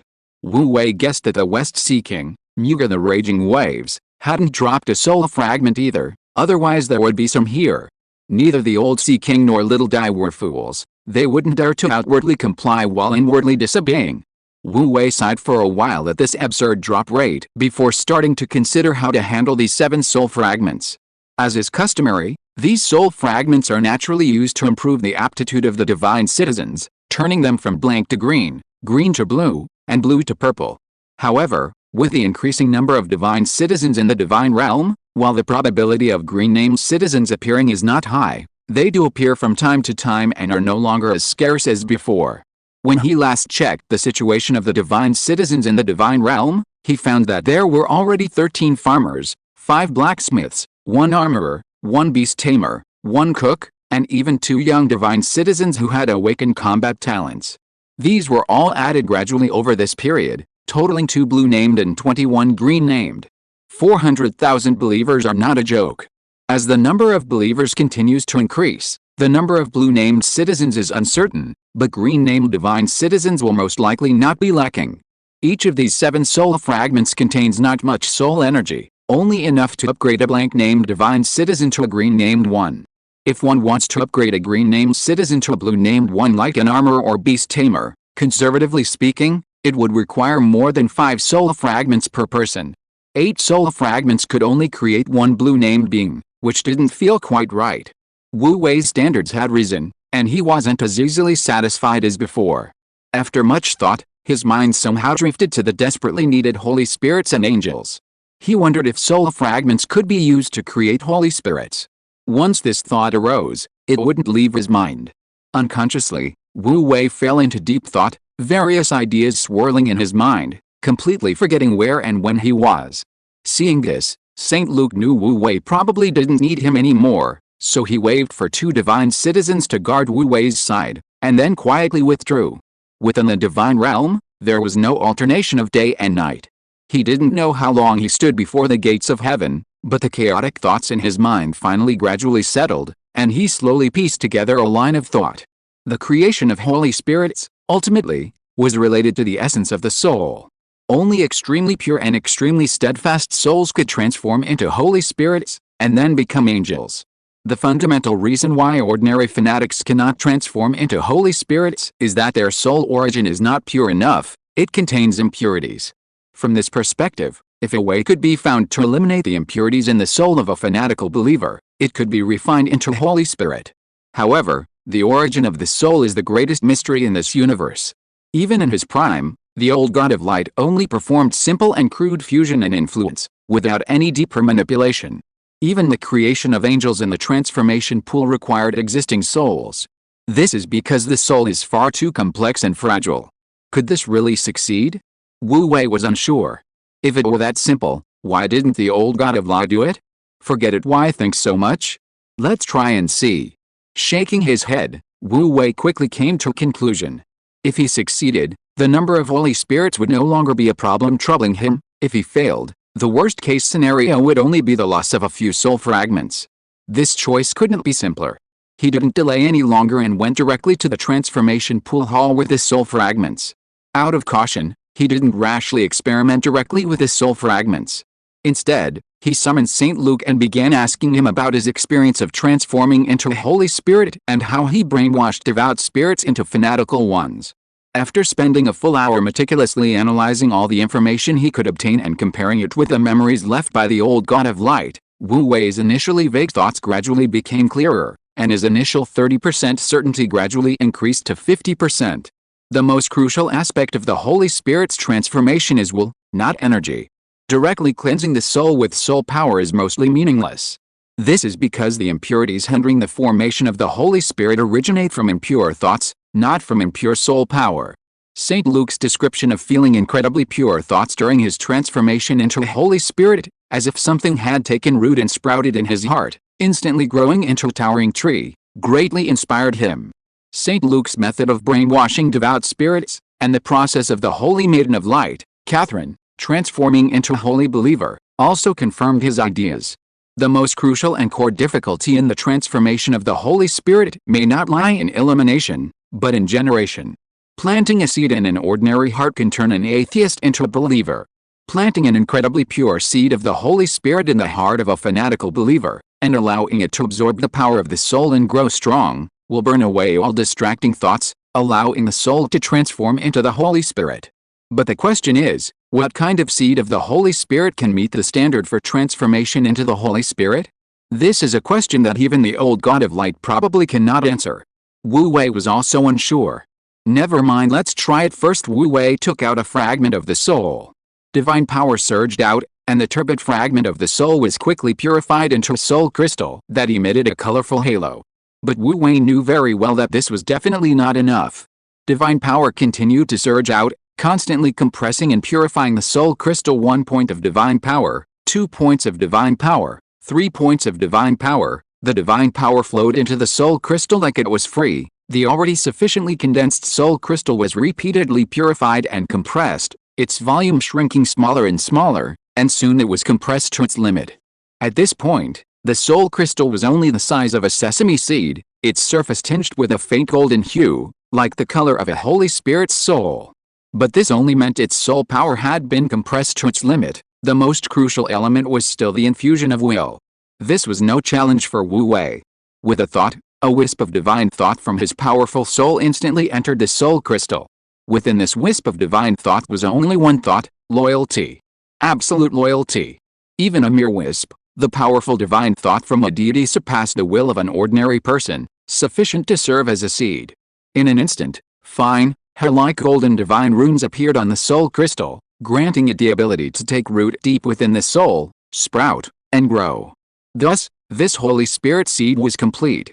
One seed cost him 10 points of divine power, not too much, not too little. But whether it would succeed or not remained to be seen until further testing. Wu Wei casually summoned a fanatical follower of the Spirit God, and with a flick of his wrist, a pale golden seed of the Holy Spirit arced towards the follower. Driven by fervent faith, the follower didn't flinch, allowing Wu Wei to do as he pleased. The seed of the Holy Spirit smoothly merged into his soul. Soon, a touch of gold took root and sprouted deep within his soul, gradually tinging it with gold. His eyes grew increasingly resolute and pure. Slowly, wisps of golden light began to emanate from his body, and his aura underwent a transformation, gradually acquiring the qualities of a Holy Spirit. Wu Wei's heart involuntarily quickened. His judgment was correct. This method truly worked. However, just when he thought the experiment had succeeded, the expression of the fanatical spirit being undergoing transformation suddenly turned painful, and the aura around its body became extremely unstable, fluctuating wildly, sometimes almost wholly, sometimes almost non-existent, on the verge of collapse. Wu Wei's expression changed. What's going on? At the critical moment, he almost instinctively unleashed a sealing divine spell, the vast divine power sealing the spirit within. The painful expression on its face froze instantly, its entire body stiffened, and the surging aura around its body stopped changing. Wu Wei breathed a sigh of relief and began to investigate what had happened. So that's how it is.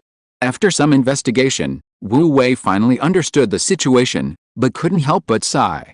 He hadn't expected that the problem lay in the spirit's soul.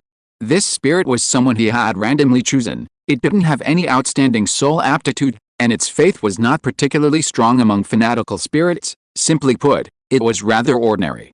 However, it was this ordinariness that became a problem during the transformation into Holy Spirit. The process of soul transformation was like a rebirth from the ashes. His soul simply couldn't withstand this transformation, and before it could fully transform into Holy Spirit, it was already on the verge of collapse. It seems that the idea of the Holy Spirit seed itself is not flawed. However, even with the catalysis of the Holy Spirit seed, not just any heroic spirit can transform into Holy Spirit. If the basic conditions are not met, the Holy Spirit seed will instead become a death warrant.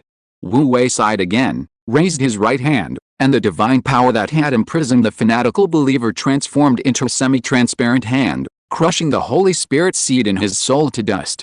Without the catalysis of the Holy Spirit seed, the fanatical believer's soul immediately stabilized again, but the golden light within his soul also completely disappeared, returning to its original state. No, it can't be said to be the original state. Compared to before, it has gained the talent of planting, becoming a green-named believer. Better than nothing. Wu Wei waved his hand, ordering someone to take the divine being away. He then instructed St. Luke, select 7 of the most devout and steadfast believers from among the fanatical spirits and bring them here. Yes, my lord. St. Luke turned and left. Soon, 7 divine beings were brought before him. Wu Wei glanced at them. All 7 were prostrate on the ground, appearing incredibly fanatical. Among them were the 2 green-named youths with combat talent. That's not bad. Their combat power will be stronger after they become angels. Hopefully, this time it will be successful. Wu Wei tossed the remaining 7 soul fragments into the air, spending 70 points of divine power to refine them all into Holy Spirit seeds according to the previous procedure, and then integrated them into the souls of the 7. Soon, the Holy Spirit seeds took root and sprouted in the souls of the 7, a faint golden hue spreading within them, and their souls began to transform. Gradually, wisps of golden light emanated from them, and their aura grew increasingly sacred and pure, gradually acquiring a resemblance to that of the Holy Spirit. Seeing this, Wu Wei felt no joy, only growing increasing tension. This was where the problem had arisen. Would they succeed this time? Time ticked by in this agonizing tension. Suddenly, the golden light emanating from the 7 individuals intensified, and the fervor in their eyes vanished as if returning to simplicity, transforming into an unwavering, pure resolve, a resolve that would endure even the most devastating events. Wu Wei's heart skipped a beat, and he noticed that the souls of the 7 had completely turned golden. Although this gold was somewhat pale and thin, quite different from the rich, pure gold of St. Luke and Augustus, it was undeniably the gold representing the Holy Spirit. These 7 fanatical spirits had all successfully transformed into Holy Spirits. He had succeeded. Wu Wei was overjoyed. With this method, he would no longer fear the lack of Holy Spirits. The angelic army was just around the corner. The only pity is that the Holy Spirits spawned through this method are clearly of inferior quality to those naturally transformed. Naturally transformed Holy Spirits, like St. Luke and Augustus, possess exceptionally outstanding soul aptitude. Any one of them would be a formidable figure capable of shouldering great responsibilities. However, the spawned Holy Spirits have rather ordinary soul aptitudes. Apart from the 2 young men who originally possessed combat talents, none of the remaining Holy Spirits have any soul talent whatsoever. They're all blank slates. But there's nothing that can be done about it. For Wu Wei now, having Holy Spirits is already enough. He's not picky about anything else. Line up, evolution pool. At Wu Wei's command, 7 newly spawned Holy Spirits lined up and entered the evolution pool in order. Advancing from level 5 to level 7 requires 120 points of divine power per Holy Spirit. 7 Holy Spirits would consume 840 points. With 840 points of divine power spent, 7 brand new war angels quickly appeared before Wu Wei. With their pristine white wings, handsome faces, and tall, powerful physiques, despite their average soul aptitude, these war angels exuded a formidable aura. When they stood in a row of 7, the sight was breathtaking. In an instant, Wu Wei felt an overwhelming sense of satisfaction. This was his first angel squad. An angel squad entirely composed of angels. All that effort, all that divine power, he had finally succeeded. The only problem was that after all this, his divine power was reduced to only 702.8 points, back to square one. It seemed he would have to find a way to collect more divine power. Upgrading from level 8 to level 9 Archangel required 2,500 points of divine power. With his current number of followers, how long would it take him to accumulate that much? Wu Wei was on the verge of tears. When would he finally have inexhaustible divine power? Chapter 269 Technological Dimensional Civilization. The universe is vast and boundless. The plane of light is but a tiny corner within a corner, a mere speck of dust. Countless light years away from the plane of light, another plane is quietly developing. The plane of Aesop. The Yilanpu National Center for Life Evolution and Genetic Science Research. This research center is located on the Alliance's second administrative star, an outwardly ordinary unit. In reality, it is a large-scale, diversified research center integrating scientific research, living, consumption, and entertainment. 5 a.m. As the stars just rose above the ground, Zhonghe City was already bathed in dawn. Under the morning light, the solar-powered energy station in the city center seemed to be draped in a colorful cloak, radiating a dreamlike glow. This is the heart of a modern city, the source of all energy. Research institutes, residential areas, and entertainment areas are scattered around the energy station like different organs. A network of crisscrossing suspended tracks, gleaming with a cold mechanical light, connects them like blood vessels. From afar, the traffic flows like water, ceaselessly. At this moment, amidst the flowing traffic, inside a fully autonomous taxi, a bespectacled, ordinary-looking young man was yawning wearily. His name was Liu Peng, a lowly researcher at the Iron National Center for Life and Genetic Sciences, specializing in gene analysis, gene stripping, and introduction.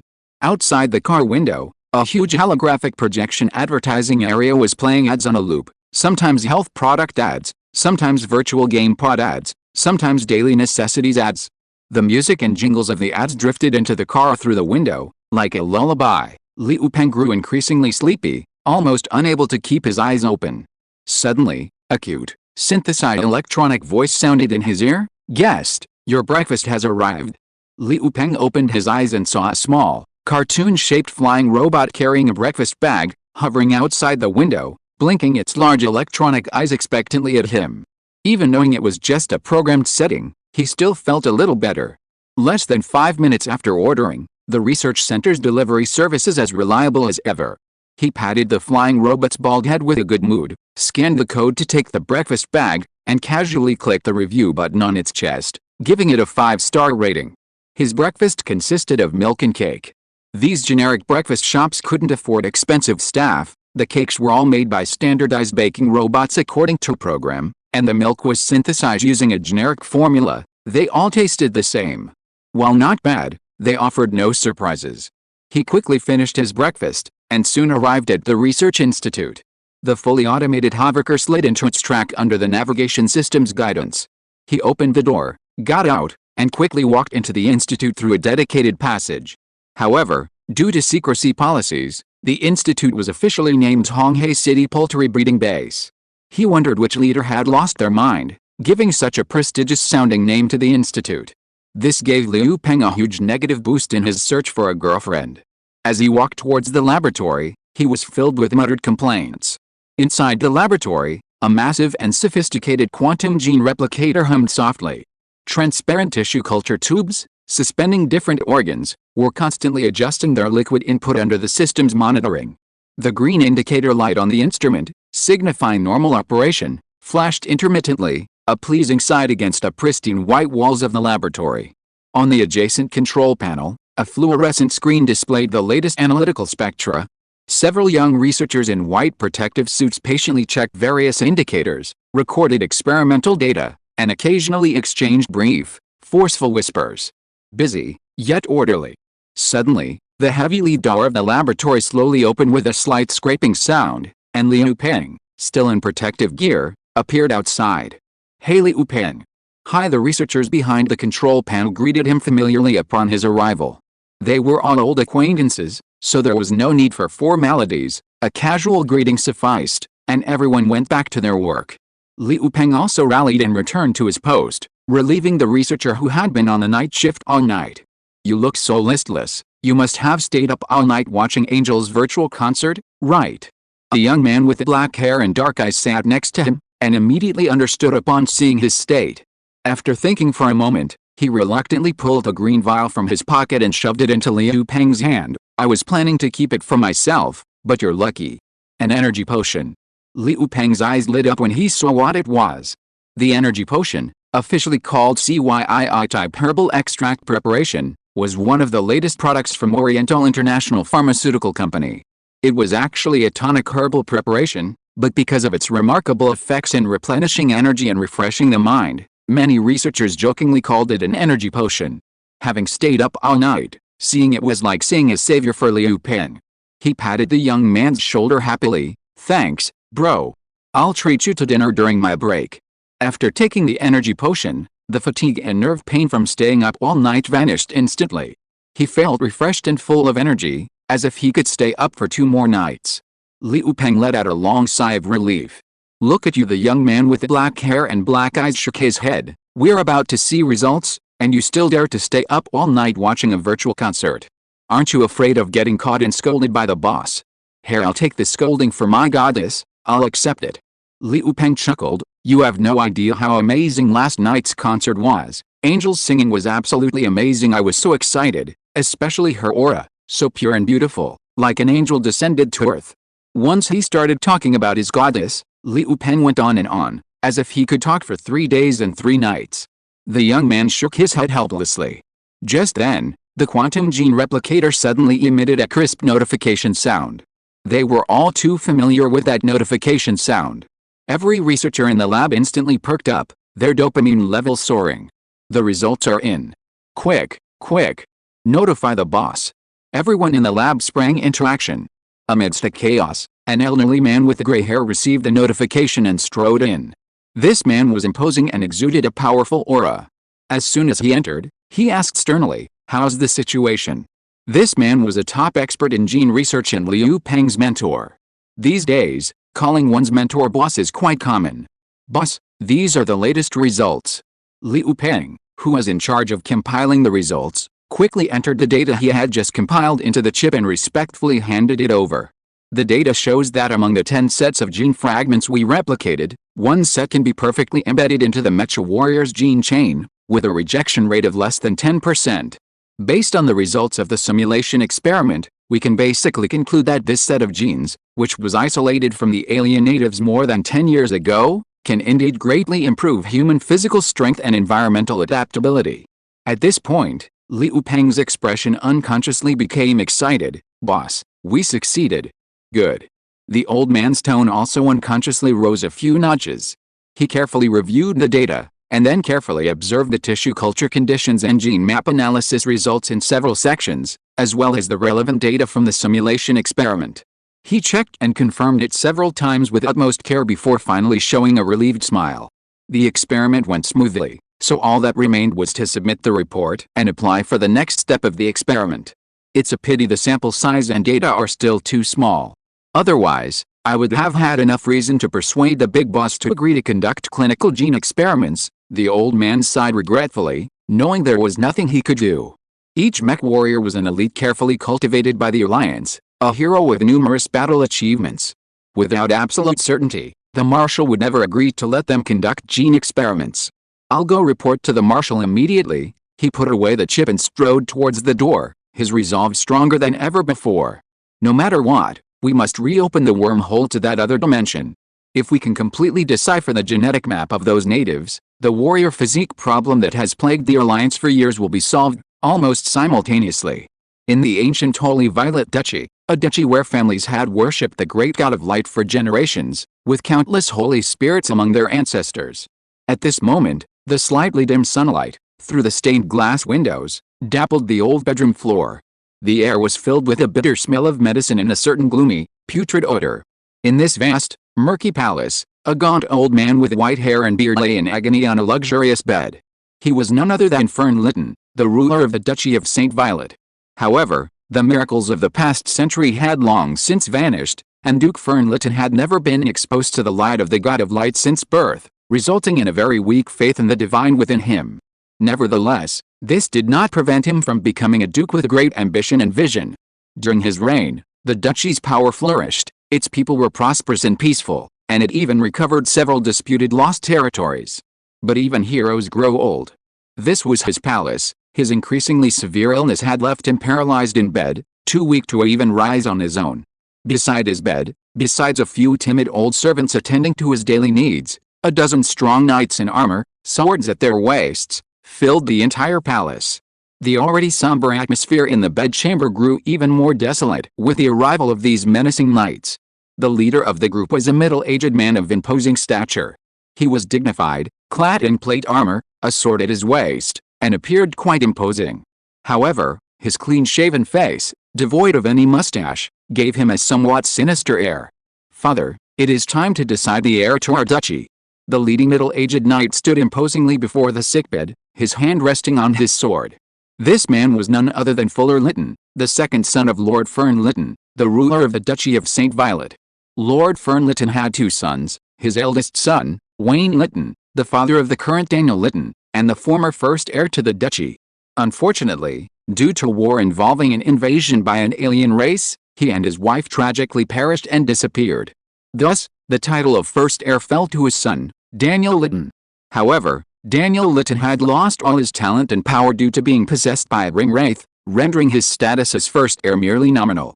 The second son of King Fern Lytton, Marcus Fuller Lytton, a subordinate Marquess of the Duchy of St. Violet, did not receive the heirship, even after his eldest son, Wayne Lytton, had tragically disappeared for many years. King Wayne still did not list him as first heir. Marcus Fuller had harbored resentment for this for many years, until today, when things finally took a turn for the better. "Father, your time is running out. If you cannot appoint an heir in time, won't our great Duchy of St. Violet fall into chaos after you pass away?" Marcus Fuller's expression was somewhat cold as he stood quietly by the old King Fern's bedside, his threatening tone already palpable. Cough. Cough, cough, cough. Old King Fern tried to speak, but was met with a painful cough. After a long while, he finally managed to gasp out a few words. My heir, long ago, decided on him. He is my grandson, Daniel. It's that Daniel again." Marcus Fuller's face instantly turned ashen. "Father, you are far too biased.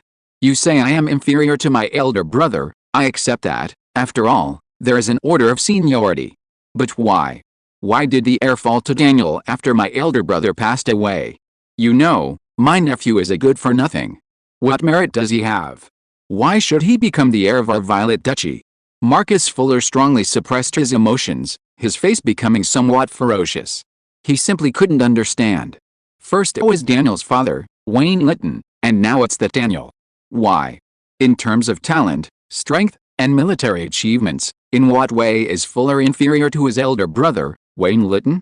If it's about the order of seniority, it should be him, Fuller, not that useless good-for-nothing Daniel.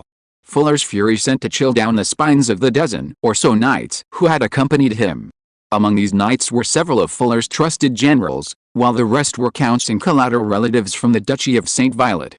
These counts and collateral relatives had all pledged allegiance to Marcus Fuller after the death of his eldest son, Wayne Lytton, and were completely subservient to him.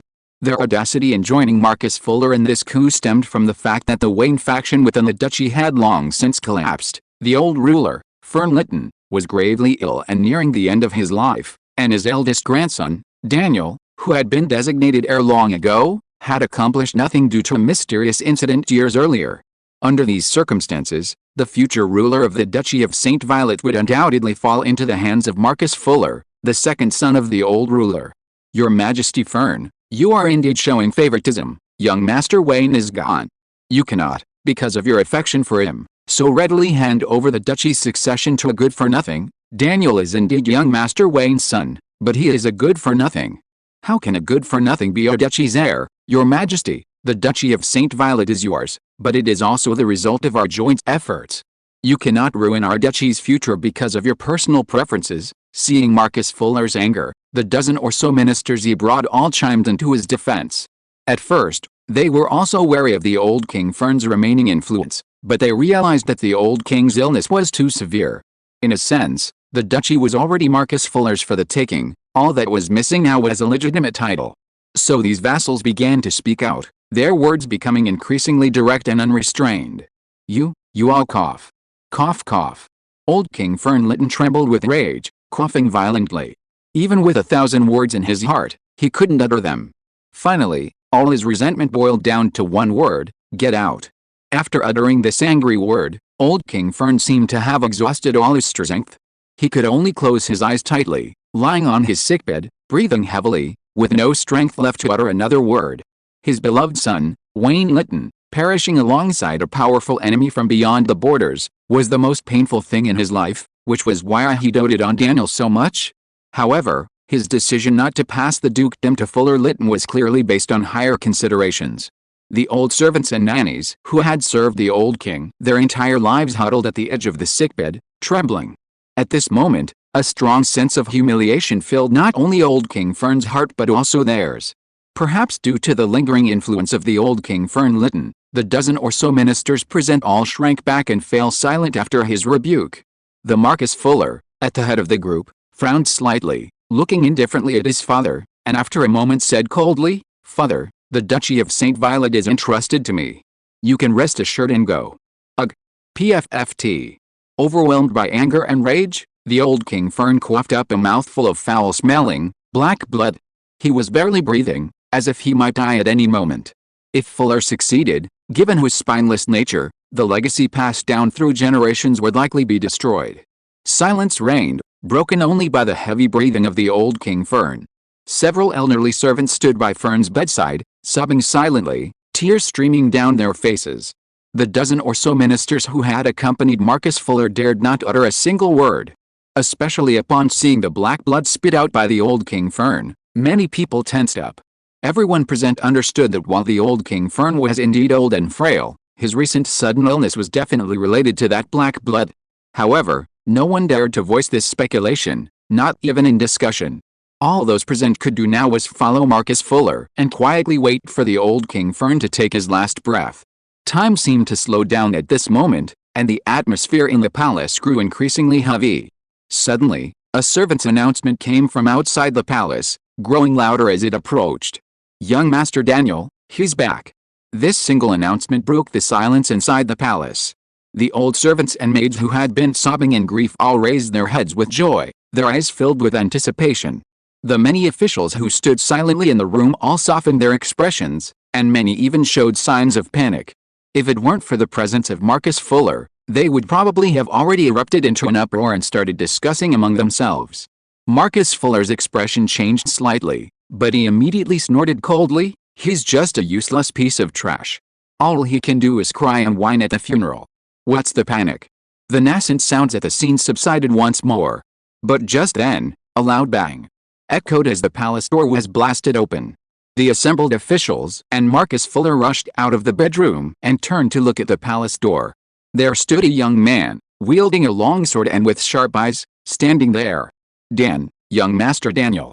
The old servants around the sickbed cried out joyfully, as if they had seen a savior. Wait?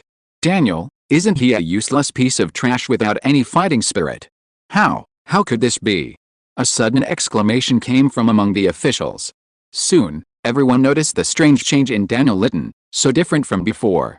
Standing at the door, Daniel Litton exuded a chilling fighting spirit, as imposing as a raging torrent.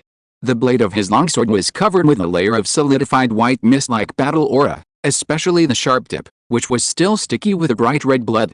At his feet lay 2 guards, sent by Marcus Fuller to guard the gate. These guards were the most elite of Marcus Fuller's personal guards, powerful and clad in tough armor. Yet, who could have imagined that their sturdy plate armor would be cleaved through with a single sword strike? The broken plate armor and the bloody wounds inside were brazenly exposed, further heightening the already tense atmosphere among the assembled officials. This newly returned Daniel could so easily kill 2 elite guards. Had he already reached level 5? No, this powerful swordsmanship, this solidified battle aura and oppressive aura, were clearly the terrifying strength of a level 6 quasi-saint swordsman. Daniel Litton had become a level 6 quasi-saint. A chilling feeling instantly spread among all the officials who had participated in the coup. The Marcus Fuller, at the head of the group, stared wide-eyed at Daniel for a long while before muttering, "Daniel, how did you get back?" Chapter 270 The King Returns. HMPH, this is my home, of course I'm coming back. Daniel's gaze sharpened, coldly landing on Marcus Fuller. I'll only ask once, where's my grandfather? Instantly, Daniel's fighting spirit surged, clearly indicating he would charge in with his sword if they didn't hand over the person. Marcus Fuller's eyelids twitched, inwardly cursing what kind of extraordinary encounter Daniel had experienced to achieve such a powerful breakthrough in such a short time. Before he could react further, another threatening voice rang out. That's right, where's my great-uncle? Everyone turned their attention again, noticing another handsome blonde youth stepping into the room behind Daniel. He carried a harp, his face filled with indignation, his fingers occasionally plucking the strings. The rapid music made the atmosphere increasingly tense, as if an invisible force was manipulating everyone's emotions. Black Litton. Level 5.5. Most of them were subjects and relatives of the old king, Fern, and naturally recognized Daniel's cousin, Black Litton. That once frail and useless young man had actually become a level 5 powerhouse. Level 5 strength is usually associated with grand knights and grand mages in this world. In the kingdom's army, it often equates to a general commanding an entire army. How did Black Litton achieve this? Level 5 is a level many excellent warriors spend their entire lives striving for. Compared to Daniel, who had once been famous, Black Litton's reappearance undoubtedly astonished everyone present. And the newcomers weren't just Daniel and Black. Behind them, the wind-sword Saint Jem Conrad, disguised as an old servant, stood with one hand on his sword, his aura fully unleashed, the intense killing intent emanating from him almost instantly suppressing the entire scene. Behind the old sword Saint Jem were Wu Wei and the Flame Queen Liliana, who slowly approached. Their group had barely arrived in the kingdom of Saint Violet when they received a secret message from their loyal servants. Upon hearing that the old king, Fern, was in danger, Daniel immediately led Wu Wei and his companions, rushing over in a frantic rush. Reaching the royal palace, they immediately knew something was wrong. The entrance was guarded by Marcus Fuller's personal guards, who wouldn't even let Daniel in, and even tried to arrest him and his group under some pretext. Daniel, being of royal birth, naturally knew what was happening. Enraged, he drew his sword on the spot, slaying several guards before storming into the palace. However, compared to the united anger of the first 3, Wu Wei and Liliana were much more discreet. Wu Wei himself possessed little power, and Liliana didn't rush to reveal her identity. The two acted like spectators outside a royal coup, observing everything with keen interest. Having come from the divine realm to the mortal world, he naturally wanted to watch a good show, even though such dramas had played out countless times throughout history. However, out of strong support for his younger brother, Wu Wei still raised his hand and gave the order to the 100 fully armed Harris guards behind him, "Surround this place. No one is allowed to enter or leave." "Yes." A powerful response rang out, and a series of heavy, Orderly footsteps immediately echoed outside the palace. Soon, everyone inside the palace could clearly see figures moving outside the windows. Hundreds of harassed warriors, renowned for their bravery and skill in battle, had truly surrounded the entire palace. Most incredibly, these 100 valiant harassed warriors all possessed terrifying level 5 strength, with their leader reaching a deadly level 7 saint. These loyal harassed warriors were naturally the result of Wu Wei's personal training and improvement after his overnight fortune. However, these exceptionally powerful warriors were like a mountain weighing down on the ministers who were now forcing the emperor's abdication, making it hard for them to breathe. Moreover, with these harassed warriors surrounding them, wouldn't the 100+ guards brought by Marcus Fuller be completely wiped out? The thought nearly made the ministers who had participated in the coup almost kneel. Marcus Fuller, at the head of the group, was in a state of utter panic. He never dreamed that Daniel, the once useless young master almost abandoned by the entire kingdom and even the empire, would suddenly become so powerful and bring in such reinforcements. Could this group be the same bright church forces that had been causing such a stir recently in Thorn Ridge and near the magical Holy Land of Patrick Isles? Based on the rumors, Marcus Fuller had probably already guessed the identities of Wu Wei and his companions. He had indeed been outmaneuvered, but he wasn't without the confidence to retaliate. After several changes of expression, Marcus Fuller suddenly greeted him with feigned enthusiasm. "Daniel, my dear nephew, it's wonderful that you've returned in time. Your grandfather is gravely ill and doesn't have much time left. Please go in and see him one last time." "What?" Daniel's face changed, and he hurriedly led Blake and the others into the inner chamber of the palace. Wu Wei and Liliana followed leisurely behind. "Grandpa." What's wrong?" Daniel collapsed beside the old King Fern's sickbed, but the old king's eyes were closed, his breath was weak, and his body reeked of decay. He looked only a breath away from being dead. No wonder Marcus Fuller was able to remain calm and composed. His grandfather was truly dying. "Nephew, your grandfather won't last much longer." At this moment, Marcus Fuller's hypocritical voice came from behind Daniel. "But rest assured, once your grandfather is gone, my second son, Fuller Lytton, will, according to tradition, formally inherit the title of Duke of the Duchy of St. Violet. I can assure you, and everyone present, that after I, Fuller Lytton, inherit the dukedom, I will dedicate my life to making the Duchy of St. Violet prosperous and powerful, a great nation that will be remembered throughout the ages. As long as the old ruler, Fern, dies, and since Fern has not left a will or formally designated an heir, Fuller Lytton will, in accordance with the tradition of seniority, formally succeed Fern as the trusted ruler of the Duchy of St. Violet. At that time, no matter how many powerful allies Daniel has, they will be powerless against him, otherwise, it would be treason against the entire Duchy of St. Violet. This is precisely Fuller Lytton's greatest confidence when facing Daniel. Daniel paid no heed to the smug Marcus Fuller behind him, instead rushing to Wu Wei, who was quietly watching from the side. "Brother Wu Wei, quick, save my grandfather. Please, save my grandfather. When I left the capital, my grandfather was perfectly fine, but now, birth, aging, sickness, and death are indeed the laws of nature, but his grandfather's current condition clearly indicated that someone was playing tricks. Don't worry, Brother Daniel, you are a devout follower of our Lord, and our Lord will never allow his followers to suffer humiliation." Wu Wei naturally understood what was happening. He patted Daniel's shoulder, then calmly prayed, "Great Lord of Light, please bestow a miracle and save the old man corrupted by dark forces." Dark forces? What dark forces? Could it be that His Majesty Fern has been? When Wu Wei pointed out the dark forces, the many ministers present immediately erupted in an uproar.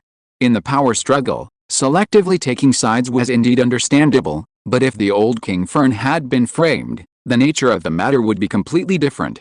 Before anyone could murmur, a beam of pure holy light suddenly pierced the void and descended from the sky. In an instant, the already critically ill old king, Fern Lytton, underwent a stunning transformation. The barely perceptible black aura shrouding his face began to rapidly dissipate, and his pale complexion gradually regained its color. Soon after, the old king's breathing became strong, and even the lingering putrid odor in the room vanished. Suddenly, Fern, whose eyes had been tightly closed, opened them and vomited a large amount of foul-smelling, black blood. Under the holy light, the blood instantly melted and evaporated like snow in summer, releasing a large amount of eerie black vapor as if something had been charred. However, after vomiting the blood, the old king let out a long, comfortable breath, as if a tremendous burden had been lifted from his shoulders. Without a doubt, the old King Fern had indeed been poisoned, but now the great god of light had performed a miracle, pulling him back from the brink of death. Praise be to my lord. Grandfather, you're all right? That's wonderful. Daniel cried tears of joy, praising his god of light while expressing his concern for his grandfather. The old servants and maids serving nearby all knelt in gratitude to the divine, and even the astonished courtiers around them knelt, trembling. My child, the old King Fern truly recovered instantly. He sat up in bed, tightly grasping Daniel's hands beside him, his eyes suddenly welling with tears, unable to speak. After a long while, he turned to look at Wu Wei, his eyes filled with gratitude, and said, "Young man, did you save me?" Wu Wei waved his hand dismissively. "No, it was my lord who saved you." "My lord? Could it be?" The old King Fern took a deep breath, his expression excited and filled with reverence as he confirmed, "The rumors are true? The great Lord of Light has truly returned." "That's right, my lord has returned, my lord is everywhere."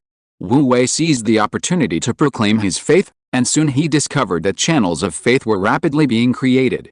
It turned out that the old King Fern and his ministers and servants were originally steadfast believers in the God of Light.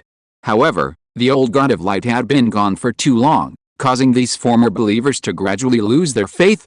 Now that Wu Wei had returned with new divine power, wherever his divine might covered, these former believers would quickly regain their faith. As long as you possess a devout heart, you will surely receive the protection of our Lord of Light. Wu Wei, now quite adept at being a charlatan, casually turned his gaze as he spoke, his eyes landing directly on the only one still standing, Marcus Fuller. However, as far as I know, the curse that just invaded the old king's body is not as simple as ordinary dark power, but rather the dark death energy from the Lord of the Dead. A commotion erupted in the room. "Speak, what exactly is your relationship with the Lord of the Dead?" Wu Wei's gaze turned slightly cold, and an almost imperceptible divine power instantly shattered Marcus Fuller's last remaining will to resist. Marcus Fuller collapsed to the ground with a thud, cold sweat pouring from his forehead. "Father. I was momentarily misled by demonic words, please give me a chance to repent." Marcus Fuller panicked completely, struggling to kneel and kowtow repeatedly, begging his father, the old King Fern, for forgiveness. Absurd. Daniel abruptly stood up from beside Fern's bed, his expression furious as he roared, "Uncle Fuller, you've committed patricide. And you actually want to beg for Grandpa's forgiveness? That's utterly ridiculous. And immediately confess your relationship with the Lord of the Dead. Otherwise, I will personally hand you over to the Inquisition." The Lord of the Dead. My God, my God. Marcus Fuller, he's connected to the Lord of the Dead. Whether they were servants grateful to the gods or trembling, kneeling subjects, everyone felt a chill run down their spines upon hearing the name Lord of the Dead. That was a terrifying evil god in legends, who sought to bring death and darkness to the entire world. If the God of Light hadn't forcibly suppressed him on the spot, the entire world would likely have fallen. Now, Marcus Fuller had actually become involved with the Lord of the Dead, not only in the Church of Light, but among all of humanity. That was an unforgivable crime. Under such immense pressure, Marcus Fuller could no longer hold on and collapsed to the ground, his face filled with terror. I don't know, I really didn't know that person was related to the Lord of the Dead. I just wanted to take advantage of my brother's death and my nephew's absence to seize the title that rightfully belonged to me. Marcus Fuller, his face covered in cold sweat, practically clenched his teeth as he poured out all his pent-up resentment. "I admit I couldn't compare to my brother, but he's gone. This dukedom, according to the rules, should belong to me, but father, you're too biased. So I found a wizard who gave me a drop of colorless and odorless potion, instructing me to put it into the offerings presented to you, so you would slowly die of illness, undetected. I thought, since you're already so old, it's time for you to go, so a month ago, I added the potion to your drink." Having said this, Marcus Fuller deflated like a punctured balloon, his entire being slumped. He knew his life was over. Daniel's face contorted with disgust upon hearing this, but out of caution, he glanced at Wu Wei beside him. The latter nodded, indicating that Marcus Fuller's words were true. Daniel then demanded again, "Where's that wizard? Take me to arrest him immediately." "No, he's gone." Marcus Fuller waved his hand weakly. "After giving me the potion, that wizard quietly left. I've searched everywhere, but I can't find him." Damn it! Those cunning necromancers. Daniel grumbled, then turned to his old servant Jem and instructed, Grandpa Jem, please pass down the order. From this moment forward, conduct a full investigation throughout the entire Duchy of St. Violet for all activities related to the Necromancer Lord and other evil religions. We must, for the sake of our Lord of Light, drag out all these ugly rats hiding in the sewers. Yes, young master. The old servant Jem replied. All the officials and relatives who had come to force the abdication immediately distanced themselves from Marcus Fuller, kneeling and begging for mercy, proclaiming their innocence and claiming that all their actions were due to threats and deception by Marcus Fuller. Marcus Fuller was speechless, slumped to the ground with lifeless eyes, awaiting the judgment of his father, the old King Fern Lytton. Fuller, my son, you always say I'm biased, that I didn't pass the title to you, but have you considered the reasons? The old King Fern sat on his bed, sighing deeply, his eyes filled with heartache as he looked at Marcus Fuller. The reason is right here. Fuller trembled slightly upon hearing this, a bitter, ashamed smile spreading across his face. Daniel, your grandfather once taught you that to become a king, one must have a benevolent heart. The old King, Fern, took Daniel's hand and spoke slowly. Now, your grandfather will teach you that behind benevolence, the most indispensable element is ruthlessness.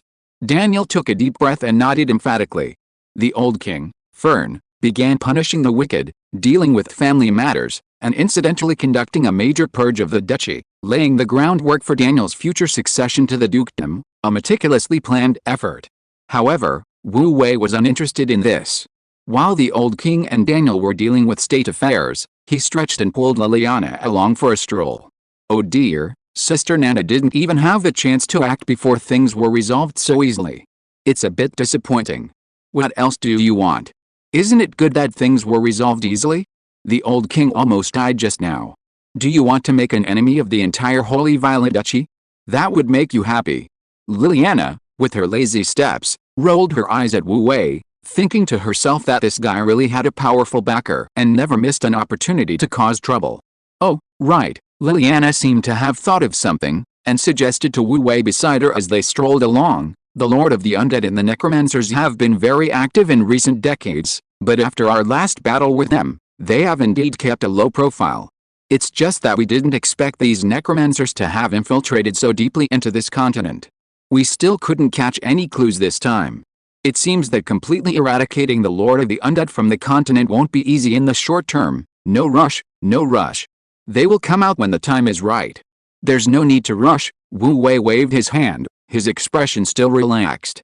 In fact, he knew that the Lord of the Undead was once a powerful deity, no less than the sea god. Although he was also severely injured by the old god of light, he was far more cunning than the former sea god. Now, the Lord of the Undead's strength was weakened, far from its former glory, but he was still a significant threat to the newly reborn god of light. A conflict with the Lord of the Undead was inevitable, but before that, the new god of light needed to accumulate as much power as possible. Seeing Wu Wei's composed expression, Liliana dismissed her doubts. After all, this son of God was always full of clever ideas. He must have already figured out a way to deal with the Lord of the Undead. Why should she worry about it now? If you are listening to this novel on a channel other than Fanfic World, it means it was downloaded and re-uploaded without effort. We warmly invite you to visit our channel, Fanfic World. There you will find the original version of this story and many other novels of various genres. We look forward to seeing you dive into a world of incredible novels. Chapter 271 Invasion of the Technological Dimension. Time flies, and more than a month has passed. In this month, the entire continent has been in turmoil, with many events unfolding. First, in Thorn Ridge, the Holy Maiden of Light, Katarina, with the help of many, successfully annexed the neighboring Black Rock Ridge, spreading her faith throughout the entire territory. Not long after, the third Prince Charles and the court's holy Archmage Andrew led their trusted legions and magic corps in a sudden uprising, echoing the Holy Sea of Light in the southwest, causing the three provinces of the Old Light Empire to split. In short, the uprising led by Charles and Andrew was a rebellion against the Old Empire, but for the Holy Sea of Light, it was a huge boost.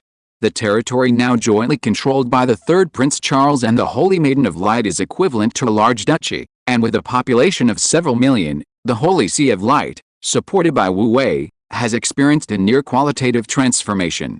The Holy Sea of Light is no longer the unpopular, backwater pseudo-church it once was, but a behemoth that no one can ignore. Coupled with the rumors circulating that the God of Light has returned, this sheer power is enough to make any force tremble. According to the Holy Maiden of Light's report, even the reclusive elven race has sent an envoy to Thorn Ridge, who will arrive soon. Of course, some forces resolutely refuse to acknowledge this fact. For example, the Old Empire and some stubborn nobles have consistently refused to recognize the God of Light's return and have strictly prohibited the spread of any theocratic beliefs, with violators facing severe persecution. Meanwhile, the Empire and the conservative faction have recently been frequently mobilizing large armies within their territories, seemingly preparing for a full-scale war with the Church of Light. While the continent is in turmoil, the four seas are currently at peace. After the events of Mughur's raging waves, Desuahage has officially become the rightful heir to the sea god and the future emperor of the four seas. However, due to the large-scale war, the four seas need time to recover and reorganize. It is believed that before long, the four seas will be unified, and the new sea emperor will firmly sit on the throne, becoming the true sea emperor. And they, the sea people, will be staunch supporters of Wu Wei, the god of light. In addition, the entire Duchy of St. Violet underwent a reorganization. Daniel Litton officially became the heir to the duchy, and the entire Duchy of St. Violet fully opened itself to the Church of Light, recognizing it as the state religion. The entire duchy restored its faith in the God of Light. As the upper echelon of the Duchy of St. Violet, the old emperor issued a stern warning to the Duchy of St. Violet, but it was firmly rejected by the old ruler, Fern. Currently, it seems only a matter of time before the Duchy of St. Violet decides to become independent and joins the Church of Light led by the Holy Maiden of Light. What the Duchy of St. Violet lacks now is only a little preparation after the reorganization. During this period, Wu Wei's life was not easy either. Besides pondering the application of divine power and divinity daily, he listened to the devout reports from the Holy Maiden and several other leaders, and then made decisions and arrangements based on these reports. Time passed day by day, but fortunately, everything was developing in a positive direction. On this clear, breezy day, Daniel invited his elder brother, Wu Wei, to accompany him to a battlefield ruin-strewn with rubble to pay respects to his parents. This battlefield was located on the outskirts of the capital of the Holy Violet Duchy. Given its crucial location, it was no wonder that Daniel's parents had risked their lives to block the special passage to the outer realms. Otherwise, if an enemy from beyond the realms had landed and seized the capital, the entire Holy Violet Duchy would have been destroyed. As for the origins of this enemy from beyond the realms, Wu Wei had no idea. After all, the universe was so vast, who knew which plane these extraterrestrial enemies had come from? Arriving at the cenotaph of Daniel's parents, Daniel, his expression filled with grief, offered his deepest condolences to his parents and the soldiers who had died alongside them. After the ceremony, Daniel stood up and, with a heavy heart, recounted the story to Wu Wei. Brother Wu Wei, you would never have imagined that such a terrible war once took place near the capital of our Holy Violet Duchy. Back then, the steel demons invaded our world from here. Those steel demons were extremely destructive, leaving a trail of smoke and fire in their wake. My parents, to defend our homeland, led our warriors in a fierce battle against these demons that lasted for days, but the steel demons kept pouring in from a special portal. Desperate, my parents led a suicide squad, forcibly breaking into the portal and destroying it. But they could never come back. Daniel spoke with a heavy sigh, filled with deep sorrow for his parents and the brave soldiers of the past. But Wu Wei, standing behind him, stared dumbfounded at the countless remains of the steel demons scattered on the ground, unable to recover for a long time. What the hell? That thing that was cleaved in two by a single sword strike, was it a tracked self-propelled artillery piece? And that enormous metal pipe stuck in the ground, it was definitely a cannon barrel sheared off a heavy tank. There were many other things on the ground around it, such as axles, armor plates, vehicle chassis, and shell casings and gun fragments scattered everywhere. Although they differed slightly from Earth's land-based weapons, Wu Wei was absolutely certain that this was the wreckage of a modern armed force. Could it be that the other side of that special passage was a modern mechanical civilization similar to Earth? My God! Wu Wei was utterly astonished. He never expected that after being in this luminous plane for so long, he would still discover traces of other civilizations.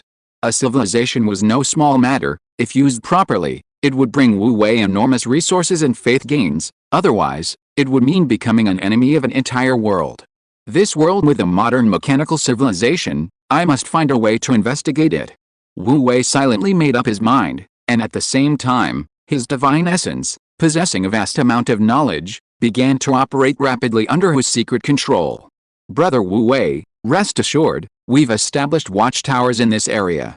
If those steel demons dare to return, I will personally lead the army to suppress them all. Daniel's gaze was resolute as he faced his parent's cenotaph, silently vowing, this peace is hard won. I, Daniel Litton, will, under the light of my Lord, uphold the peace of our land with my lifelong faith. Brother Daniel, I think your parents in heaven would be very pleased to see what you've done. Wu Wei patted Daniel on the shoulder. Alright, the weather is nice today. Let's go back and soak up some sun, and have a few drinks. It's rare for Brother Wu Wei to be in such a good mood. Let's go. Daniel and Wu Wei, along with their servants, returned to the capital. That night, a tiny worm emitting a shimmering golden light pierced through space and landed gracefully in the ruins of the battlefield. This tiny golden worm was no ordinary creature, it was a new species that Wu Wei had created that day, a space-type space worm.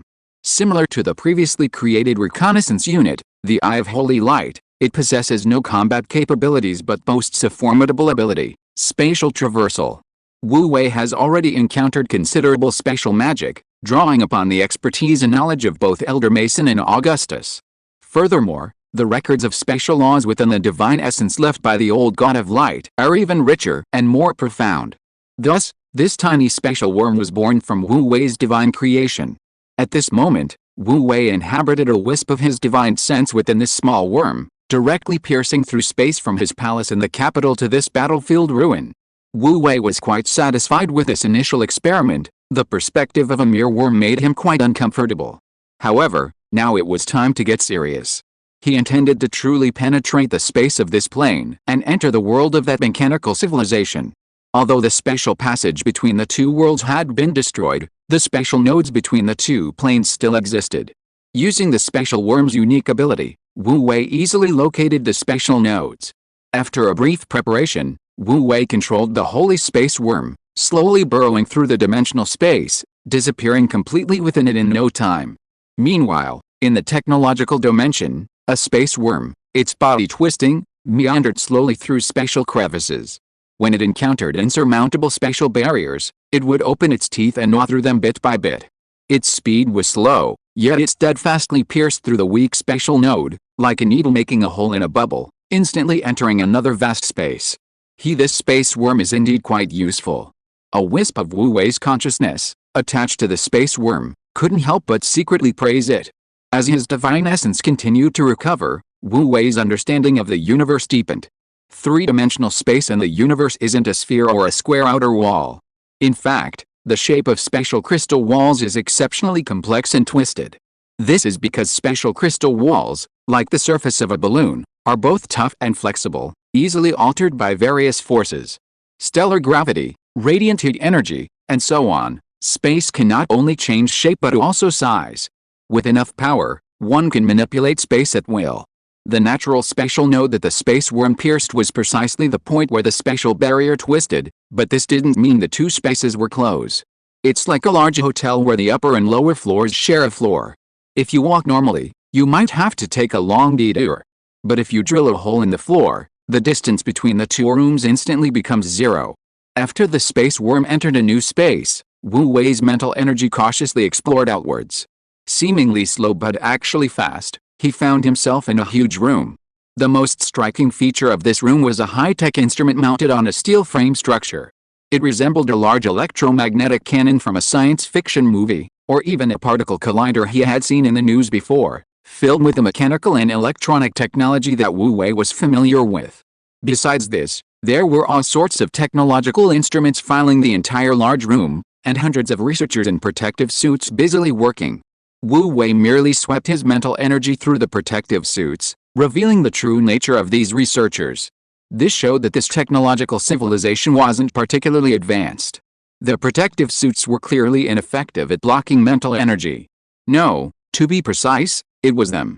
Their appearance was remarkably similar to Earthlings, or humans on the bright dimension, 2 arms, 2 legs, and 1 head, clearly showing minimal racial differences.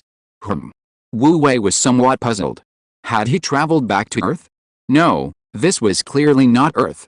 These humans resembled Earthlings, or people from the bright dimension. However, their writing and prophecies were completely different, indicating different civilizations developed from different dimensions. But this raised a new question: why were the races so similar on the bright dimension, the Earth dimension, and even this unfamiliar dimension? Their similarity even surpassed a kinship between lions and tigers, two felines. In fact, not only that, but in some fragments of memories Wu Wei inherited from the God of Light, he also discovered several other civilizations he had encountered, also human civilizations, differing only slightly in minor details such as skin and hair color. Unfortunately, the old God of Light's incomplete memory fragments yielded no conclusions. Wu Wei quickly dismissed this thought and focused intently on studying the large room. A few minutes later, they were still bustling about like ants, seemingly unaware of Wu Wei's arrival. This made Wu Wei secretly relieved, while also feeling a surge of excitement. This technological civilization looked very similar to Earth, but was several decades or even centuries ahead. However, it was far inferior to the God-level civilization Wu Wei possessed. This was a huge treasure trove. One of the greatest advantages of a technological civilization is the mass production of resources. With mass production of resources, a large population can be supported.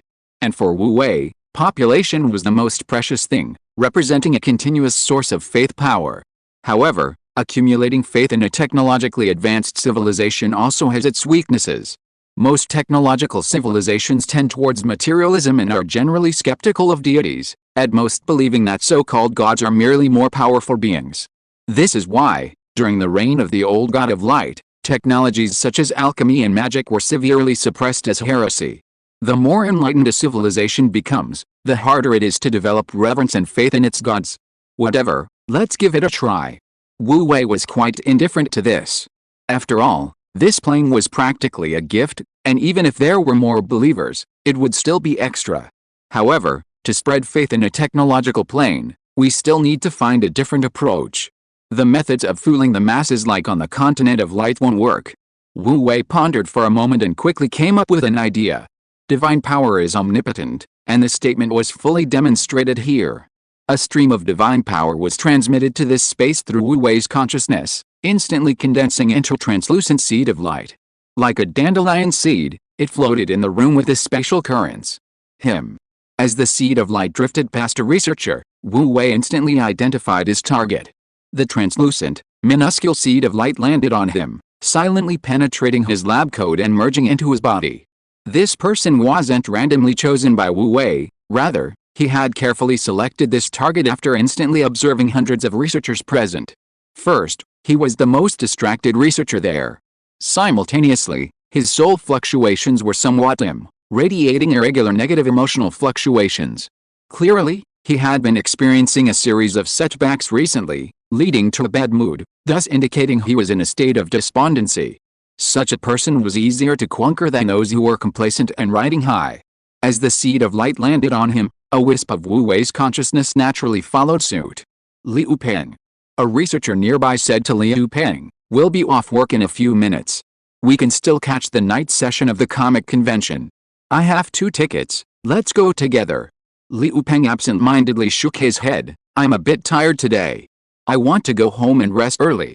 "Thanks, Zhou Yang. So what if you've been abandoned?" "Everyone gets abandoned a few times in life," Zhou Yang advised. "Go out more, meet more women, and you'll be a lively and energetic man again soon." "I'm tired. I just want to go home and sleep." Liu Peng looked utterly hopeless. As soon as his shift ended, he immediately left work, changed out of his protective suit, and went home. Then he lay idly on his bed, staring blankly at the posters of Angel Doris around him. In just that short time, Wu Wei had used his divine power to quickly read through Liu Peng's memories, and incidentally learned the language of this world and understood its social structure. He had to admit that the guy he had chosen was truly an oddball. He's intelligent, a top student since childhood, and even got into a prestigious university in this technologically advanced civilization, where he worked on a high-end research project with his mentor. Logically, he should be a highly sought-after talent in the dating market. However, the reality is quite the opposite. Liu Peng has always been a tragic figure, a typical womanizer. Every time he manages to get a girlfriend, he's usually dumped before even holding her hand. Recently, Through a series of introductions from his extended family, he met a girl, but after only a few dates, she politely declined to pursue a relationship further. The reason was quite ridiculous. Liu Peng's workplace is officially called Honghe Poultry Farm, and his main job is raising pigs. His salary is barely enough to cover rent and food, leaving him with very little. Of course, the farm part is pure fabrication. It's just that his work is extremely specialized, belonging to one of the Federation's top secret units, researching top secret projects like reopening interdimensional portals, and he's responsible for assisting in gene research and fusion. As for his salary, it was indeed low. Theoretically, he hadn't even graduated with his doctorate yet and was working on a project with his supervisor. How much he earned depended entirely on his supervisor's mood. His supervisor's stinginess also led to his financial difficulties. He was so frugal when dating that his potential partners didn't like him. Forget it, if all else fails, I'll just wait until the space tunnel is opened, go to another world, and snatch a wife back. Liu Peng sighed, then perked up a bit. The humans in the other world after the space node look a lot like us, they don't even have reproductive isolation. And they seem to be quite backward, still in the primitive stage of the feudal system of lords. For a moment, Liu Peng's spirits lifted. It seemed that with his strength, he could really go to another world and kill anyone who stood in his way, taking whatever he wanted. Even Wu Wei, whose consciousness was attached to the seed of light, was shocked. Was there any hope for this guy? He had already sunk to the point of having to go to another world to steal women. Besides, were the women in the light plane easy to steal? Leaving aside the uneducated and uncultured peasant women from the bottom of society, there were plenty of young ladies from noble families with even a little bit of background who had practiced swordsmanship and horsemanship since childhood, reaching level 1 or even higher. To put it bluntly, Liu Peng, this otaku, was even worse than Wu Wei before he transmigrated. He was a complete weakling, level 0 among level 0s. Those peasant women who often did farm work could easily beat him several times over. If he encountered a ruthless character like Liliana, she could crush him with a single finger. Having recovered somewhat, Liu Peng turned on his PC. This PC was somewhat similar to those on Earth, but its performance was many times greater, and holographic games and online games were already widespread. Naturally, some rather strange holographic websites and games had also emerged. After a slight hesitation, he opened a strange, indescribable website. Clearly, even with advanced technology, such indescribable needs would never be lacking. Because it was an instinct rooted in the genes of life. Moreover, the more advanced the technology, the stronger the indescribable technological feel. It was said that legitimate simulated girlfriends had already been created. If Liu Peng hadn't been financially unable to afford one, he might have actually gone for it. Wu Wei sighed. To prevent his chosen protagonist from sinking further into depravity, and not wanting him to embarrass himself too much, he immediately cast a divine spell. Are you tired of your decadent life? Do you need powerful strength to change yourself? The great God of light will lend you a hand and help you become a winner in life. Yes, no. If you choose no, you will permanently lose this opportunity. Chapter 272 The Light Knight Training System. This. Liu Peng was shocked, his face showing disbelief. Then he sneered, "TCH, what era is this?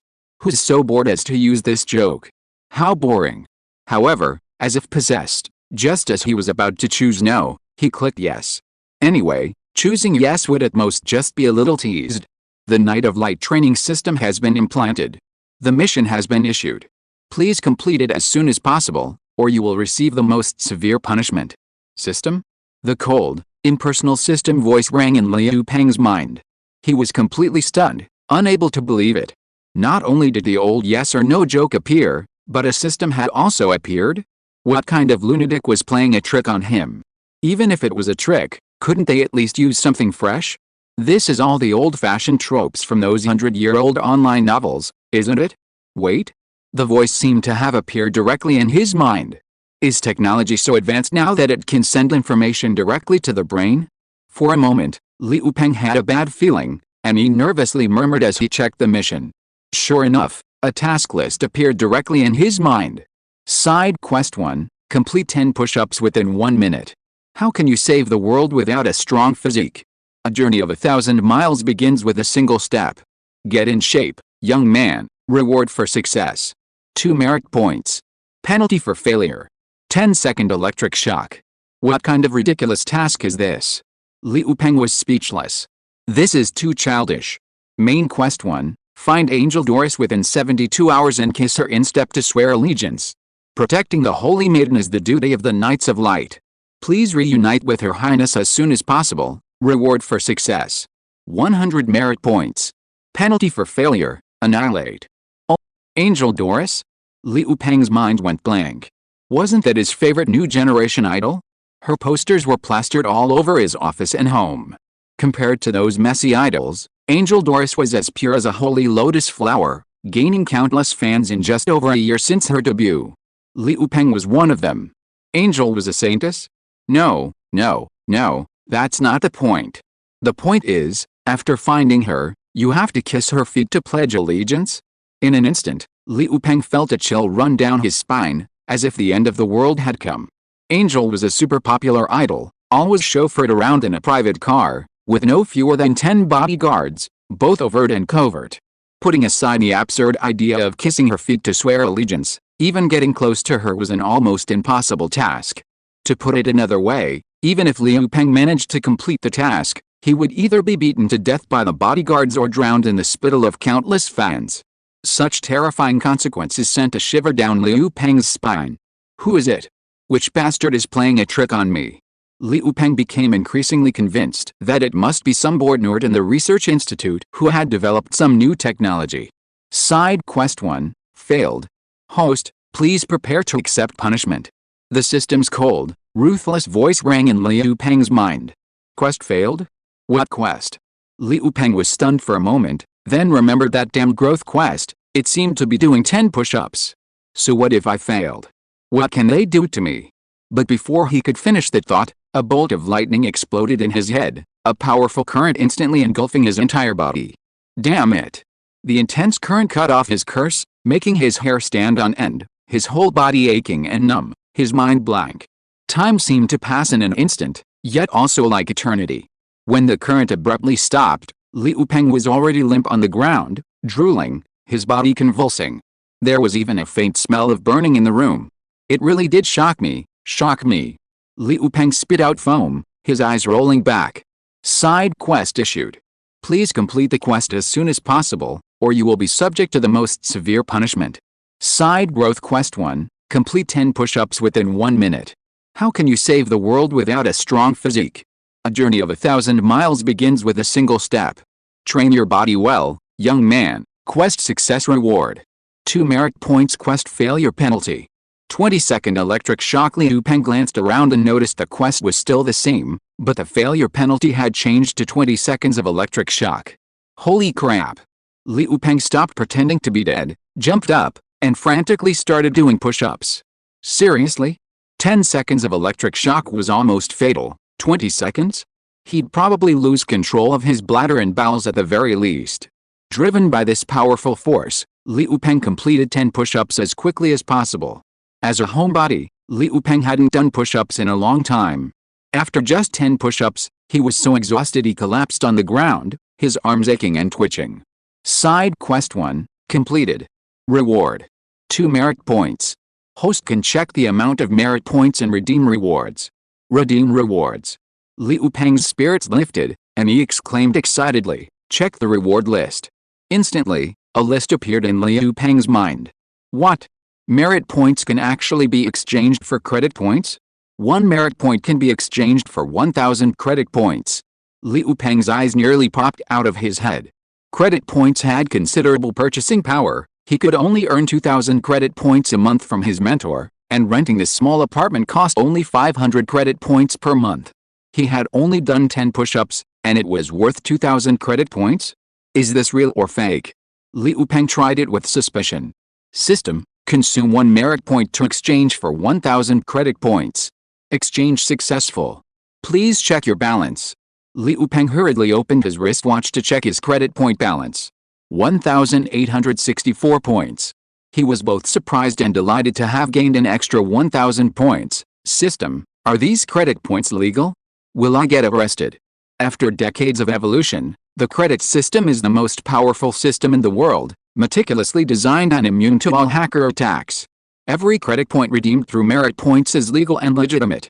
Please use it with confidence, host, the system's cold voice continued. This is awesome. Liu Peng excitedly pumped his fist, but just as he was about to exchange the remaining merit point for money, he realized that the system could offer more than just credit points as rewards. Improve your ant-like physique and advance to level 1, requiring 10 merit points. Gain the skill Holy Light Protection, requiring 5 merit points and a level 1 physique. Gain the first level of Great Brightness Battle Key, requiring 10 merit points and a level 1 physique. Increase height by 5 centimeters, requiring 20 merit points. Initial improvement in appearance, requiring 10 merit points. Initial improvement in temperament, requiring 10 merit points. Beginner pianist, requiring 5 merit points. Beginner chef, requiring 5 merit points. Beginner painter, requiring 5 merit points. Beginner driver, requiring 5 merit points. Shock. In Liu Peng's mind, only the word shock remained. This bright night development system seemed to be able to exchange for everything, omnipotent and all-encompassing. It could even increase height, improve appearance, and so on. If all of this was true, then merit points were incredibly precious. For a moment, Liu Peng regretted exchanging his precious 1 merit point for credit points. Compared to the dazzling array of incredibly valuable options, credit points were insignificant. A mission? Yes, I need to do the mission. Liu Peng snapped back to reality and hurriedly opened the mission panel again. Side Quest 2, help an old lady cross the street 3 times within 1 hour. God loves all people. As a knight of the great God of light, you should uphold the chivalrous spirit of helping others. Start with small things, young man. Mission success reward. 5 merit points mission failure penalty. 1 minute of electric shock up, help an old lady cross the street. Liu Peng broke out in a cold sweat. What kind of mission was this? But those 5 merit points immediately dazzled him. It's just helping an old lady cross the street, right? I'll give it my all. Liu Peng grabbed his clothes and rushed out immediately. It took him a full half-hour to finally complete the mission. Twice, it was the same old lady. Side Quest 2, completed. Reward. 5 merit points. The host can check the amount of merit points and redeem the reward. 6 points. 6 merit points. Just 4 more merit points and he can level up. While helping the old lady cross the street, Liu Peng had carefully considered the uses of his merit points. What he wanted most, of course, was to grow taller and become more handsome. However, he was ultimately a top student. After carefully analyzing the redemption list, he realized that becoming stronger was the optimal choice at this stage. The stronger he was, the more high-value quests he could complete. Especially the main quest 1, although it was extremely difficult, it was actually worth 100 merit points. While thinking, Liu Peng walked home. As he passed through an old alley, he found that it was already getting dark, and a cliché scene was playing out in the alley. 2 thugs were blocking a flamboyantly dressed woman who clearly wasn't from a respectable family, spewing all sorts of vulgarities and threatening her to hand over her only valuable jewelry. Not a single mistake, not a single post, not a single content, not a single word. Liu Peng's heart skipped a beat, a bad premonition gripped him. He quickly opened his quest list, and sure enough, it was Side Quest 3. 1. Drive away thugs and save the fallen woman. God loves the world. As a knight of the great God of light, one should uphold the spirit of chivalry and never stand idly by while crime occurs. Success reward. 15 merit points, failure penalty, annihilation. Liu Peng stared blankly at the quest panel, a look of I knew it. Those were 2 fierce thugs. How could he, a tech geek, possibly drive them away? What worried him most was that this time, the penalty for failure was annihilation. If it were just electric shock, even for 10 minutes, Liu Peng would have chosen to abandon the quest and accept the punishment. Kid. Seeing Liu Peng standing still, the 2 thugs' expressions turned hostile. They said menacingly, "Kid, mind your own business." Annihilation. That was annihilation. A chill ran down Liu Peng's spine. He was young, he still had the system, he didn't want to die. You guys, don't do anything rash. I'm calling the police. Liu Peng mustered his courage and uttered his first words of chivalry. The result, quite naturally, was that he was beaten. He curled up on the ground, letting the 2 thugs curse and kick him. He wanted to run, he wanted to retreat, but the thought of the consequences of failing the mission made him curl up even more completely. The beating continued. The two thugs beat him for a full 5 minutes, until their hands were sore and numb, and fear gradually filled their eyes. For these kinds of thugs, the worst thing was someone dying. If they kept beating him like this, they might kill him. "Pa. Kid, you're ruthless." After kicking him a couple more times, the two thugs spat and walked away unhappily. Before leaving, they glared at the prostitute. "Are you alright?" The heavily made-up prostitute, surprisingly kind-hearted, didn't try to escape in the chaos and quickly helped Liu Peng up. I'm fine. Liu Peng was in pain all over, and blood was still coming out of his mouth. But he was actually quite happy because he heard the system's cold voice. Side Quest 3, completed. Reward. 15 merit points. The host can check the number of merit points and redeem the reward. You're coughing up blood, and you still say you're fine? I'll take you to the hospital. I'm fine, I'm really fine. Liu Peng checked his total of 21 merit points, feeling the weight of those merit points for the first time. System, how many merit points will it take to heal my injuries? Liu Peng asked telepathically. He had seen before that merit points could be used to heal injuries and cure illnesses, but the amount of merit points consumed was not fixed. With the host's level 0 ant-like physique, it will take 1 merit point to recover from this minor injury, the system coldly replied. 1 point? Relieved that he could afford the cost, Liu Peng breathed a sigh of relief, ignoring the system's built-in mocking function. Heal, he said. Suddenly, a white light emanated from his body, enveloping him like a hot spring, its warm and healing power coursing through his entire body. In just a few seconds, his injuries were completely healed, and he felt much more energetic. Ah! The fallen woman stared in astonishment, speechless. The system is truly amazing. Liu Peng was overjoyed. This once again proved the power of the Light Knight system. With 20 merit points remaining, he didn't hesitate and immediately communicated with the system telepathically. System, consume 10 merit points to improve my physique. Previously, the system had been criticizing his ant-like physique, and although Liu Peng didn't say it aloud, he was quite bothered by it. As soon as he finished speaking, another holy white light enveloped him, nourishing and strengthening every cell in his body. His cells underwent death and rebirth in an extremely short time. Almost instantly, the transformation was complete. Crackling sounds. Liu Peng clenched his fist, and his bones cracked and popped. At that moment, he felt a power he had never known before. His energy and stamina were so abundant that he felt he could kill a tiger. Amazing, absolutely amazing. Liu Peng was overjoyed, and a surge of confidence welled up within him. He believed that if those two thugs were still around, he could beat them to pulp in no time. System, what level is level 1? Liu Peng inquired. At the level of an ant, but, the system said coldly, given the generally weak nature of life on this planet, your overall physique is already comparable to that of a well-trained elite soldier. The level of an elite soldier. Liu Peng could hardly believe it. A mere 10 merit points were enough to put him at the same level as an elite soldier. Overjoyed, he excitedly asked, what about level 2? Is there a level 3? Level 2 physique is similar to your planet's top soldier, and level 3 is comparable to your planet's most powerful mammal, the unicorn tiger, the system continued coldly, still at the level of an ant. He was actually comparable to a top soldier and a unicorn tiger? While Liu Peng was amazed, he once again ignored the ant-like assessment. Opening the exchange list, he discovered that upgrading to level 2 required 50 merit points, and he also had to learn the Great Brightness Battle Key first. It seems that the Great Brightness Battle Key is a must-learn subject, Liu Peng said thoughtfully, then mentally requested, System, consume 10 merit points to learn the Great Brightness Battle Key. As soon as he finished speaking, Liu Peng felt as if he had been enlightened. The first level of the Great Brightness Battle Key's incantation and cultivation method were completely integrated into his mind. At the same time, a faint but extremely pure brightness battle key circulated within his body, finally settling slowly in his lower abdomen. I've become stronger. In an instant, Liu Peng felt as if he could punch the sky and shatter the earth.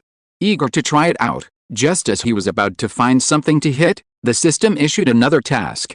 Side Quest 4, teach those two thugs a lesson, make them realize their mistakes and repent. God loves the world. As a knight of the great God of light, seeing those who have gone astray, one must patiently guide and teach them well. Reward for success. 20 merit points. Penalty for failure. 1 minute of electric shock. 20 merit points? When Liu Peng saw that number, his eyes lit up. After several missions and exchanges, he had fully grasped the value and wonder of merit points. Oh no, don't let them get away. Liu Peng dashed off, chasing after the two thugs. Don't run, buddy. The prostitute also snapped out of her daze and hurriedly chased after him. I haven't repaid your life-saving grace yet, how about I repay you with my body? In an instant, Liu Peng ran even faster. All of this, of course, was meticulously planned by Wu Wei. Originally, it was just a whim to cut out a small piece of the divine power's function to simulate the so-called system. Unexpectedly, this little bit of mischievous fun had a pretty good effect. He believed that under the guidance of the system, Liu Peng would soon become a true knight of light. As for the small amount of divine power consumed, consider it Wu Wei's initial investment. He believed that with the system's help, he would soon earn it back tenfold, 100-fold. Since the effect was good, let's replicate the path to success. With a thought, Wu Wei expended some of his divine power to condense 11 seeds of light. Like dandelions, they scattered in all directions, seeking their respective hosts. To satisfy Wu Wei's slightly wicked sense of humor, each seed of light chose a seemingly ordinary but ultimately kind-hearted young man as its host. It was, in a way, Wu Wei giving them a benefit, an opportunity. Whether they could become true knights of light depended on their own destiny. Chapter 273 Targeting the Ferocious Beasts Era. After setting up this scheme, Wu Wei's thoughts returned to his body instantly. Upon returning to the Duke's castle, Wu Wei directly opened the gates of heaven and returned to his divine kingdom. Greetings, my lord. Two level 7 angels guarding the gates of heaven immediately knelt and bowed upon seeing Wu Wei, their expressions filled with fervent reverence. Wu Wei glanced at them, then at the considerably repaired gates of heaven, and nodded with satisfaction. After this period of development, his divine kingdom was finally beginning to resemble a divine kingdom. At least, there was now a group of angels maintaining appearances, and St. Luke no longer needed to disguise himself and constantly change his appearance to pretend that his divine kingdom had many angels. However, this was only the beginning. Wu Wei believed that before long, his divine kingdom would become increasingly powerful, making level 7 angels a true basic unit. At the same time, in the divine kingdom square, St. Luke was leading a large group of divine citizens, constructing the divine kingdom's palace. Stubborn by nature, he was increasingly unable to tolerate the fact that the great Lord of Light continued to live in that humble little shack. A temple, only a great temple, was the place where the Lord should reside. Perhaps conditions were still harsh, but the necessary temple was indispensable. Therefore, Wu Wei had no choice but to let St. Luke be. Out of sight, out of mind, Wu Wei waved to stop St. Luke's bow and dashed to the lakeside villa. Just as Wu Wei appeared beside the villa, he suddenly heard Augustus's voice, scolding and shouting, "You people, how can you be so clumsy? Can't you even learn this basic etiquette? How can we expect you to serve the great Lord of Light?" Serve. Wu Wei was startled and quickly turned around. He saw Archangel Augustus hovering low in the sky, sternly reprimanding someone.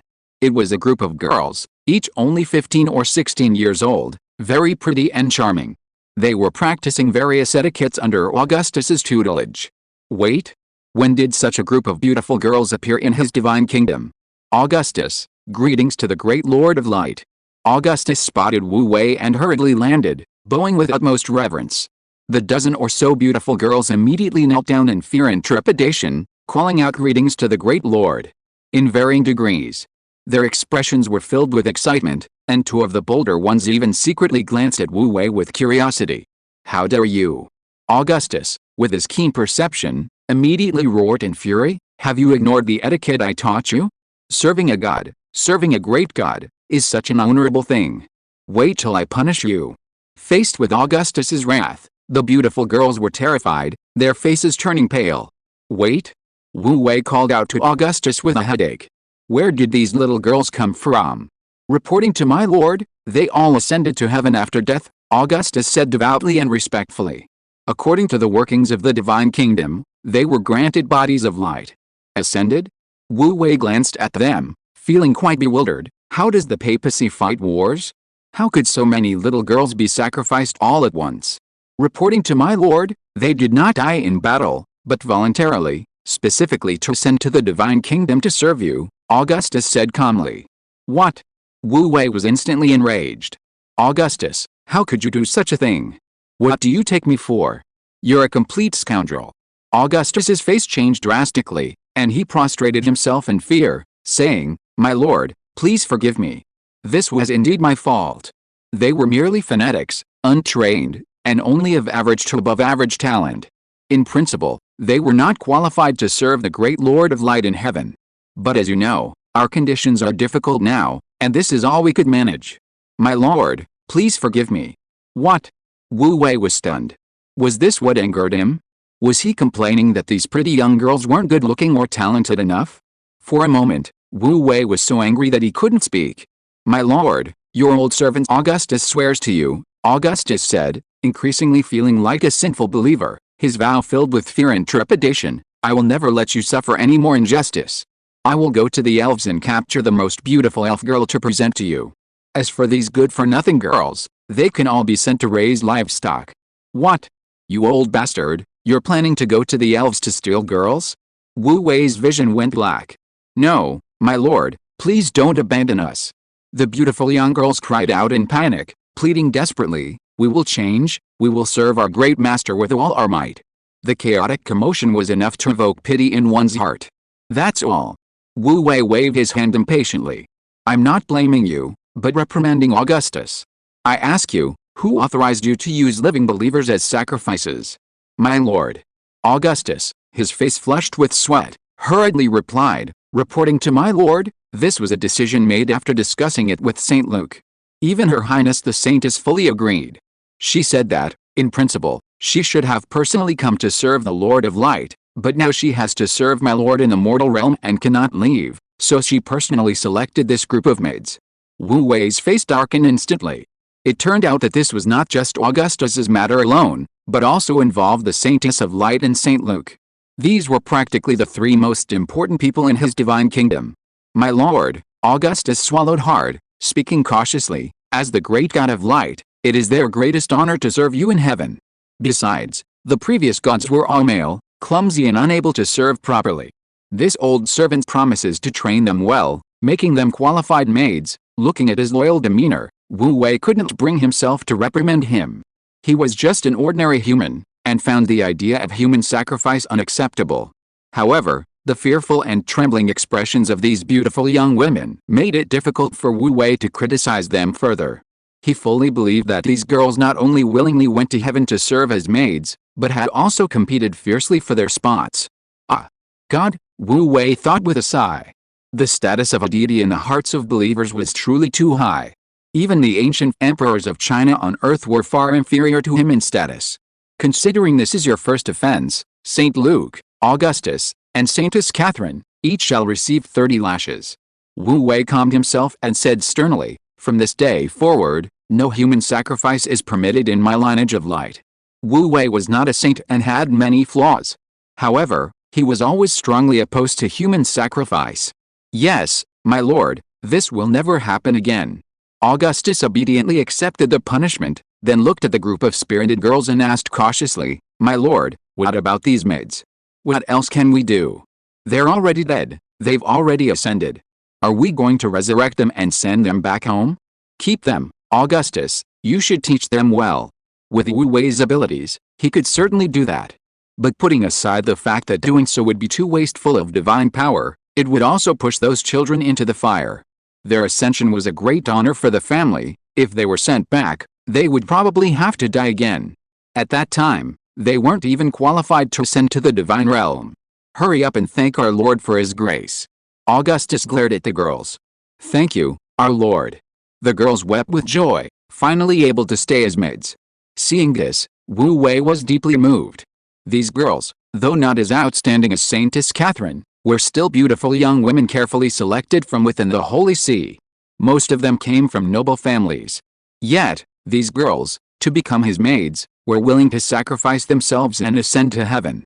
Seeing their weeping, Wu Wei waved his hand, signaling Augustus to take them away. Afterwards, Wu Wei lay down in the back garden of his villa, admiring the ever-growing variety of plants, a riot of color that soothed the soul. The small pond beside the villa had also undergone a dramatic transformation, filled with sacred lotuses, their buds half open, faintly radiating a divine light. Beneath the lotus leaves, a group of translucent little fish chased and frolicked.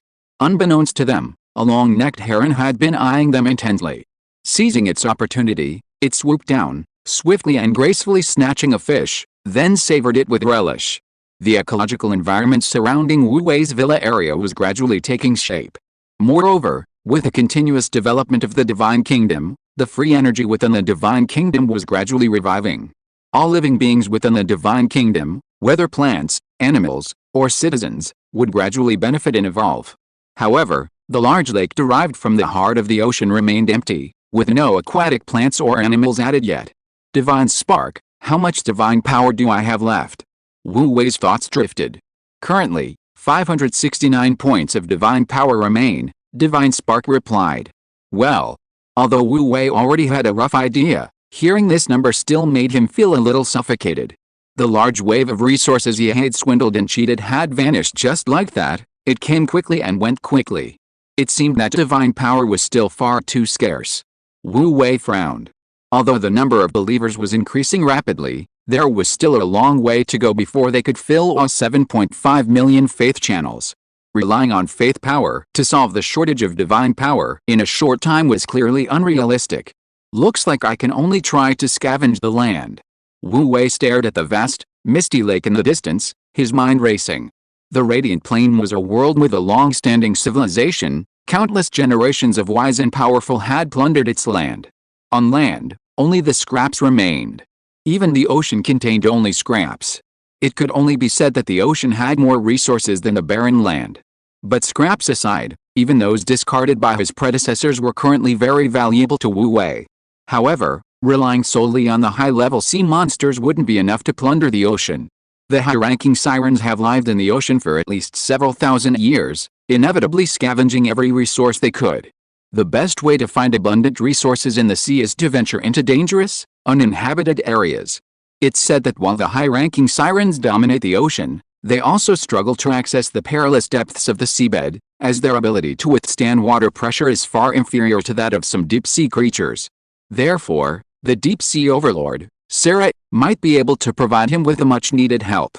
Sarah has followed Princess Seasong and should currently be in the East Sea. Let me search for her. Wu Wei closed his eyes slightly to concentrate his spiritual sense more effectively. The behemoth Sarah is no ordinary sea beast.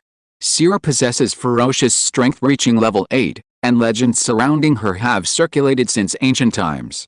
It can be said that the behemoth Sarah possesses the purest ancient bloodline in the world and has long lived in the deep, high-pressure depths of the ocean.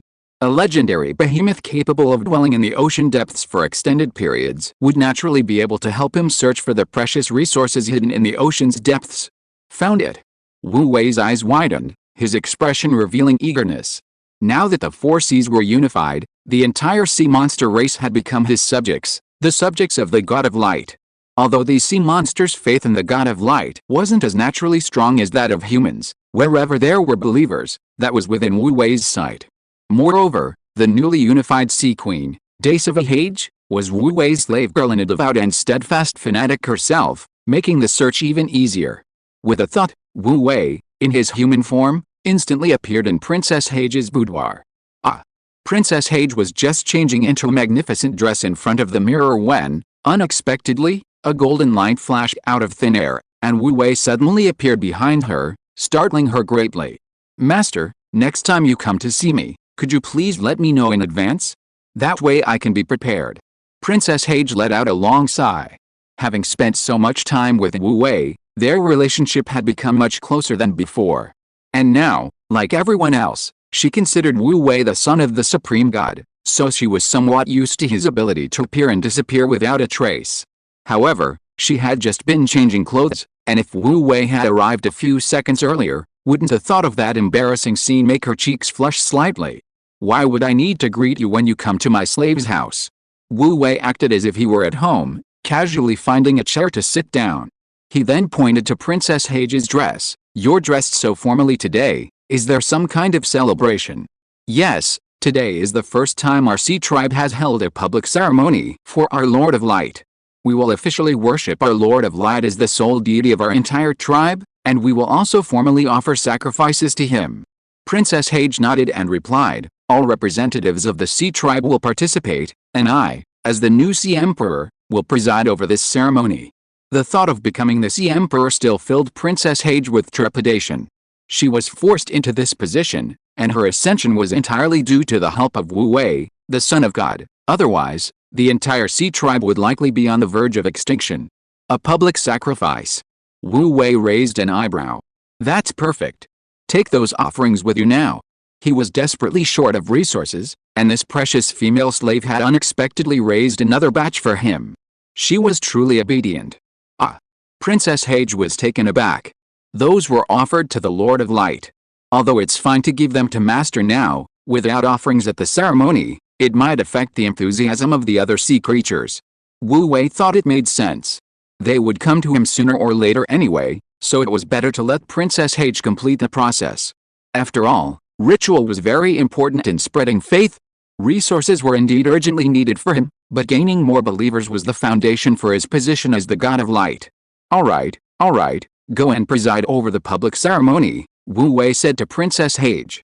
Also, I came to see you about something. I need to borrow your partner, Sira. Sira? No problem.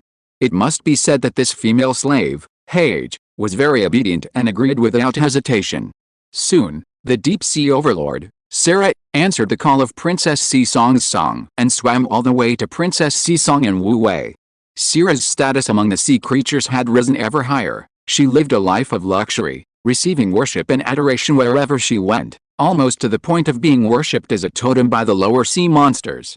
However, this renowned legendary beast, upon seeing Wu Wei again, inexplicably tense up. Her majestic tentacles instinctively shrank, and even her fierce, domineering aura vanished completely. She couldn't help it, the shadow Wu Wei had cast upon her was simply too great, lingering to this day. Not bad, not bad. Such a powerful physique, these resilient tentacles, truly worthy of a legendary species with ancient bloodlines. Wu Wei's gaze, as if you were buying vegetables at a market, sent chills down Sira's spine. She couldn't fathom why Wu Wei had suddenly summoned her. She desperately wanted to escape. However, what right did this servant of Wu Wei's servant have to resist? Wu Wei carefully examined Sira several times, then patted its powerful body with great appreciation. That's it. Sira gasped, immediately stunned. Judging from Wu Wei's tone, was it all over? The legendary behemoth Sira, was ultimately destined to be eaten like a fish or shrimp. Chapter 274 Researching New Units. Fear chilled its pounding heart. But before it could even lament, Wu Wei had already opened the gates of heaven. A beam of golden holy light descended, and Wu Wei and Sira, human and beast, were teleported into Wu Wei's divine kingdom. The gates of heaven were now 50% repaired, enough for creatures of level 9 and below to freely enter and exit. Therefore, the level 8 behemoth Sira easily passed through the teleportation channel formed by the gates of heaven, posing no pressure on the gates or even the divine kingdom.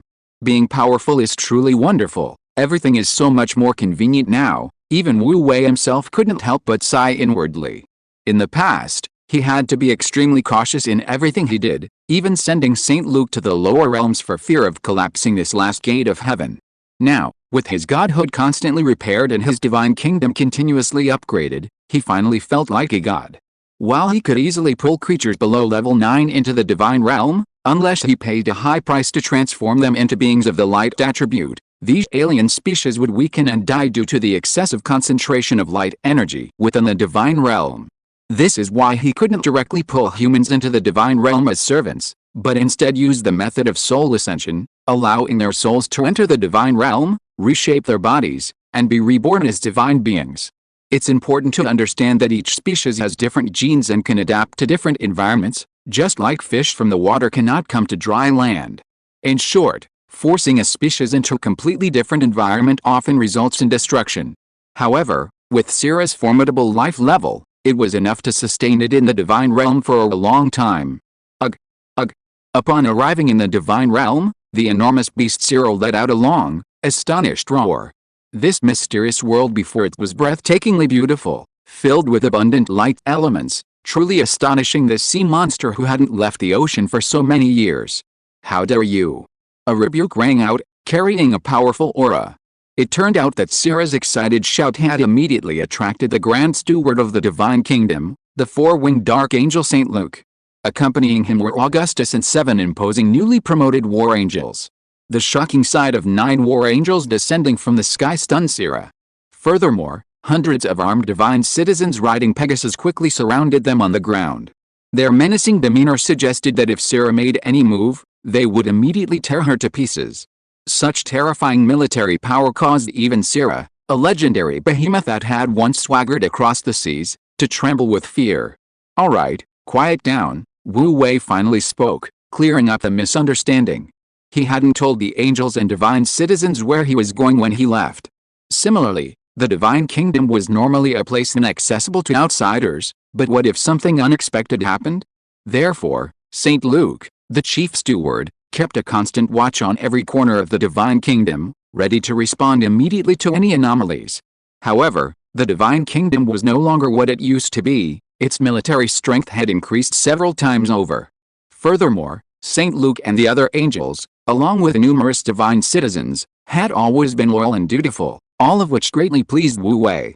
With the alert lifted, Sira, led by Wu Wei, arrived at the transformation pool. The transformation pool had been repaired to 30% capacity, sufficient for analyzing and transforming level 8 creatures. Divine Spark scanned the behemoth Sira.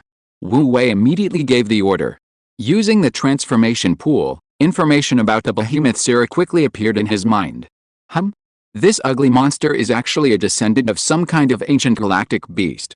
Wu Wei was somewhat incredulous, turning to look at the behemoth Sira, who was obediently cowering before him. But the genetic information obtained through the divine spark scan clearly indicated that the behemoth Sira possessed the bloodline genes of some kind of ancient galactic beast, and the concentration was a staggering 24%. According to the knowledge Wu Wei gained from the divine presence, the vast universe is home to all sorts of bizarre and incomprehensible creatures. If the universe is likened to an ocean, then naturally, some strange and powerful beings would arise from this sea of stars. The ancient star beasts are one such example.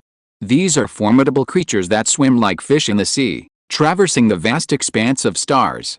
Some feed on free-floating energy in the universe, while others feed on individual planets. They are incredibly ancient and powerful. Often, the vibrant life force contained in a single drop of their blood is enough to allow a barren planet to evolve into a diverse array of life forms.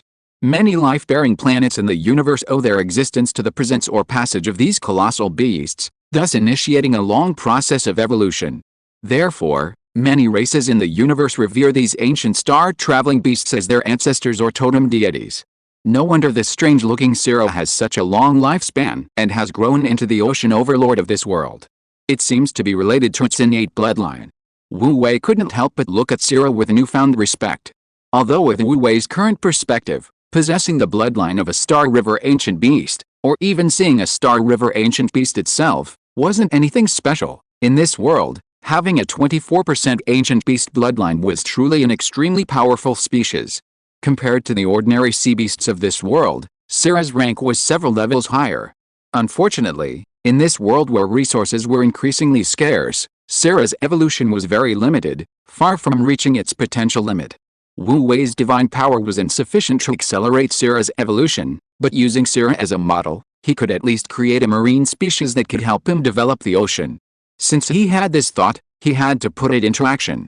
Wu Wei immediately walked up to Sira, scrutinizing the giant beast with great interest, especially its thick, powerful, and resilient tentacles, which particularly attracted his attention. Sira trembled under Wu Wei's gaze, almost crying.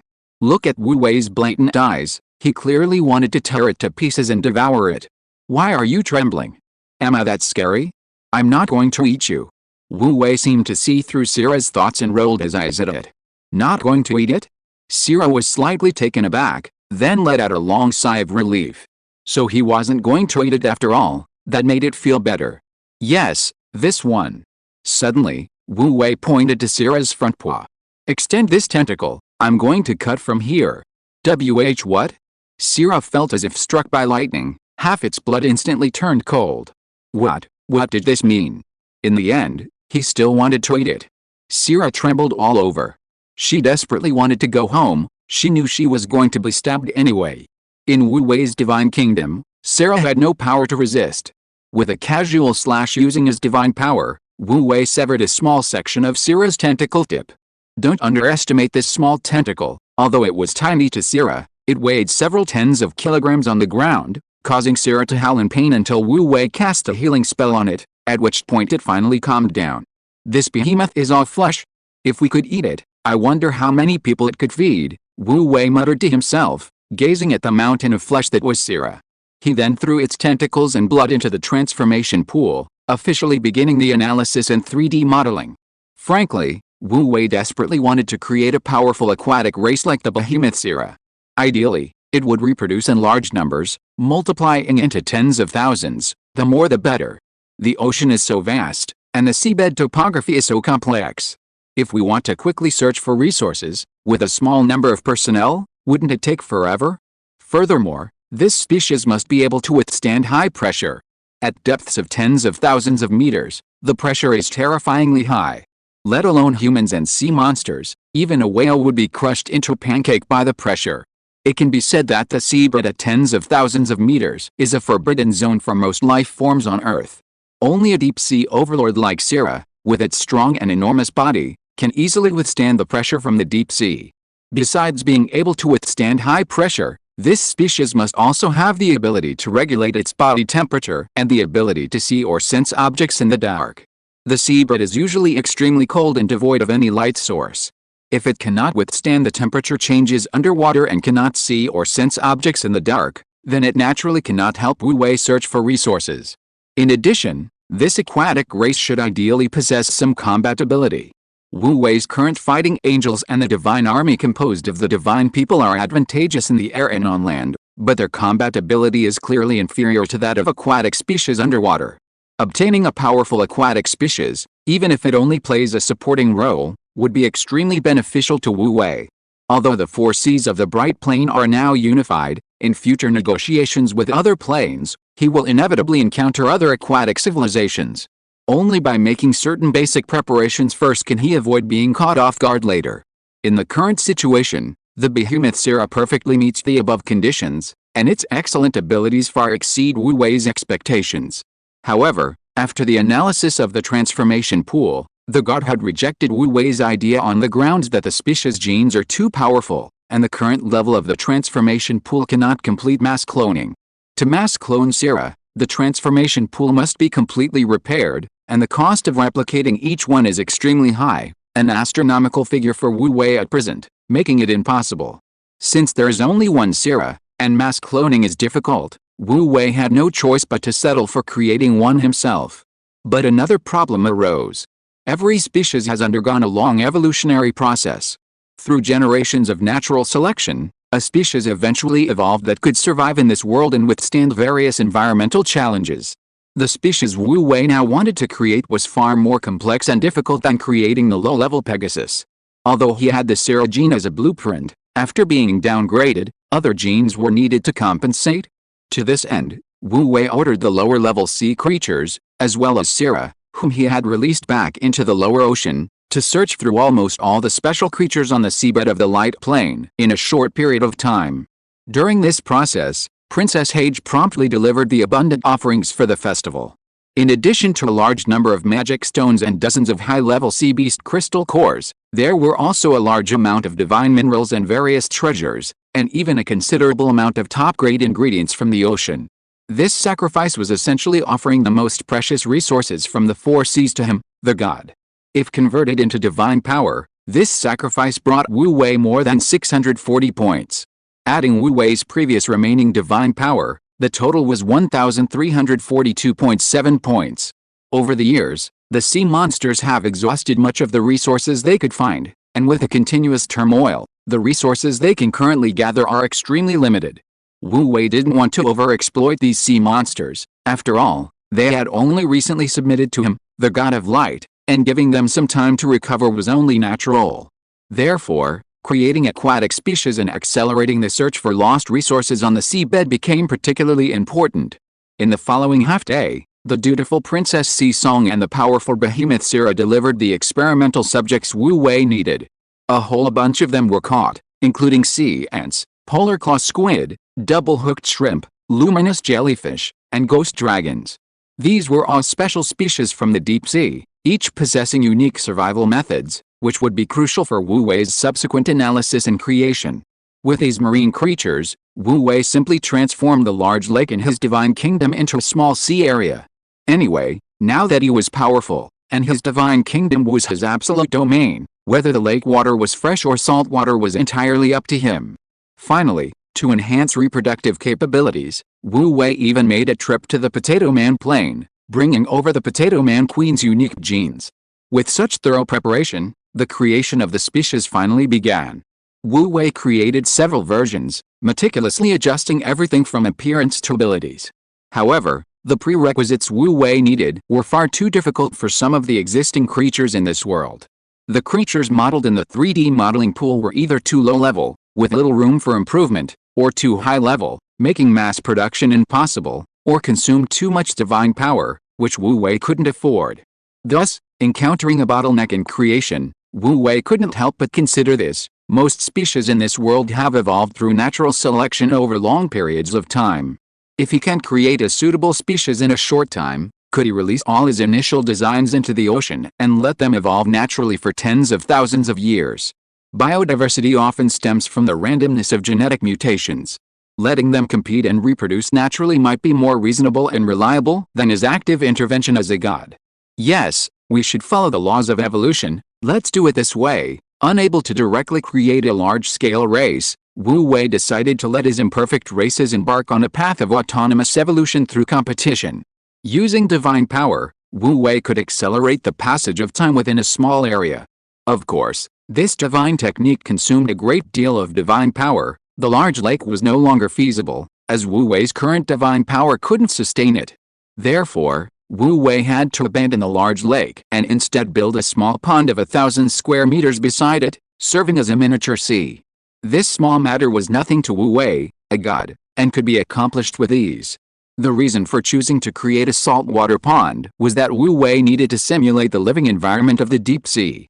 With a living environment in place, Wu Wei created 10 new species that he was relatively satisfied with, and then used a transformation pool to shrink their size to below that of ants. Placing them in the pond he created would be like living in an underwater kingdom, perfectly suited. Next, I need to build an ecosystem, Wu Wei pondered to himself.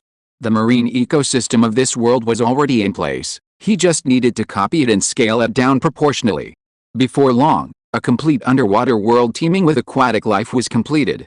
Then, Wu Wei expanded the populations of the 10 creatures he had created to a certain size so they could reproduce on their own. All of this cost Wu Wei a full 153 points of divine power. Although it stung a bit, he considered it an initial investment for a future development. After the preparations were complete, he placed the 10 new creatures into various corners of the pool. In this way, these creatures would initially have some living space. How far they could develop would depend entirely on their own abilities. Divine Spark, Time Acceleration. This was a new divine technique Wu Wei gained after further repairing and fusing his divine spark. The new ability to manipulate the laws of space-time was extremely powerful, its only drawback being the terrifyingly high rate at which it consumed divine power. Wu Wei had currently chosen a proportional acceleration of 10,000 years per day, but even for such a small pool, the daily consumption of divine power was already over 100 points. An initial investment. Consider it an initial investment. Wu Wei suppressed his deep reluctance and used time acceleration for a full 3 days. This consumed nearly 500 points of his divine power. But there was no other way, it was an initial investment. Time flew by, and for the past 3 days, Wu Wei had been observing this small pool.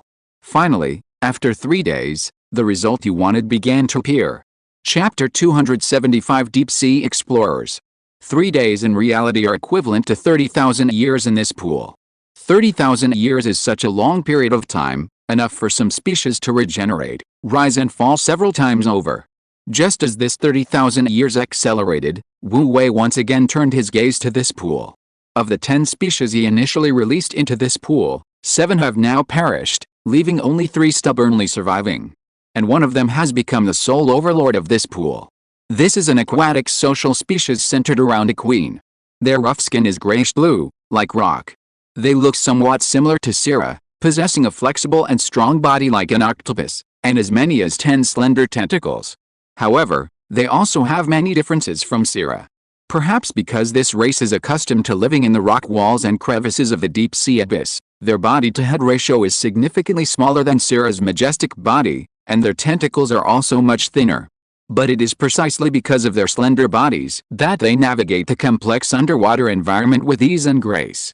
Despite their delicate size, they possess considerable strength.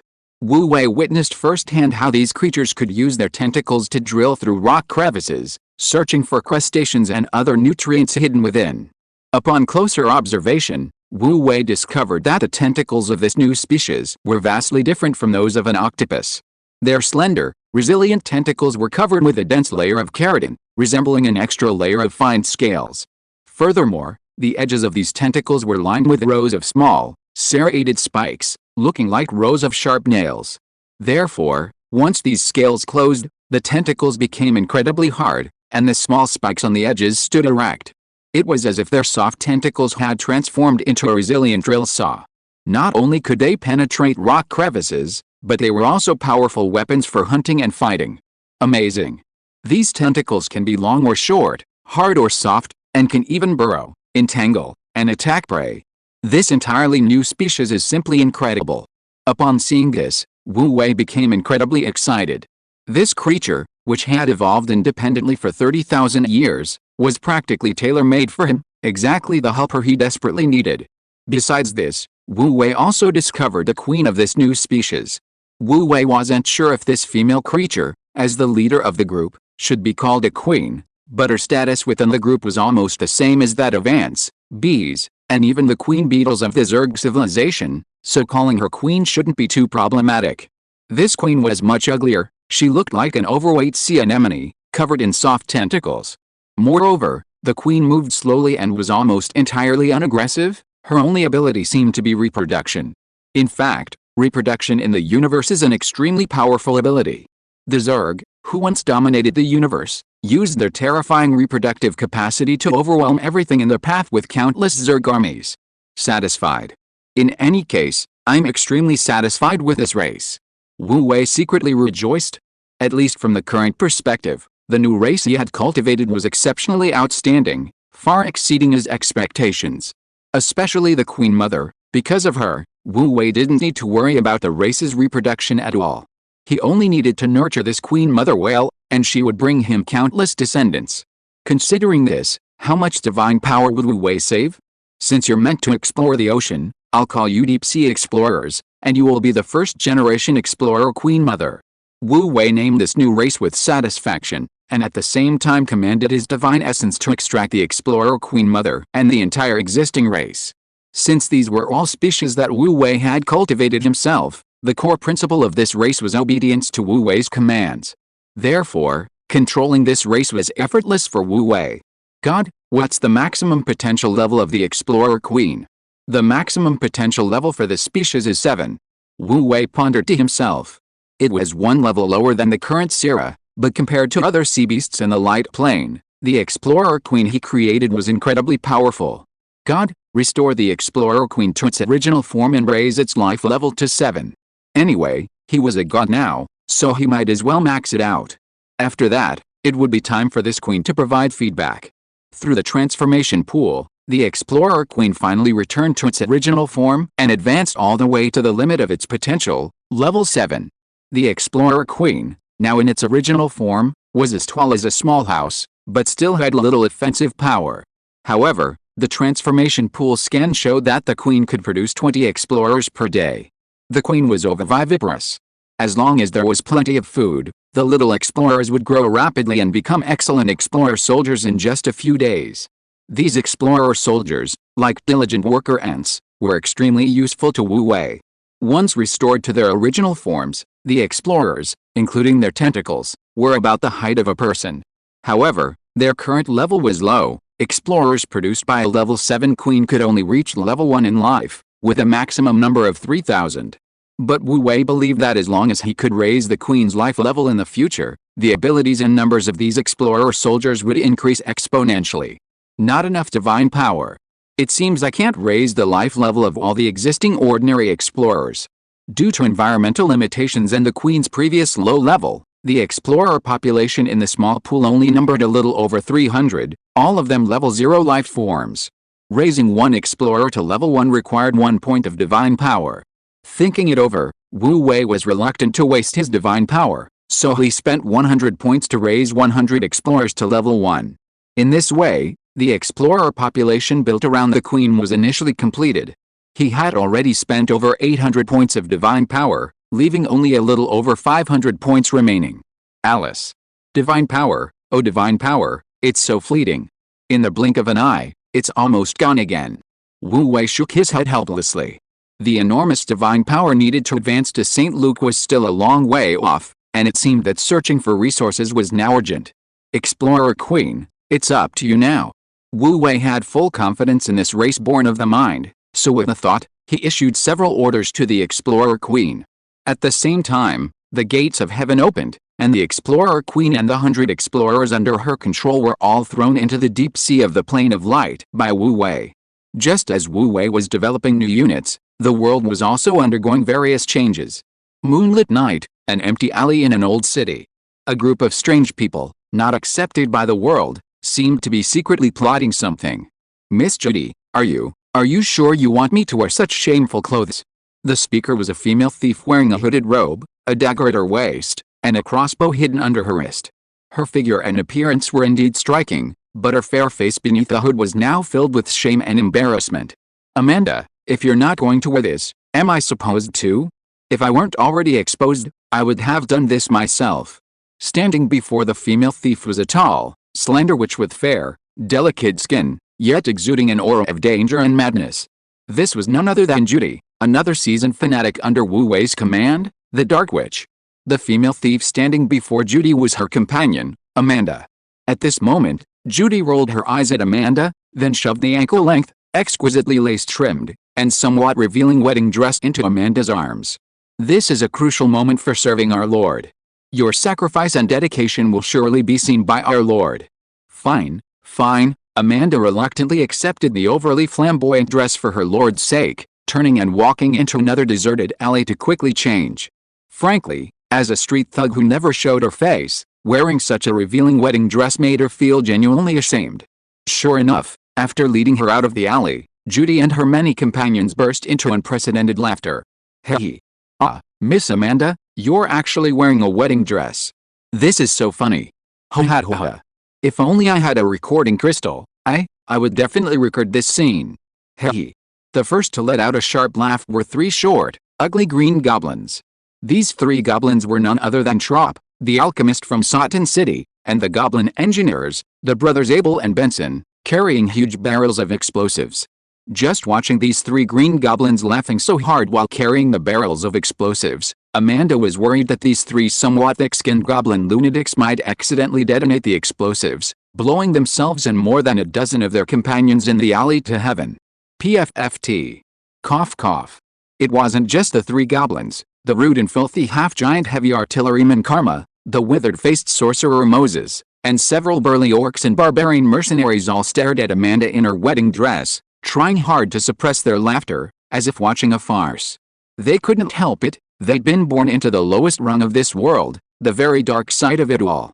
Like rats in the sewers, they weren't accepted by normal society, so from birth, they'd tried their best to look as fierce as possible. Only by appearing intimidating could they survive in this world. Seeing Amanda now, clean and radiant, was something they couldn't accept. Shut up, all of you. Amanda was furious. Her cold glare, radiating a deep, life-or-death killing intent, finally silenced these rude fellows. Ha ha ha, as expected of Miss Amanda, you look absolutely stunning in your wedding dress, the most beautiful bride I've ever seen. Another hoarse voice, seemingly coming from a bellows, came from the side. Amanda turned her head and saw that the person approaching was none other than Bartris, the lich who had recently joined Judy's ranks. Bartris was, in a sense, a living corpse. He looked sinister, exuding a dark aura of death. At this moment, he walked slowly with a smile from the edge of the sewer. It's a pity I've been dead for over 80 years. If I were still alive, I would definitely. Before he could finish speaking, a dagger was already pressed against his throat. Dare to utter another word, and I'll slit your leaky throat. Haha, Miss Amanda, don't be so agitated. We're all comrades, comrades.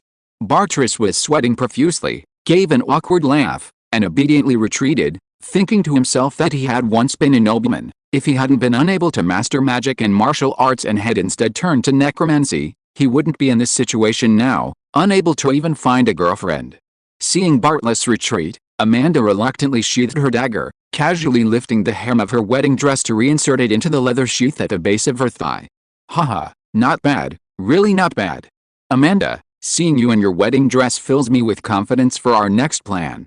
As the leader of this group of strange people, the Dark Witch Judy looked on with admiration, patting Amanda's shoulder with satisfaction after sizing her up. Now it's up to you. Remember, always smile. Okay, Amanda forced a bitter, emotionless smile, secretly thinking that impersonating a bride was even more difficult than assassinating a count. Excellent. Judy praised, then turned to the Lich Bartlis behind her. Bartlis, is the army you asked me to prepare ready? The crucial moment is approaching. It's already ready. Mentioning the army, Bartlis immediately perked up, pointing menacingly at the sewers and stamping his foot.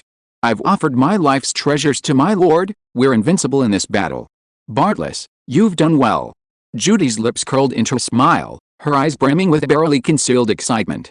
Tonight, I'll show my lord that compared to that delicate, pleading saintess of light, I, Judy, am your most outstanding ally. I, Judy, am the saintess my lord has sown in the darkness. Ow. Dark saintess, Judy. For my lord. For Miss Judy. Let's go. The crowd was filled with fervor and shouts. The Dark Witch Judy waved her hand and finally led her assembled army away from the old city. Almost simultaneously, Wu Wei, far away in the divine realm, suddenly sneezed. He rubbed his nose, wondering who was talking about him. But then he thought, he's a god now, and countless people probably talk about him all the time, so there's no point in thinking about it. So Wu Wei picked up the skewers again and started brushing on the seasonings with a sizzling sound. End of this chapter. Thank you so much for reading until the end. Don't forget to give it a like. Looking for more exclusive content and immediate access? Subscribe to our Patreon. Remember, every like, subscription or donation encourages us to continue. Thank you all. See you in the next video.